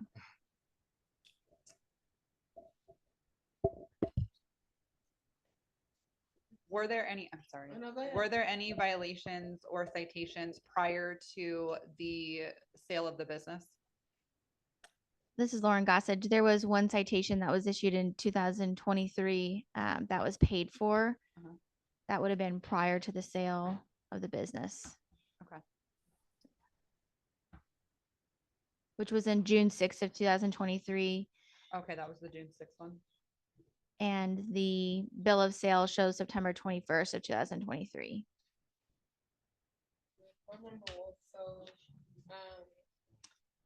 I only think of, I guess, as far as like the whole assets and liabilities, if all of this stemmed from her selling the business and then they did the marketing and advertisement, I guess just for me, I don't understand how she would be responsible. If I can understand if the citation like is for the actual spa, whoever owns it now, if they didn't upgrade it, but if she closed out her businesses and sold the business, I just don't understand how she should be liable for the fines.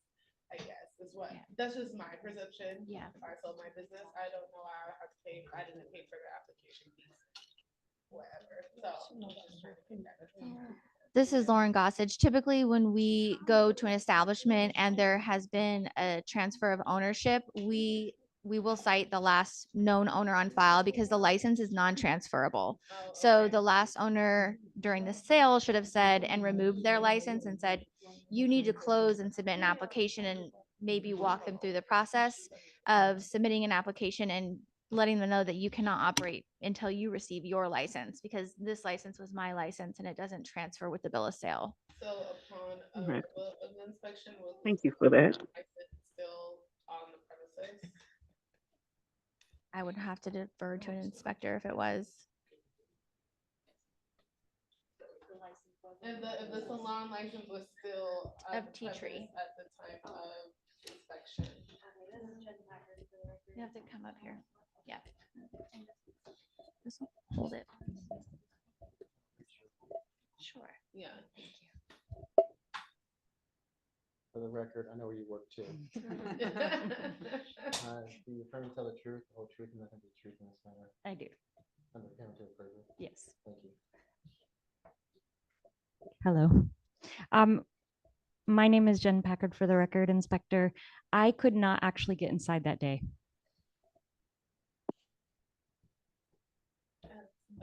Board member Wolf, has anyone been to re-inspect this? This is Lauren Gossage, for the record. We have not.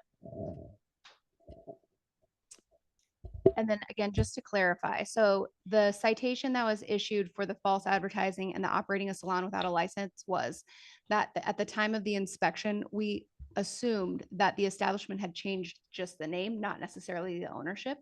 And by law, our law requires that if you change your name, it's a new salon app, a new license. So you're essentially operating without a correct, valid license. This particular party has come forward with a sales agreement. I am showing another applicant on Clark County's end, if that is helpful for the board to use in their deliberations, and it is not this licensee. So my question would be then, is it possible to leave the citation for this business, but in like whenever they do, if they do come forward to apply for application, is it possible to make them pay these fees? No. Or if, I don't know if that's too difficult. This is Janie Huggins, for the record. I would presume that it is possible, but from an accounting perspective, I think that the individuals that audit our financial records, they have It would not, be like an open. it would, exactly, yes, issue thank and you. then just waiting like Yes. accounts receivable type thing. Okay. And eventually we have a collections process put into place. Eventually this licensee would be sent to collections through the state controller's office. Board Member O'Brien, is Young Spot open and operating? This is Janie Huggins, for the record. According to the advertisements on Google, yes, but it does not necessarily advertise for our services. I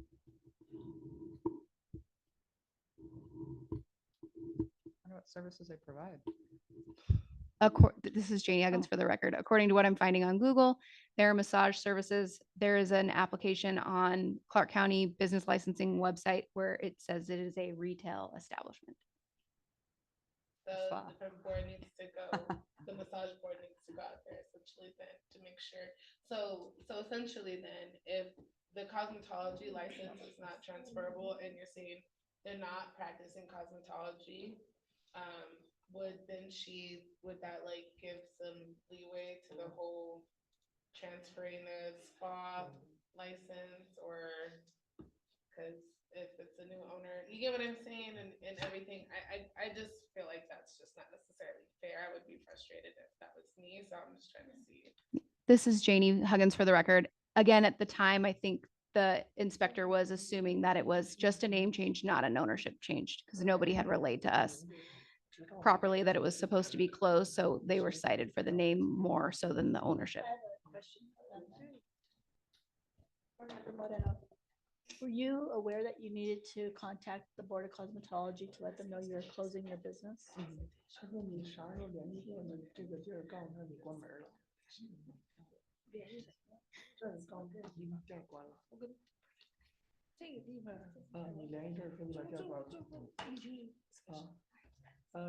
she come when she received this two ticket, and she come here on the March 4th, 2024. Come here talking about this. They talking that they close the business and just on the 2017. So prior to this, she didn't know she needed to let us know, the board know that she closed. 他说你是不是你不知道需要告诉他们你关门了？我不去康体那么跟大家俩说这个店已经关了。She just go to Clark County, the business license, tell them the business closed. Yeah, she don't come here. Okay.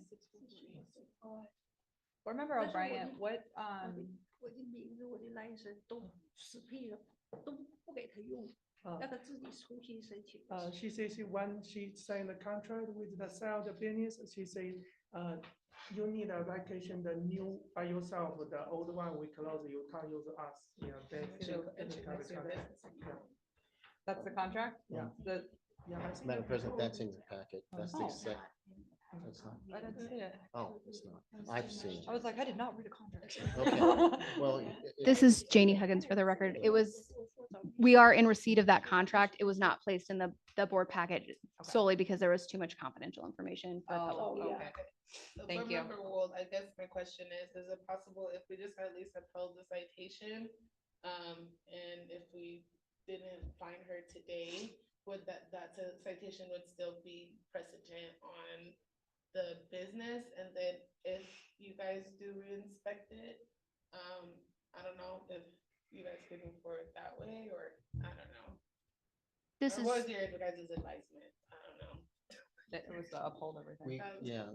That was my original recommendation. Steve Yeah. McDonald for the record, the original recommendation was just to uphold it because it came under her watch. Okay. And we were never notified, even though they did some things to try to comply. They, canceled, closed out their Clark County business license. They never notified us. So if you want to find some middle ground, you could lower the amount. That is definitely the purview of the board of the fine, if you think that that's a mitigating circumstance for you. But we still feel that it's her responsibility to tell us, and it fell under her watch. So that's why, and the bill of sale that they have, that she has, that we would have to redact a lot of it in order to put in the packet for you. Yeah. It doesn't tell you who's responsible really for what. There's no language on that? No, so, Okay. Yeah. really it's a contractual dispute. And that's really comes down to, between the two parties, not really the board. Yeah. Getting in the middle of that Yeah. contract, so. Her that- establishment license, do we have the dates that was good through? This is Lauren Gossage. The establishment license expired on November 4th of 2025. It was initially licensed on November 4th of 2021. Technically, the facility is still licensed. It's just, she doesn't have the right name up there then. But she's not really operating this long without a license. But she does have used false advertising because the name's on the same. Remember did she leave the salon license at the establishment? 你走的时候，你把那个美容执照留那个店了没？好像没有吧，我也忘了。你确定？你不能。那我真的忘了呀，我不知道。但是你好像是把那执照你拿走了吗？应该拿了。好像是拿走的，但是我为什么 close 店的时候，第二天我不就是跟大象去那个康体，给 close 了，完签合同的时候他还找的律师。他问你那执照你拿走了吗？好像是拿走了。Yeah, she take it away. Yeah, no in the salon. Yeah. Okay. What are you doing now? 你现在干啥呢？我现在我有一个18万。Right now, take out another business in there. 18万。Another salon. You are another salon owner? Yeah. Okay. Has she by chance maybe talked to the person who owns the salon now about these fines? And has she talked to them about this at all? 你能你能联系现在那个 owner 不跟他们联系吗？你好有个电话码吧？我记得。这个我不知道这个有没有。Long time. Madam Yeah. President. 5 years ago, so I don't 电话 know 码没有 the number. Yeah, she no yeah only the name the new person name in here. Yeah, no, I was just saying if she had talked to them, I'm letting them know that she's getting fined for them not doing their steps. Has she talked to the person who bought the business? Well, no, she's getting fined because she didn't do her steps. She's responsible for closing out the account with the board. Oh, Yes. Okay. Yes.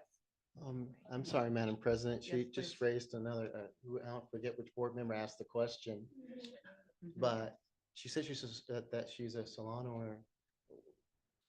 For us, she's not. So what salon does she own? It's raising more questions now because we're kind of out of the loop. I was wondering if I may ask, what salon is she the owner of now? 他说你现在有那个店叫啥名儿？哪个呀？你现在有那个你那个这边那店吗？18万那个名字。对啊。我真的我有啊。18万，对对对。8万。Yeah。右边那个。差不多18万一个月。What do they think down there? 这说的跟我18万有啥关系呀？你是这个人。我是这个人，我不是已经 already closed，就是卖了吗Madam Chair, with your indulgence, the board's indulgence, we're researching that to make sure, because it didn't pop up on our radar that she was an owner of another spa for the state board. So the only one we know of is the Young Spa. That one, we don't know about Spa 1. So we're checking that right now. Sorry. That's okay. 我都不知道，我卖了那个店，他自己改名叫杨18。我卖了就是卖了嘛，你说。It's been an exciting day. I know. A lot of things are coming out.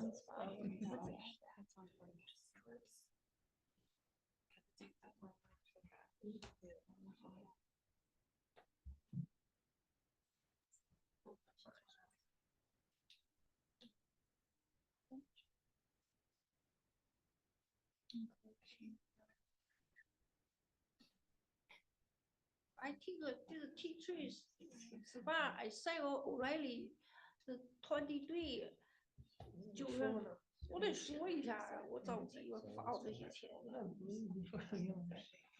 他们现在没有问你，他问你，他就是说，因为你关门，你没告诉他。我不是跟大象去了吗？但你去的是康体，没来这儿，然后他现在就研究我这儿的这块口发不发对，钱。人家你干啥？你别的店，他就查你别的店，他不知道你还有别的店。那我不能说没有。我知道。She's on here. She's on here. Okay, Madam Chair? Yes. Yeah, we verified she is the owner of that spa, so we're Okay. fine. Okay. Spa 1. She is the Yes. owner. Okay. So we're good to go on that one. Okay, Fine. good. Well, yay, that's off the table. Yes. How'd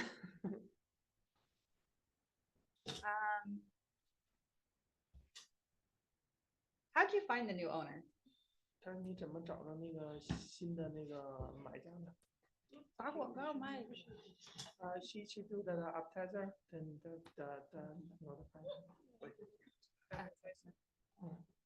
Did you sell the business or did you just lease the building or the area? What? Did you sell the business? Did you sell tea tree massage or did you just do a new lease with the person? 他说你是把你那个就是店儿赛的不是路提示你是把你这个店儿的是商业，就是你的这个公司卖给他了，还是你是只是你把这地方租给别人，让别人去？我没租给别人，我就是把提税这个店卖了。不是，你是他说你是转让的这地方，还是你把你的店儿卖给别人了？你不是买家。他地方转让了吗？给店在地方嘛。she signed the contract with the landlord this how say the rental the agreement to the new people and but the business license they didn't transfer. So what in essence did she sell to Young Spa? What in essence was for sale through Young Spa? 你把你哪个执照卖给这个新的这个？我哪个执照也没卖的，因为我不给他用嘛，他自己申请。She does the sell for display. Then she the new owner can't use the before the business license. They need a applicant for the new. 不给他用。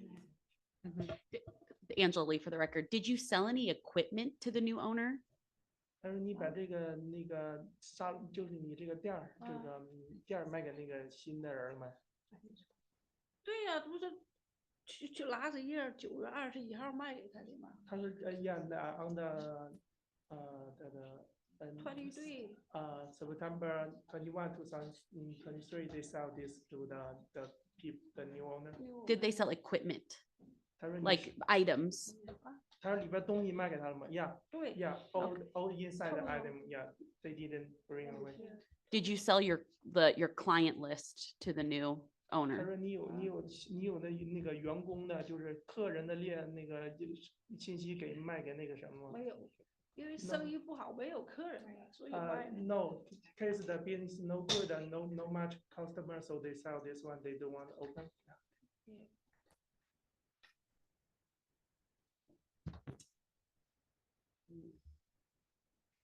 Can I speak to your past expertise? Just spitballing. Sure, Madam Chair, I'm here at your discretion. I like it. We keep coming back to, did you contact Young Spa? Did you tell them this? Did you do that?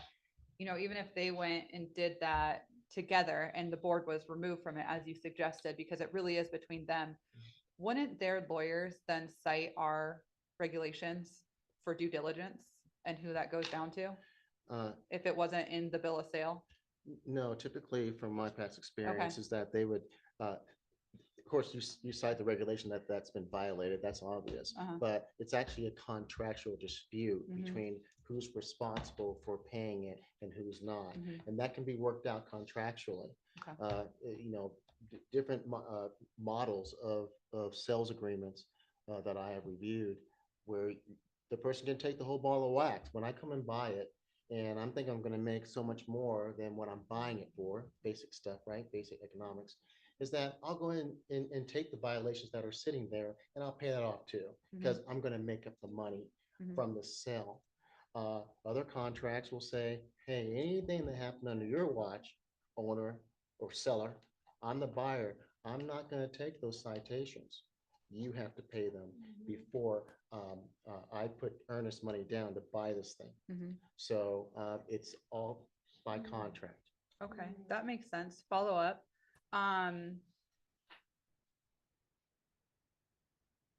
The signage was confirmed on the June 6th inspection. And then the signage was modified on the February 24th inspection. So had Young Spa put in their application for licensing and did the opening inspection, would that have then kicked her off of that location? I'm stuck again. Okay.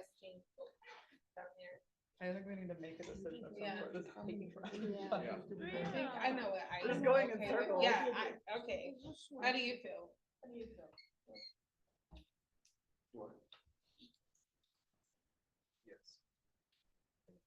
But had Young Spot done their due diligence and done it right?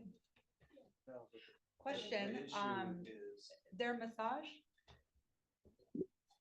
This is Lauren Gossage for the record. When we look on the business licensing through Clark County, they're showing as pending, but it's signed up for retail. Okay. So typically, if a business signs up with them, sometimes they are able to alert us that they have a new application in at that location, but this wouldn't have alerted us because it's signed up for retail. However, the website would maybe suggest otherwise. Yes. Of the new establishment. Okay, so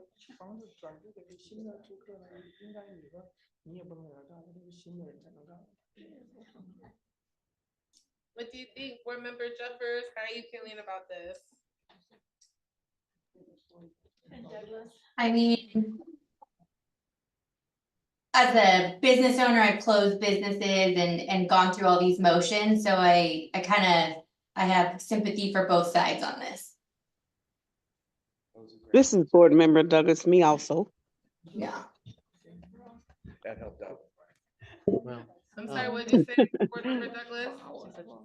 I said, I agree with Jeffries. So do you guys feel like we should uphold and reduce, uphold, waive? Like, where are you guys at? I was thinking that we could reduce it, Okay, and I'm not for sure what the amount is, but you know, at your guys' discretion.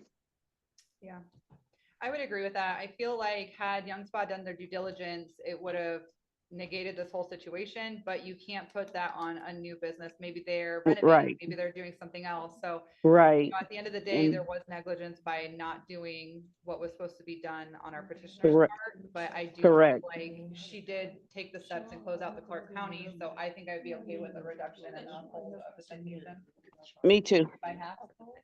I agree. By half.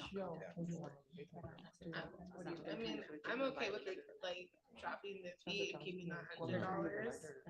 Just so, because it was literally, she just did not call us, you know, and it's like $1,000 is not, I feel like that doesn't warrant $1,000 fine. She is in compliance with her other business as far as filing it. She closed out the other business. I feel she just missed one step. And I feel like with Nevada, there is so much with it that I feel like it's honest. And so her, Sorry, if I may, the another issue I'm seeing here is that it seems like the board is wanting to cite the petitioner for not contacting the board about closing the business, but that's not what she was cited for. That wasn't the violation she was cited for. So the board needs to determine whether she was operating a business without a license and whether she was falsely advertising. Those are the things the board needs to consider.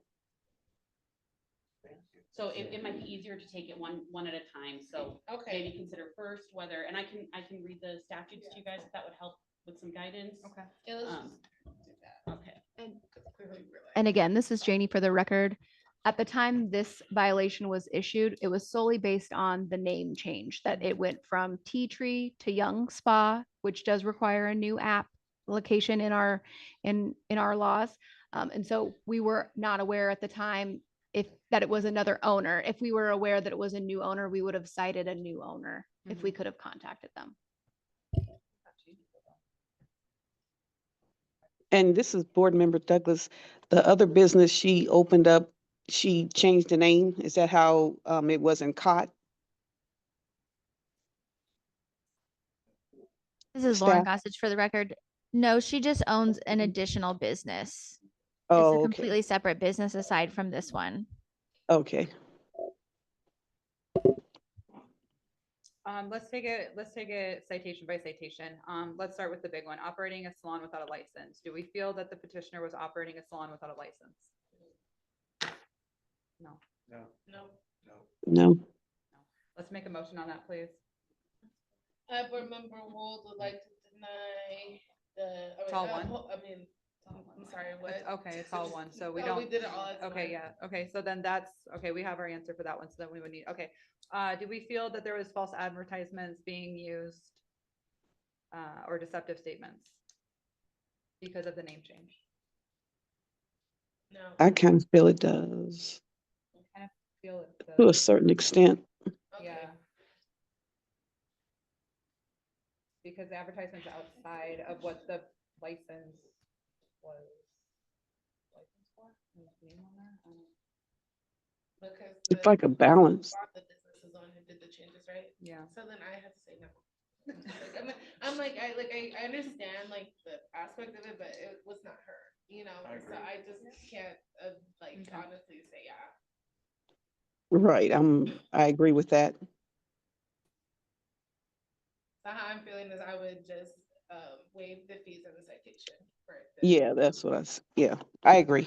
How's everyone else feeling? That's where I personally feel. This board member Douglas, I agree with you on that. Yeah. What about you? Okay. All right. All right. All right, let's make a motion. I, Board Member Wold, would like to make a motion to waive the fees and citation for petitioner S-704839. Variances V31506668 and V31506666. Board Member Moreno, I second that. All in favor? Aye. Aye. Aye. Any opposed? All right, motion carries. We did approve your dispute, so you will not be cited or have to be responsible for those fines. Thank you. You're welcome. Okay, I wanted to make sure. Board staff is gonna reach out to you. Okay, all right, thank you. Also, we have the new owner name, we can give to you. Yeah, you'll communicate with board staff about everything like that, and then, yeah. Okay, and you guys will ensure that they actually do the final steps of closing out what they need to close out. Okay, cool, thank you guys. Thank you for your time. Thank you. Thank you so much. Yeah, you want the stuff on that? All right, let's invite Ming back up. I believe we have that already. Yes. No, It's okay. It's okay. I like it. I need to find it. Oh. Cute. Second from the bottom. Okay. Isn't Yeah. that it? This is a big one. Yeah. Yeah. I know. I don't feel like it was, but then also I'm like, this is the last step. You're so funny. I read history. Yeah. What? But for precedent in the future, the difference is she goes out of license. She's done everything right Yeah. except for one. Yeah. She filed her business, she closed the business. Yes, yeah. It's like, I was saying, in the future, for precedent, the difference is she closed out that part-time business license. So that's what's gonna be hindering She on left the that next one coming before us and not doing it. Yes, yep, for sure. she said she was even making money there, so she didn't want it.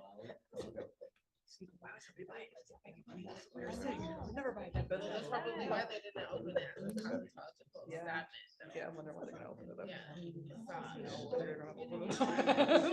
That's why they skirted us in retail. Right, Because exactly. they went straight from the top. Yeah. His wife, oh, this is. Item BB. Petitioner BB, yep. Okay. So, to a Nat Lang leave and 14872 for discussion and possible action. Petitioner is disputing V3149961, V3149963, and V331499964. So if you can have her raise her right hand, we'll get her sworn in. Giơ tay phải lên. Oh, there she is. Hello. She's right there with her hand up. Oh, her. Can she unmute? There she is. All right, what we can hear is through the phone, I guess. Giơ tay lên. Giơ tay lên. Okay. Okay. Can she unmute her microphone Anh on her phone? Can she unmute it? It's cái fine. cái nút I think tiếng you nói might be able gì? to do it for her on the sidebar. I think I can only ask Oh, you can her. ask her. Cái Oh, nút okay. gì mà lên tiếng á, phát tiếng ra đó. Em bấm bỏ bấm lên lại thôi. Yeah, there's a line over audio. Just hit that. Cái nút mà nói chuyện đó. Bên đây không có nghe em.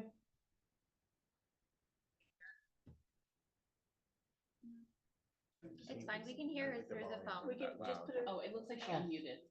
Okay, there you go. Okay. Không có nghe, không có nghe. Okay, we'll have to try to. Is that up as high as it can go, the volume? Do you have that on speaker? Yeah, Is it on speaker? yeah. Okay. Nghe không? Em nghe mà. I hear over there. Is the volume? Yeah, it's maximum. Yeah. Okay, well, he'll be translating for her, so, Okay. all right, could you ask, this is your wife, right? Yes. And her name is, Tui Lai. okay. Tila. Could you, does she affirm to tell the truth, the whole truth, nothing but the truth in this matter, under penalty of perjury? Yes.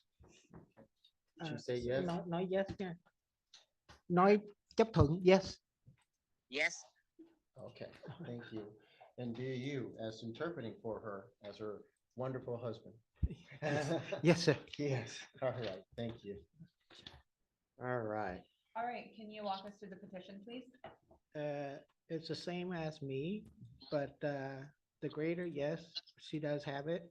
And then, but the only two other citations was not acknowledged or not telling me until I receive it after, but it was on the, how do you say, in work progress.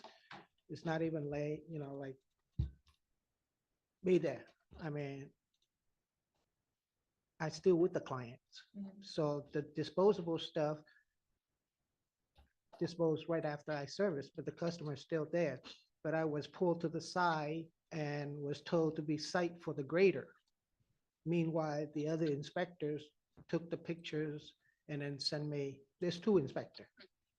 So the second inspector is the one that probably take the pictures and send me an extra 2 citations beside the grader. Can you clarify when you say you, are you speaking Oh, no, to you my or w- your my wife? wife. Okay, thank you. Okay, thank you. We're gonna hear from board staff at this time and then we'll come back to you, okay? Okay, ma'am. I will note for the record, Madam Chair, that he was actually doing the testifying because she wasn't speaking at all.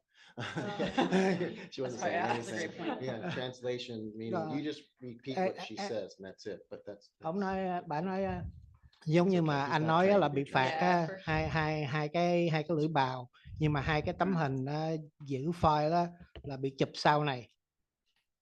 Nghe em hiểu gì không? Dạ, mà cái đó mình đang làm khách, we do the customer mà. Yeah. Okay. We She said we were still doing the do the customer. petty over there. We're not done yet. Okay. So she says she's not done yet, but she still got sight for it. Yeah. Okay, we're gonna hear from board staff. They'll make their presentation, then we'll come back to you, okay? Okay. Thank you. This is Lauren Gossage for the record.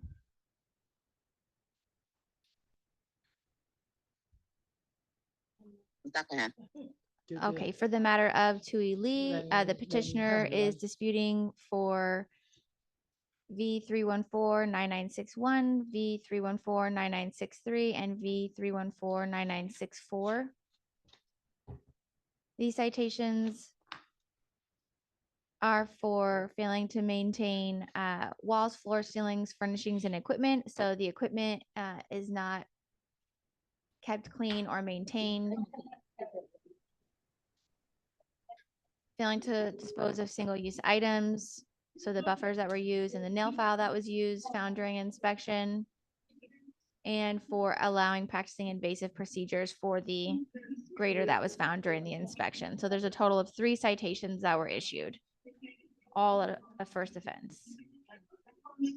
Thank you. Board members, do we have any questions or comments?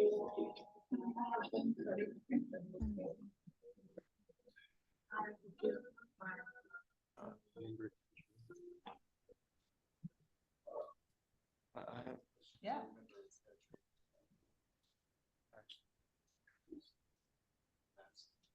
Did you use that many? Yes, you can if you need them. Board Member Harris for the record. But every single use item should be thrown away immediately after use. So if you use one and You that one's worn out, you throw that one out and get another new one. You could still use Yes. 3 on one person, but each time you wear one out, you throw it away. Yes, these look to be not in the same setting. They've Yeah, I'm been there just for a trying to long time. understand the picture. Oh, yeah, they've been there for a long time. There's oil on the file. All 3 of those buffers look like they've been used probably 3 weeks or so. Yeah, and the cheese graters are illegal, so. Yeah, Thank you. all those need to be thrown away immediately. No, normally I give it to the customer in a Ziploc bag. Exactly. Yeah, so Yeah. when So they the come customer in. goes away, that's Yeah, disposed of. Yeah, that's, when they come in, that's what they give me to use.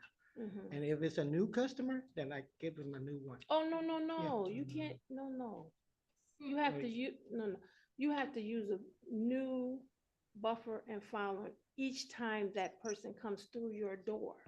You can't I didn't know bring, because when my teachers, like in the East Coast in New York, so he say the small file is Yes. disposable, but like the acrylic, you can give it to your clients to reuse if they want, but that's individual, so I didn't know, so I keep doing that. oh, yeah, so- no, they so- can't bring it back. You have to use a brand new file on them as soon as they come into your establishment. That's because- that, when you give it to the client, Yeah. it's disposed of. It goes home with them. They should throw it away, keep it for a Because she hangnail, bring it whatever. in, she bring it in Oh, they each bring time it for a in. fill, and then I use it, and then I go, okay, if this one's no good, throw it away, and I give you a new one. Oh, yeah, you know? well, that's like you keeping it, you see. No, I throw it away. Yeah, well, but I you say give you give her- it to the client Right. and she brings it back. Yeah. So Well, either you in keep my it or mind, she in my keeps it. mind, I just on her, that's all. I don't use on a second person's or anything Yeah. else. That's her stuff, Yeah. is her belongings. So board Like, member see, Wool's they- here, so I would highly recommend to reach out to board staff for clarification on single-use items, how to dispose, and if there's anything that can re-enter the salon, they can let you know what that is. However, we are here to keep the public safe. We're all about universal precautions, right? Sanitation is really large and really big. So the reason why we have to dispose of the single-use items is we don't want to spread infection. There's skin, there's removed debris on those. So, all those are what it's showing. You have nail clippings in a picture, use utensils, not in proper bins for dirty, clean, sanitize. So that is the issue here. Not the fact that that people come and bring it back. It's just that No, the but cart the- is dirty, it's not maintained. But the implement is, she's still at the pedicure. She's still working on the clients. No, but there's multiple, so. No, that's it- me. That's mine. That's Okay, why. oh, okay. Yeah, but they So- put it on her license. She don't do acrylic. I do So, acrylic. so that's why. regardless, Uh-huh. these are dirty, they're Okay. used, Yeah. and they're single-use items. You Okay. learn in school to Right. throw away your single-use items, Right, right? yeah, So that's in what I school, thought. you guys threw away your buffers, yes or no? I throw it away. Yeah, you throw it away, and Yeah. then you use your files, you throw it away. yes or no? Right. Well, like she explained it to me. She Okay, said right. that's one So, but what person. I'm saying is Right. that, however, Well, that these now I are, know. the fine, the violation is the violation. Right. So the cart is the same issue, the cart with nail trimmings and, I don't know, it was like the cuticle pincher, I don't know what that's called. Mhm. I'm looking at other pictures here. Right. And so that, again, once again, that towel, right, is a SMA, a sanitized maintenance area. Once that's dirty, you have to get a new sanitized maintenance area because that is now contaminated. Right. but- Correct? but So may I- so the inspector, what they saw was contaminated implements, you have used cuticle. If they were done being used No, or they're not done. They still at use. Sir, you That's need to what- let member I'm Wolf sorry. speak. I'm sorry. if they were done being used, Mhm. they would properly be where they're supposed to be, dirty, not ready. If this was still being worked on with a client, the implement should not be put back on the sanitized maintenance area. They should be put into dirty containers so they can be cleaned. So this is not a clean area anymore. So however, failing to maintain the cart is why she got the fine.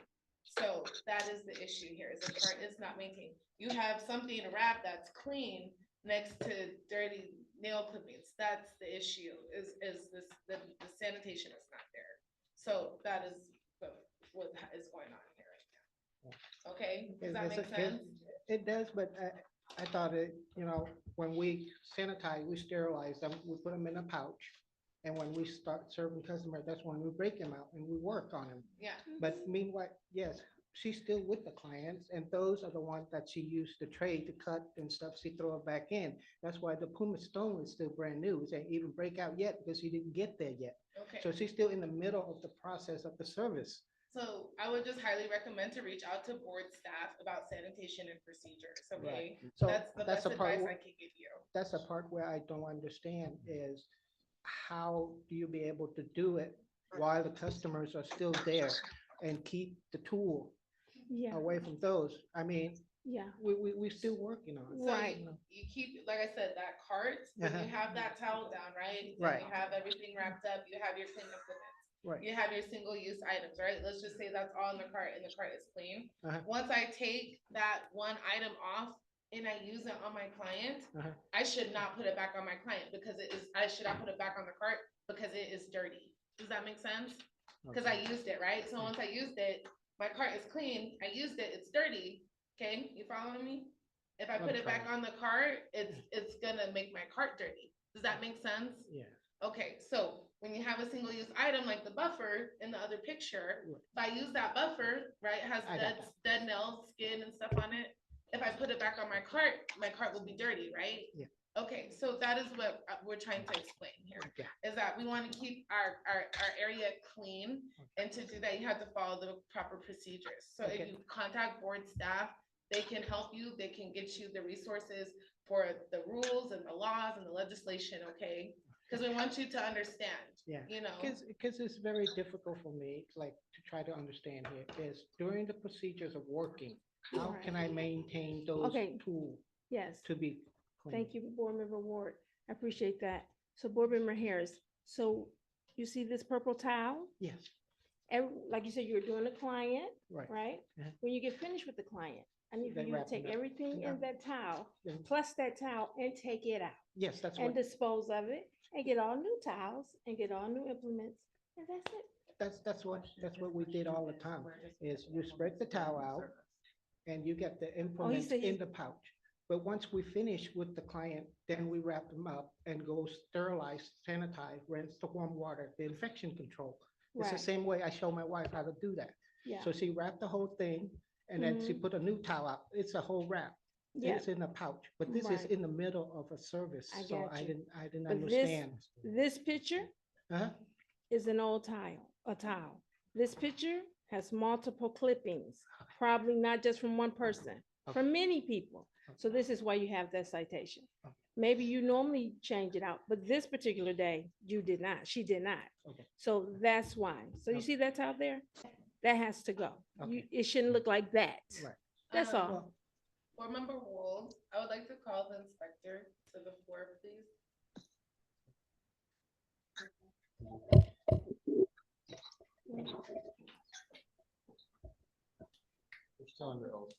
Okay. I'm just talking, so I was, Dana Lopez, inspector. So I was one of the inspectors. I was training Joe Herrera at the time. I do remember inspecting the salon. And there were services, as you said, your wife was doing a pedicure. However, these carts were found against your wall where your stations were. So these carts were not found where the services were being provided. They were next to your nail stations against the wall. So at that time, that service was not, that servicing cart was not, in a service. It was, looked like prior used, right? So I just wanted to clarify that for the board, Yeah, hold on. I am sorry, but I think you forgot. You pulled me into the room and you yes. told me you're gonna cite me for the grader. Meanwhile, my wife is still working on the clients, which is Mr. Owl in the pedicure. So that chair there, that rolling chair there was with her. It was not on the side. The one that you took a picture was citing me on the side while I was doing a fill. That was the two grader. That was mine. That was, and I wrote that. I did. That was the previous, so that we already closed that. Yeah. That was my that's- citation from Yeah. previous, so we've already closed that one, but we're talking about your wife Right. now, which Joe was the inspector with me. So there were two inspectors and citations or violations that were issued from each of us. And we did have a conversation, because I do thoroughly go over all of our citations at the end, talking about sanitation, what our findings were, what we could do, to apply, better sanitation for your salons. But I just wanted to clarify Yeah. our inspection and how we do that. Thank you. All right, do we Thank have you. any other questions or comments for this petitioner? No. Okay, let's, are we ready to make a motion? Can I call for a motion? Madam Chair? Yes. Before you make your motion or ask for the motion, the graders that were found were cited to him. And his wife was also cited for the graders for the same ones, or the other one, because there were two, right? Yeah. So we as staff would recommend to go ahead and waive that second grader because we already got Done that. him on it. It's the same picture. Yeah. It's the two graders in there, so. It's a It's second different. picture, it's on the second level, the other grader is on the top. Oh, they're different pictures. That's why when she said the card was laying on the Wow. side, that was my card. The card Okay. with the dirty other towel grader had that you two were saying, graders in that it, was my this wife. grader Oh, okay, She was well. doing a pedicure. Oh, So that card was not on the side. Okay. That card was Sir. with her. Oh, yeah. Sir. So, Okay, well, thank you. I tried. I thank you, but I was. no, I learned a lot more today. No, sir, you're fine, you're fine. And ma'am, you're fine too. So I thought they were two different pictures. That's what I was informed, but we were mistaken. They're two separate pictures. I tried to help you license it. I know. So, Thank you. I will shut up. No, because the other one, you have two. You was gonna cite me two, and then Yeah. I said one, this one. All right. I'll blame it on my chief All compliance right. officer, so. All good, all good. It's open. All right, let's make a motion. Okay, this is Board Member Harris. I would like to uphold the violation for N-14872. Thank you. Can I get a second, please? This Board Member Douglas, I second that motion. All in favor? Aye. Any opposed? All right, motion carries. So we did uphold that for today. I strongly suggest that if you guys have questions or anything, utilize the board staff. They will absolutely point you in the right direction, assist, help. If you have questions on where to put your implements or how to do certain things, absolutely reach out to them. You can also go back to your school to ask. There should be books out My front school- for the my school laws told that are updated, okay? Yes, So ma'am. whatever you need, okay? We're here for you. Well, Thank you. I done for 20 years, so I don't Yeah. know. It's the same routine. It's the same motion, Yeah. so I don't. But we don't really want you to know. get hooked up again because every 2 years, there's a possibility of changing within laws, okay? So definitely stay up to, abreast of those. Yeah, like, Okay. like she explained it to me about the Yes. buffer and the fog. I Yeah, just there learned you something go. new. Yep. Thank you. Technology. Thank Okay, you. thank you. All right. At this time, we are going to take a break for lunch. Oh, yeah, she can hang them now. Okay, Yes. thank you. Thank you. When we come back, we will begin with petitioner E. She can't Yes, see we'll you. start back. She can't see you. Yeah, so- she can't see you. She can't see you. 20 She can't minutes, see you. 15, what do we think? Huh? Just, I mean. I know, we're running so, behind, so 10, yeah. 10, How 15, about 20 20? minutes? All right, we're gonna eat fast. We're gonna be back here in 20 minutes. So the time is 1:49, so we'll be back here at 2:10. 2:10. All right, and we will start with petitioner E, petitioner Rubino or Rubio. Yes.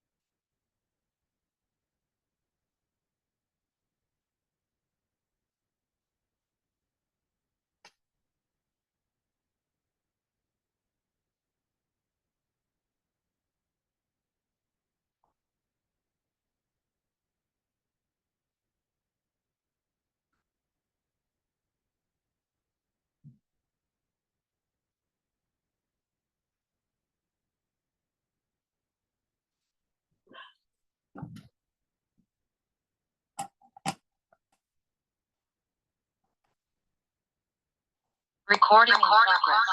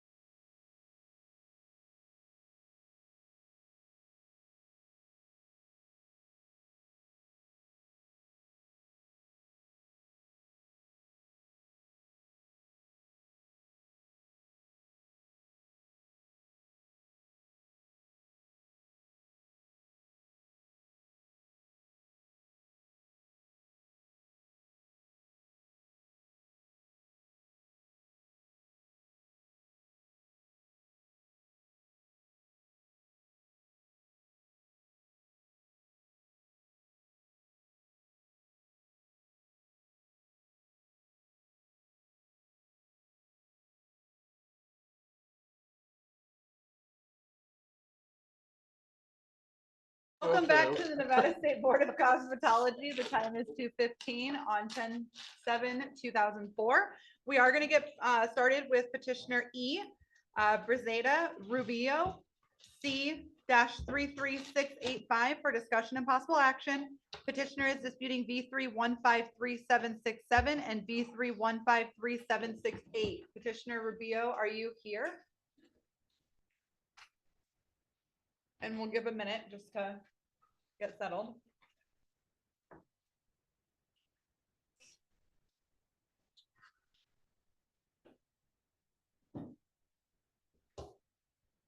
Rosetta Rubio. All right, let's go forward and trail. Yeah, trail. Okay, so we'll trail her. We're gonna go forward with, The next petitioner, Uh-huh.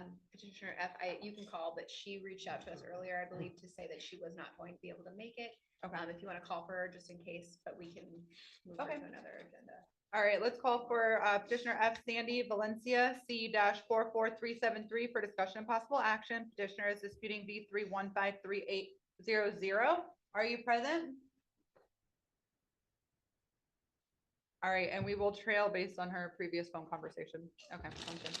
All right, petitioner G Amanda Lamb N-11238 for discussion and possible action. Petitioner is disputing V3149085. Amanda Lamb, are you here?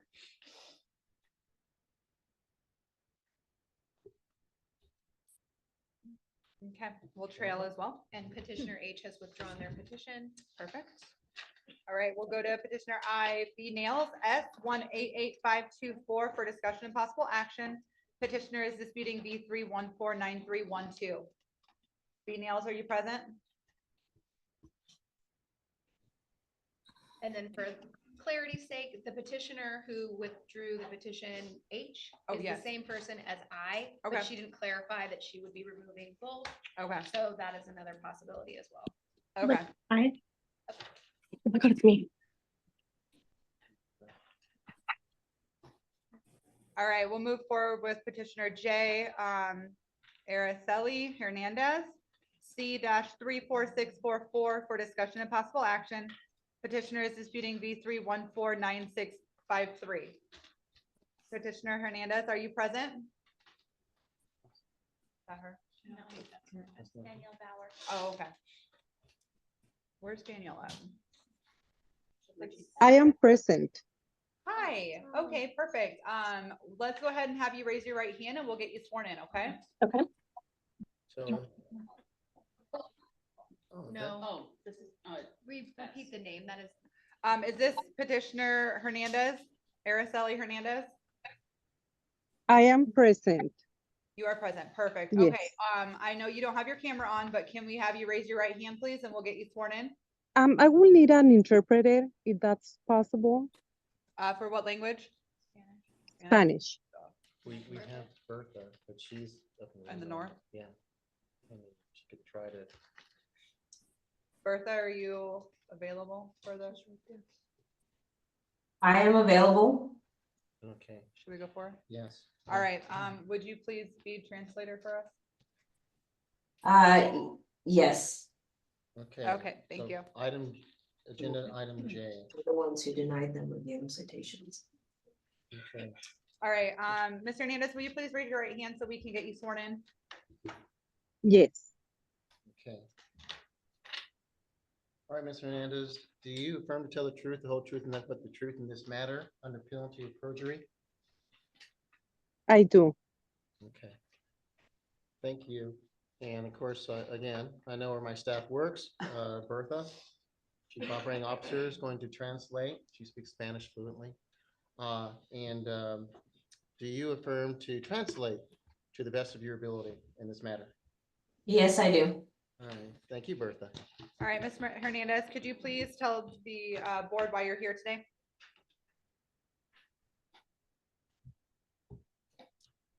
Bertha, go ahead and translate that for her. Señora Hernández, sí puede decirle a la Junta para qué está sometiendo una petición hoy. Sí, buenas tardes.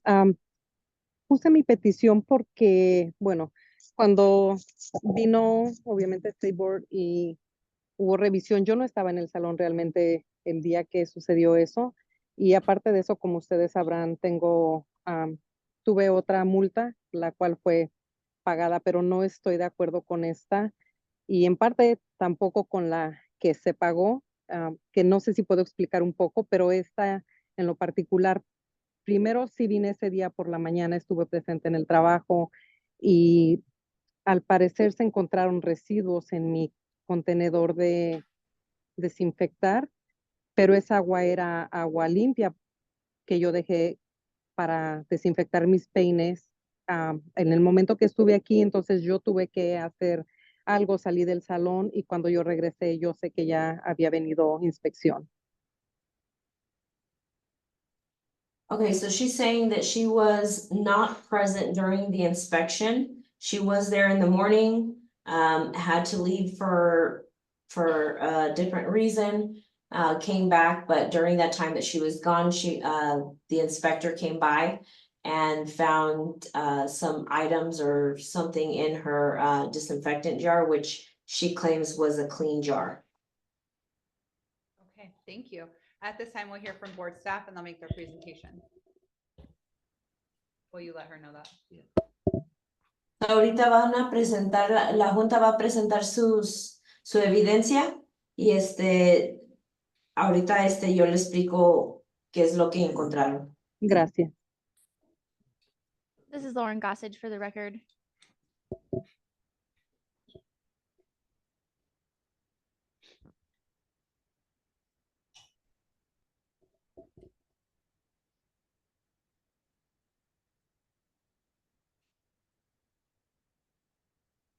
For petitioner C34644 for violation 3149653, she was cited $100 for failing to apply infection prevention procedures on instruments, implements, and other tools. It's a sanitation and disinfection process that we have. During the inspection, the barbicide had hair debris that was found in it. Per our disinfection process, all debris should be removed from combs, brushes. They should be thoroughly scrubbed with water and soap, rinsed off, and then placed in the disinfectant. So, la foto enseña su contenedor de barbicida. Tenía cabellos en el contenedor que debe de estar limpio en todo momento. Lo que debe de proceder es cuando usa un peine o usa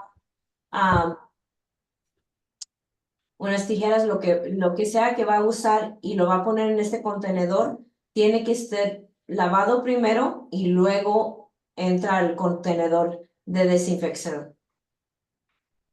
Sí, sí entiendo perfectamente eso y de hecho es lo que siempre hago. Pero si ustedes pueden ver más de cerca, yo revisé después de que yo regresé y se me informó de lo que había sucedido. Y si ustedes pueden acercar y ver, el contenedor está sucio por la parte de afuera y ese residuo blanco que se ve es porque esa mañana yo hice también un químico y quiero suponer que es del decolorante que usé. Y sí entiendo lo que me están diciendo, pero todo eso es en la parte de afuera. Realmente el agua había sido cambiada esa mañana y no sé qué más, cómo puedo explicar esto. Si estaba mi contenedor tal vez un poco destapado y los cabellos fluyen, es normal en un salón donde siempre, especialmente donde somos 8 o 10 estilistas, que haya cabello por donde quiera, supongo.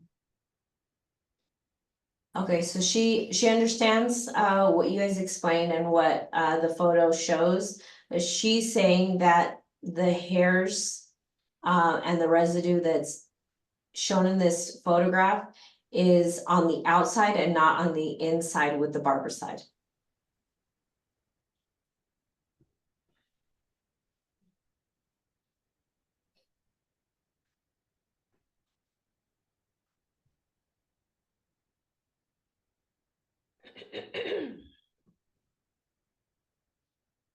Okay, thank you.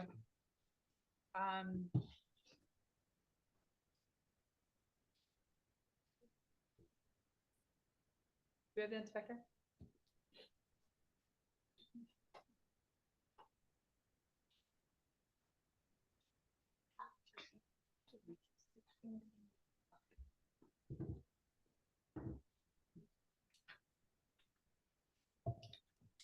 Madam Chair, she's still under oath. Perfect. Question for you. Can you speak to the comment that was just made about the hair being on the jar and not necessarily inside of the barbicide fluid? When I'm inspecting, I'm always looking inside the jar to double check and make sure and confirm that it is hair debris or whatever debris. I don't just glance at that because I'm even like shaking the substance around. There's absolutely no way I would have cited that was outside. No way. Excuse me. Any other questions? This is Janie Huggins for the record, and there are two photos where you can see that it looks as though the inspector pulled up that metal container, and that you can see on this photo where the container, that metal part of the container where the combs rest, and you can pull it to get them in and out. You can sort of see how it appears darker in near the base of that metal portion, as though the hair is sort of trickling downward. That might just be my perception of what I'm seeing, but that's what it looks like in the inspection photo. Araceli, lo que están viendo ellos es que cuando ellos levantan ese contenedor, parece como que el cabello está cayendo del contenedor que tiene, donde tienen los peines. Y cuando la inspectora va y hace la inspección, ellos siempre checan adentro del líquido para que así puedan verificar que los cabellos están adentro y no afuera del contenedor. Ok, tengo una pregunta. Yo sé que no estoy aquí para hablar del caso de nadie más, pero surgieron varias cositas el día que ella vino a inspeccionar, que repito, yo no estaba en el salón. Cuando yo llegué, la dueña del salón fue la que me informó de lo que había sucedido y repito, yo pagué 2 multas más, las cuales no se me hicieron justas tampoco porque me las dieron por una misma razón, yo no me di cuenta, yo pagué esas 2 multas y hasta después de haber pagado, yo pensé que yo estaba pagando incluso esta de la que estamos hablando y fue cuando, bueno, a mí no me pareció justo y por eso fue que yo puse la petición para esto. Pero mi pregunta es, cuando ellas vienen, ellas se enfocan solamente en ciertas estaciones o ellas van por todo el salón, porque yo tengo pruebas de mi compañera que estaba enfrente y tengo las fotos de ese mismo día y tengo realmente, si de verdad piensan que mi contenedor estaba sucio, a mí me gustaría presentar esas pruebas y yo tengo entendido que a ella no se le multó a nadie más del salón ese día, por lo que la dueña me dijo y yo comenté con mis compañeras y a nadie más se le multó cuando realmente es algo inaceptable y yo tengo las pruebas de todo eso, tengo las fotos y digo, ¿cómo es posible? Yo entiendo y tomo mi responsabilidad, mi parte de responsabilidad en esto, porque sí, si ella me está diciendo son cabellos y los encontró, perfecto, voy a tomar mi responsabilidad, pero ¿cómo es que funciona esto? ¿Por qué solamente a algunas personas se les multa y dejan pasar otras cosas cuando realmente la situación es bien crítica? Y tengo estas fotos y si ustedes las vieran es algo inaceptable por completo. Solo que, si me permite traducir, so what she's saying, she's claiming that she has proof and photographs of other stations. Sí, está bien, gracias. Ok, está bien, sí. She's claiming that she has photographs of other stations where their barbicide was also in her words unacceptable and that they should have been cited. She's asking why the state board inspector did not go to those stations and cite those individuals. I think at this time, we can only speak on this She petition. can submit that as evidence that she was in a way targeted. I think at this time, we can only speak to this petition, but she's more than welcome to send over any photos and discuss that on a separate matter. At this time, we are discussing this petition and the citation. So en este momento nomás estamos hablando de su situación. Ya si usted tiene comprobantes, puede someterlos al departamento de inspecciones. Sí, sí, perfecto. Y yo le agradezco, incluso si yo le mencioné antes de comentar esto, que yo sabía que probablemente no tenía nada que ver con mi caso, pero sí me parece algo importante mencionarlo, puesto que el trabajo digo, yo no les voy a decir cómo deben de trabajar, pero yo creo que si hay inspección debe de ser en general para todo el salón y si hay multas por cosas que están fallando, yo creo que debe de ser a todas, no se deben de enfocar solamente en una persona y especialmente cuando me dieron 3 multas el mismo día, repito, no lo veo justo por la razón que me dieron una multa por otra situación, doble de $200 que la pagué creyendo que estaba pagando esta, pero está bien, sí entiendo lo que me acaba de explicar, gracias. Ok, sí, como le dije anteriormente, puede, si tiene esos comprobantes, mándeselos al departamento de inspecciones y ellos pueden empezar una investigación. Ok, sí, perfecto, gracias. So I just explained to her that if she does have her proof, she can submit it to the inspection department and then they'll proceed with further investigation. Okay, so, make a motion. Yes. All right, we'll make a motion on this petition. Unless anybody has any questions. I have a question. You have a question? Okay, go for it. Board Member Moreno, you said that you got fined previously and you paid those fines? What were those fines for? Araceli, usted dijo que había recibido 2 multas anteriormente. Sí, de hecho fueron el mismo día, se me multó 3 veces el mismo día, las 2 anteriores fue por mi contenedor de wax, que sí estaba manchado por la parte de afuera y tenía el stick que se usa yo no lo tiré al momento de terminar a la clienta. Sí, sí fueron 3 multas en el mismo día. Okay, permíteme un segundito. So what she's saying is she was cited 3 times that same day. One of them, she said it was for her wax container, having a stick in it. She didn't throw it away after her service. This is Janie Huggins for the record. The licensee was cited one time on that particular day. However, this licensee has been cited on another inspection. She was issued 2 violations on a previous inspection in August of 2003. One was for a wax stick that was previously used, so it was double dipped. And the other citation that she was issued on a separate inspection on August 2nd of 2023 was for a wax pot that had not been kept clean or free of debris.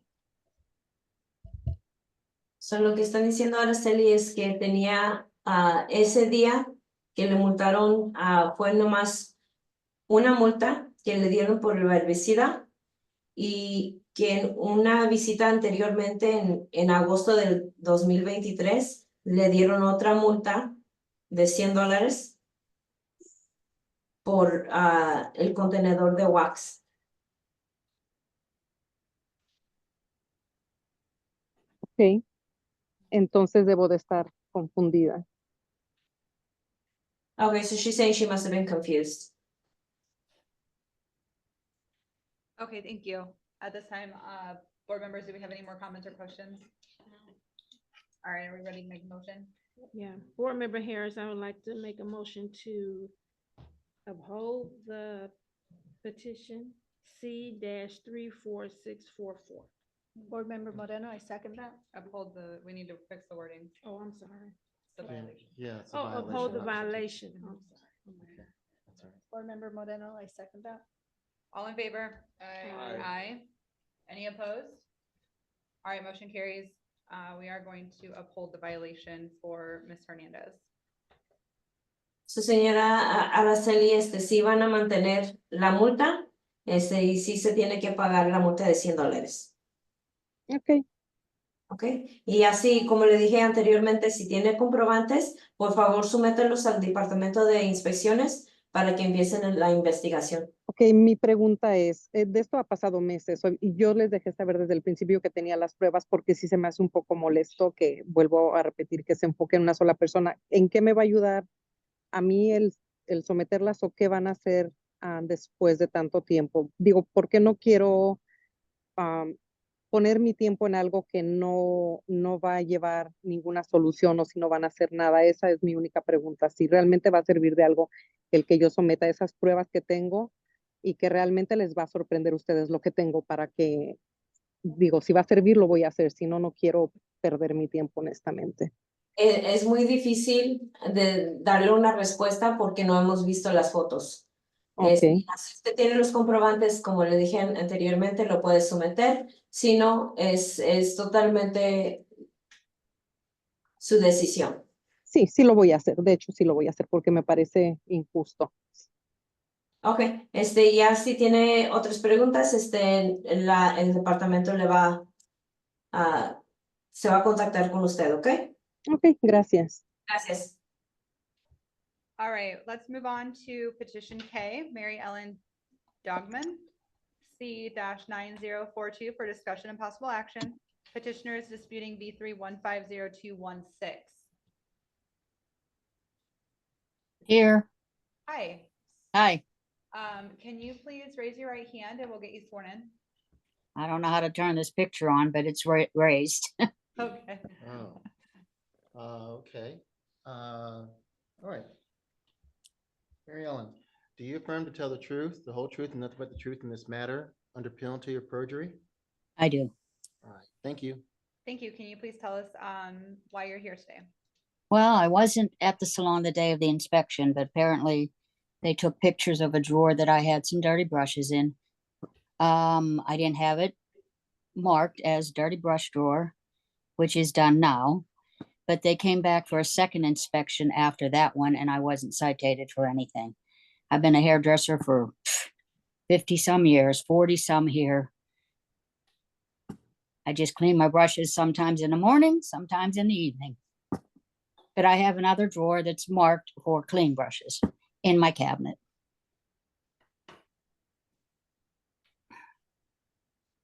Okay, thank you. At this time, we'll hear from board staff and they'll make their presentation and then we'll come back to you, okay? Okay.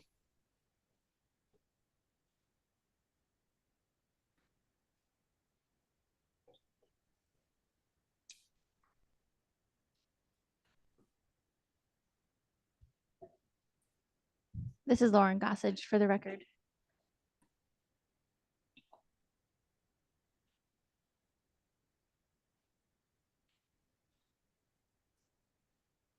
All right, for petitioner C-9042, she was cited $100 for failing to properly maintain walls, floors, ceilings, furnishings, and equipment and fixtures in salon, that her equipment was not kept clean or in good repair. So during the inspection, this drawer was found with hair on the bottom of the drawer and what appears to be some brushes that are clean and No, they're all the dirty. drawer. Okay, thank you. Can I clarify something that Mary Ellen had said? Yep. She said that she was issued the citation and then a follow-up inspection was done. Can we verify that? Yes. Give us one moment.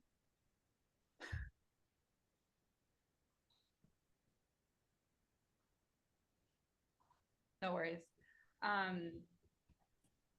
Mary Ellen, what is this drawer used for? That's where I put all my dirty brushes, and then I clean my clippers and all that. I put them in there. So then the next morning, in fact, that day I wasn't there because I wasn't working. But the next day I come in the morning, I clean all that, clean my clippers, my clipper guards, everything is in that dirty drawer. Take out the towel and replace it and clean it all up before I work. It wasn't marked as a dirty brush drawer, so now I have a sticker on it that says dirty brushes and equipment. And then in my cabinet, I have another container where I keep all my clean stuff. And there's a drawer beside that one that has some clean items in it where I keep my clippers after I clean them. Thank you. I just rent a station in the salon, so when it says walls and floors and ceilings, I don't know what that means. That verbiage is just all encompassing of that NAC. Okay. Yeah. But you're right, we are talking about the drawer. Okay. While we wait for board staff, are there any questions or comments from the board members?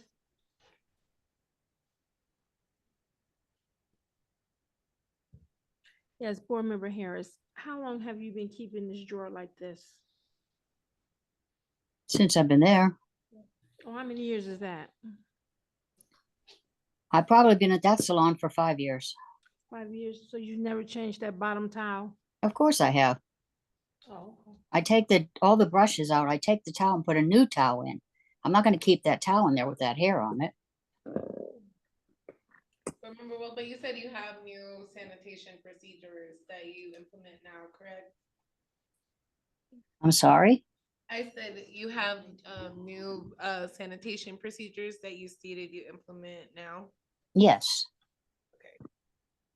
Could you speak to that, please? And what your procedures and policies look like in the salon now? Well, I was told I need to mark the drawer if it's for clean or dirty. And I did that. And I just do the same that I've always done. I take the brushes out. That evening, before I left that evening, I didn't do it because I had a long day and I was tired. The next morning, before I start work, I come in early to get all my stations set up. And when I set it up, then I take all that stuff out of there. I clean my brushes, put them in like a shoebox container after I clean them so they dry. And my clippers go in the clean station after I clean the blades off. Okay, thank you. This is Board Member Harris. Have you ever, after each customer, have you ever cleaned the brushes or your clippers? I clean the clippers after the customers because I can't cut the next person with all the hair on it. The brushes, I just don't. I usually put them in the drawer so I can get them later. I have plenty of brushes. I don't need to clean each one after I do. This is Lauren Gossage. For the record, it looks like the establishment that she does work in was visited in July of 2024. Mhm. So a few months, 5 months after the citation was issued. No citations were issued, or I believe no citations were issued at that time.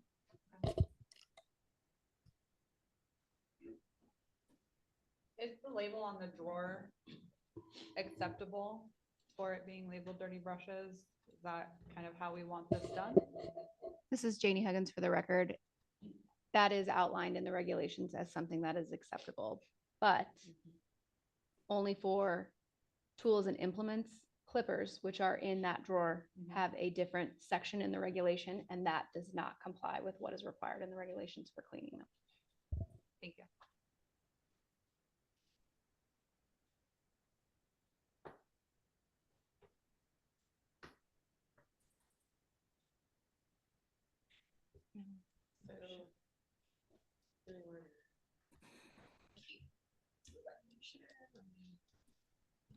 No, I want to uphold the violation. Okay. Yeah, That's fair. yeah. They said absolutely. Oh, okay. Just making sure. Okay, can I get a motion? Anything from the north? No. Okay, all right, let's make a motion. This is Board Member Harris. I would like to uphold the violation for C-9042. I, Board Member Wold, second that motion. All in favor? Aye. Aye. Any opposed? All right, motion carries. All right, we are going to uphold the violation for this drawer. And then we do recognize that you have implemented new sanitation policies and labeled the drawer. If you have any questions, you can reach out to board staff. Otherwise, they'll reach out to you as well. So are you saying I still owe the $100 citation? This meeting is being recorded. I'm sorry? I said yes. Wow. 50 years I've been in this business. First time I've ever had a citation and $100. Yeah. Looks like I'm gonna get out of this business. Thank you for your time. All Yeah, right, we're gonna since 9 o'clock this morning, I've been waiting. All right, we're gonna move forward with petitioner L, Paradise Thai Wellness Boutique S187363 for discussion and possible action. Petitioner is disputing B3149904. Is a representative for the boutique available?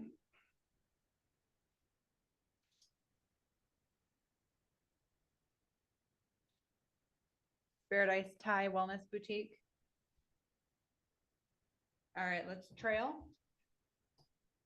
We're gonna go to petitioner N, James Reza, DBA Globe Salon, S-11385 for discussion and possible action, appearances by Katie Canada, lawyer for Globe Salon. And then the petitioner is disputing V3149058 and V3154357. Are they present? Okay. Yes, good afternoon. Hi, can we, are they together? Is she Yeah, speaking on behalf? is James Riza with you? He's not in the room with me if you need me to get him, but I am essentially in-house counsel for the S Corp. Okay. All right, because there may be questions that may be directed toward him. He's an owner or officer? Correct. Okay, so there may be questions directed toward him specifically. So you need to put him under oath, or if you as counsel don't believe that you'll be able to answer every question required, then there's no need for him to be there.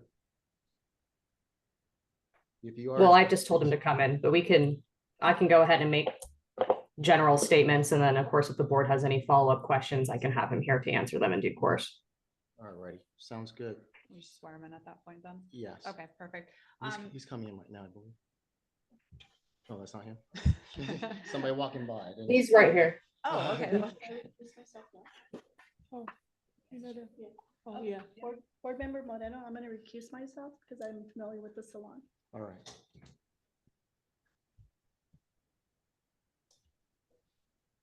All right, so we'll wait for her to leave.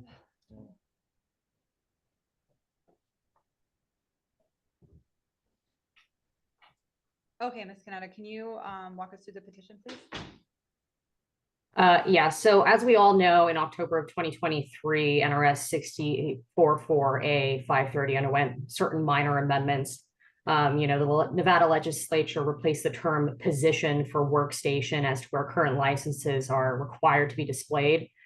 Now, obviously, the statute raises some questions as to what's required for instance, stylists that don't have a set workstation, shampoo techs, and assistants who, frankly, travel throughout the salon throughout the day. So ultimately, I look at this amendment and I look at these violations and I think, what does this mean in terms of a licensee's compliance? What was the legislative intent behind these amendments, specifically the change between position and workstation? From our point of view, it certainly wasn't to have a licensee post copies of their licenses everywhere where any given stylist or assistant works on the public within a salon, such as shampoo bowls, the lab, dryers, etc. Frankly, that would be absurd. So to assist in interpreting what exactly is required in terms of posting these licenses, and frankly, this isn't our first rodeo with this type of violation, I went ahead and looked at the meeting minutes from the Senate Committee on the Commerce and Labor, which was provided comment as to these specific amendments back in March of 2023. Your executive director, Stephen McDonald, provided comment. And upon doing so, he explained that, quote, the third change in section 44, subsection 2 requires that the cosmetologist license needs to be displayed anywhere the person practices where customers can see it. So anywhere the person practices where customers can see it. And that's precisely what Globe has done here. Both the salon and stylist licenses are framed and posted on a public-facing wall near the restrooms. Each of Globe Salon's guests are required to change into a robe before their services commence, which the robes are located in those restrooms. So meaning each guest plainly passes by the framed licenses every time they're within the salon. Now, to be clear, I think that some of these amendments might have been motivated for the influx of salon suites that we're seeing, where you might have licenses posted in the building, but not within the suite itself. And I can totally understand the application of the statute to that particular scenario. But here, Globe is just over 1,000 square feet, and that's the entirety of the salon. And the various workstations throughout the salon, whether it be the shampoo bowls, the labs, or various salon chairs, are combined within an even smaller space. So again, I kind of circle back to what the intent and the spirit of the statute is in terms of posting of licenses in order for the public to see them.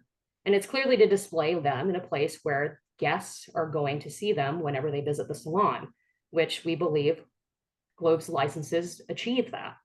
And in fact, the board concluded the same in July of 2020 when we petitioned for the same violation. You passed our petition and then set precedents, which is precisely what should be followed now. I think that the intent of the statute and Globe's compliance has not changed since that time. And frankly, the comments from your own executive director to the Senate committee confirms that. So as such, we'd ask that you pass our petitions. For the board's reference, I have the Senate committee meeting minutes as well as the prior board minutes from July 2020, if you'd like to see those. Thank you. At this time, we're going to hear from board staff and they're going to make their presentation.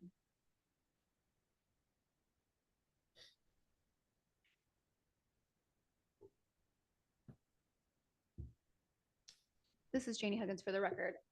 The petitioner and counsel did provide supplemental material.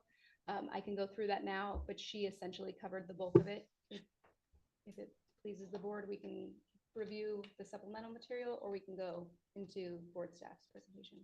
Have we all had time to review that also? Yeah, let's just go forward with your presentation. Yes, thank you.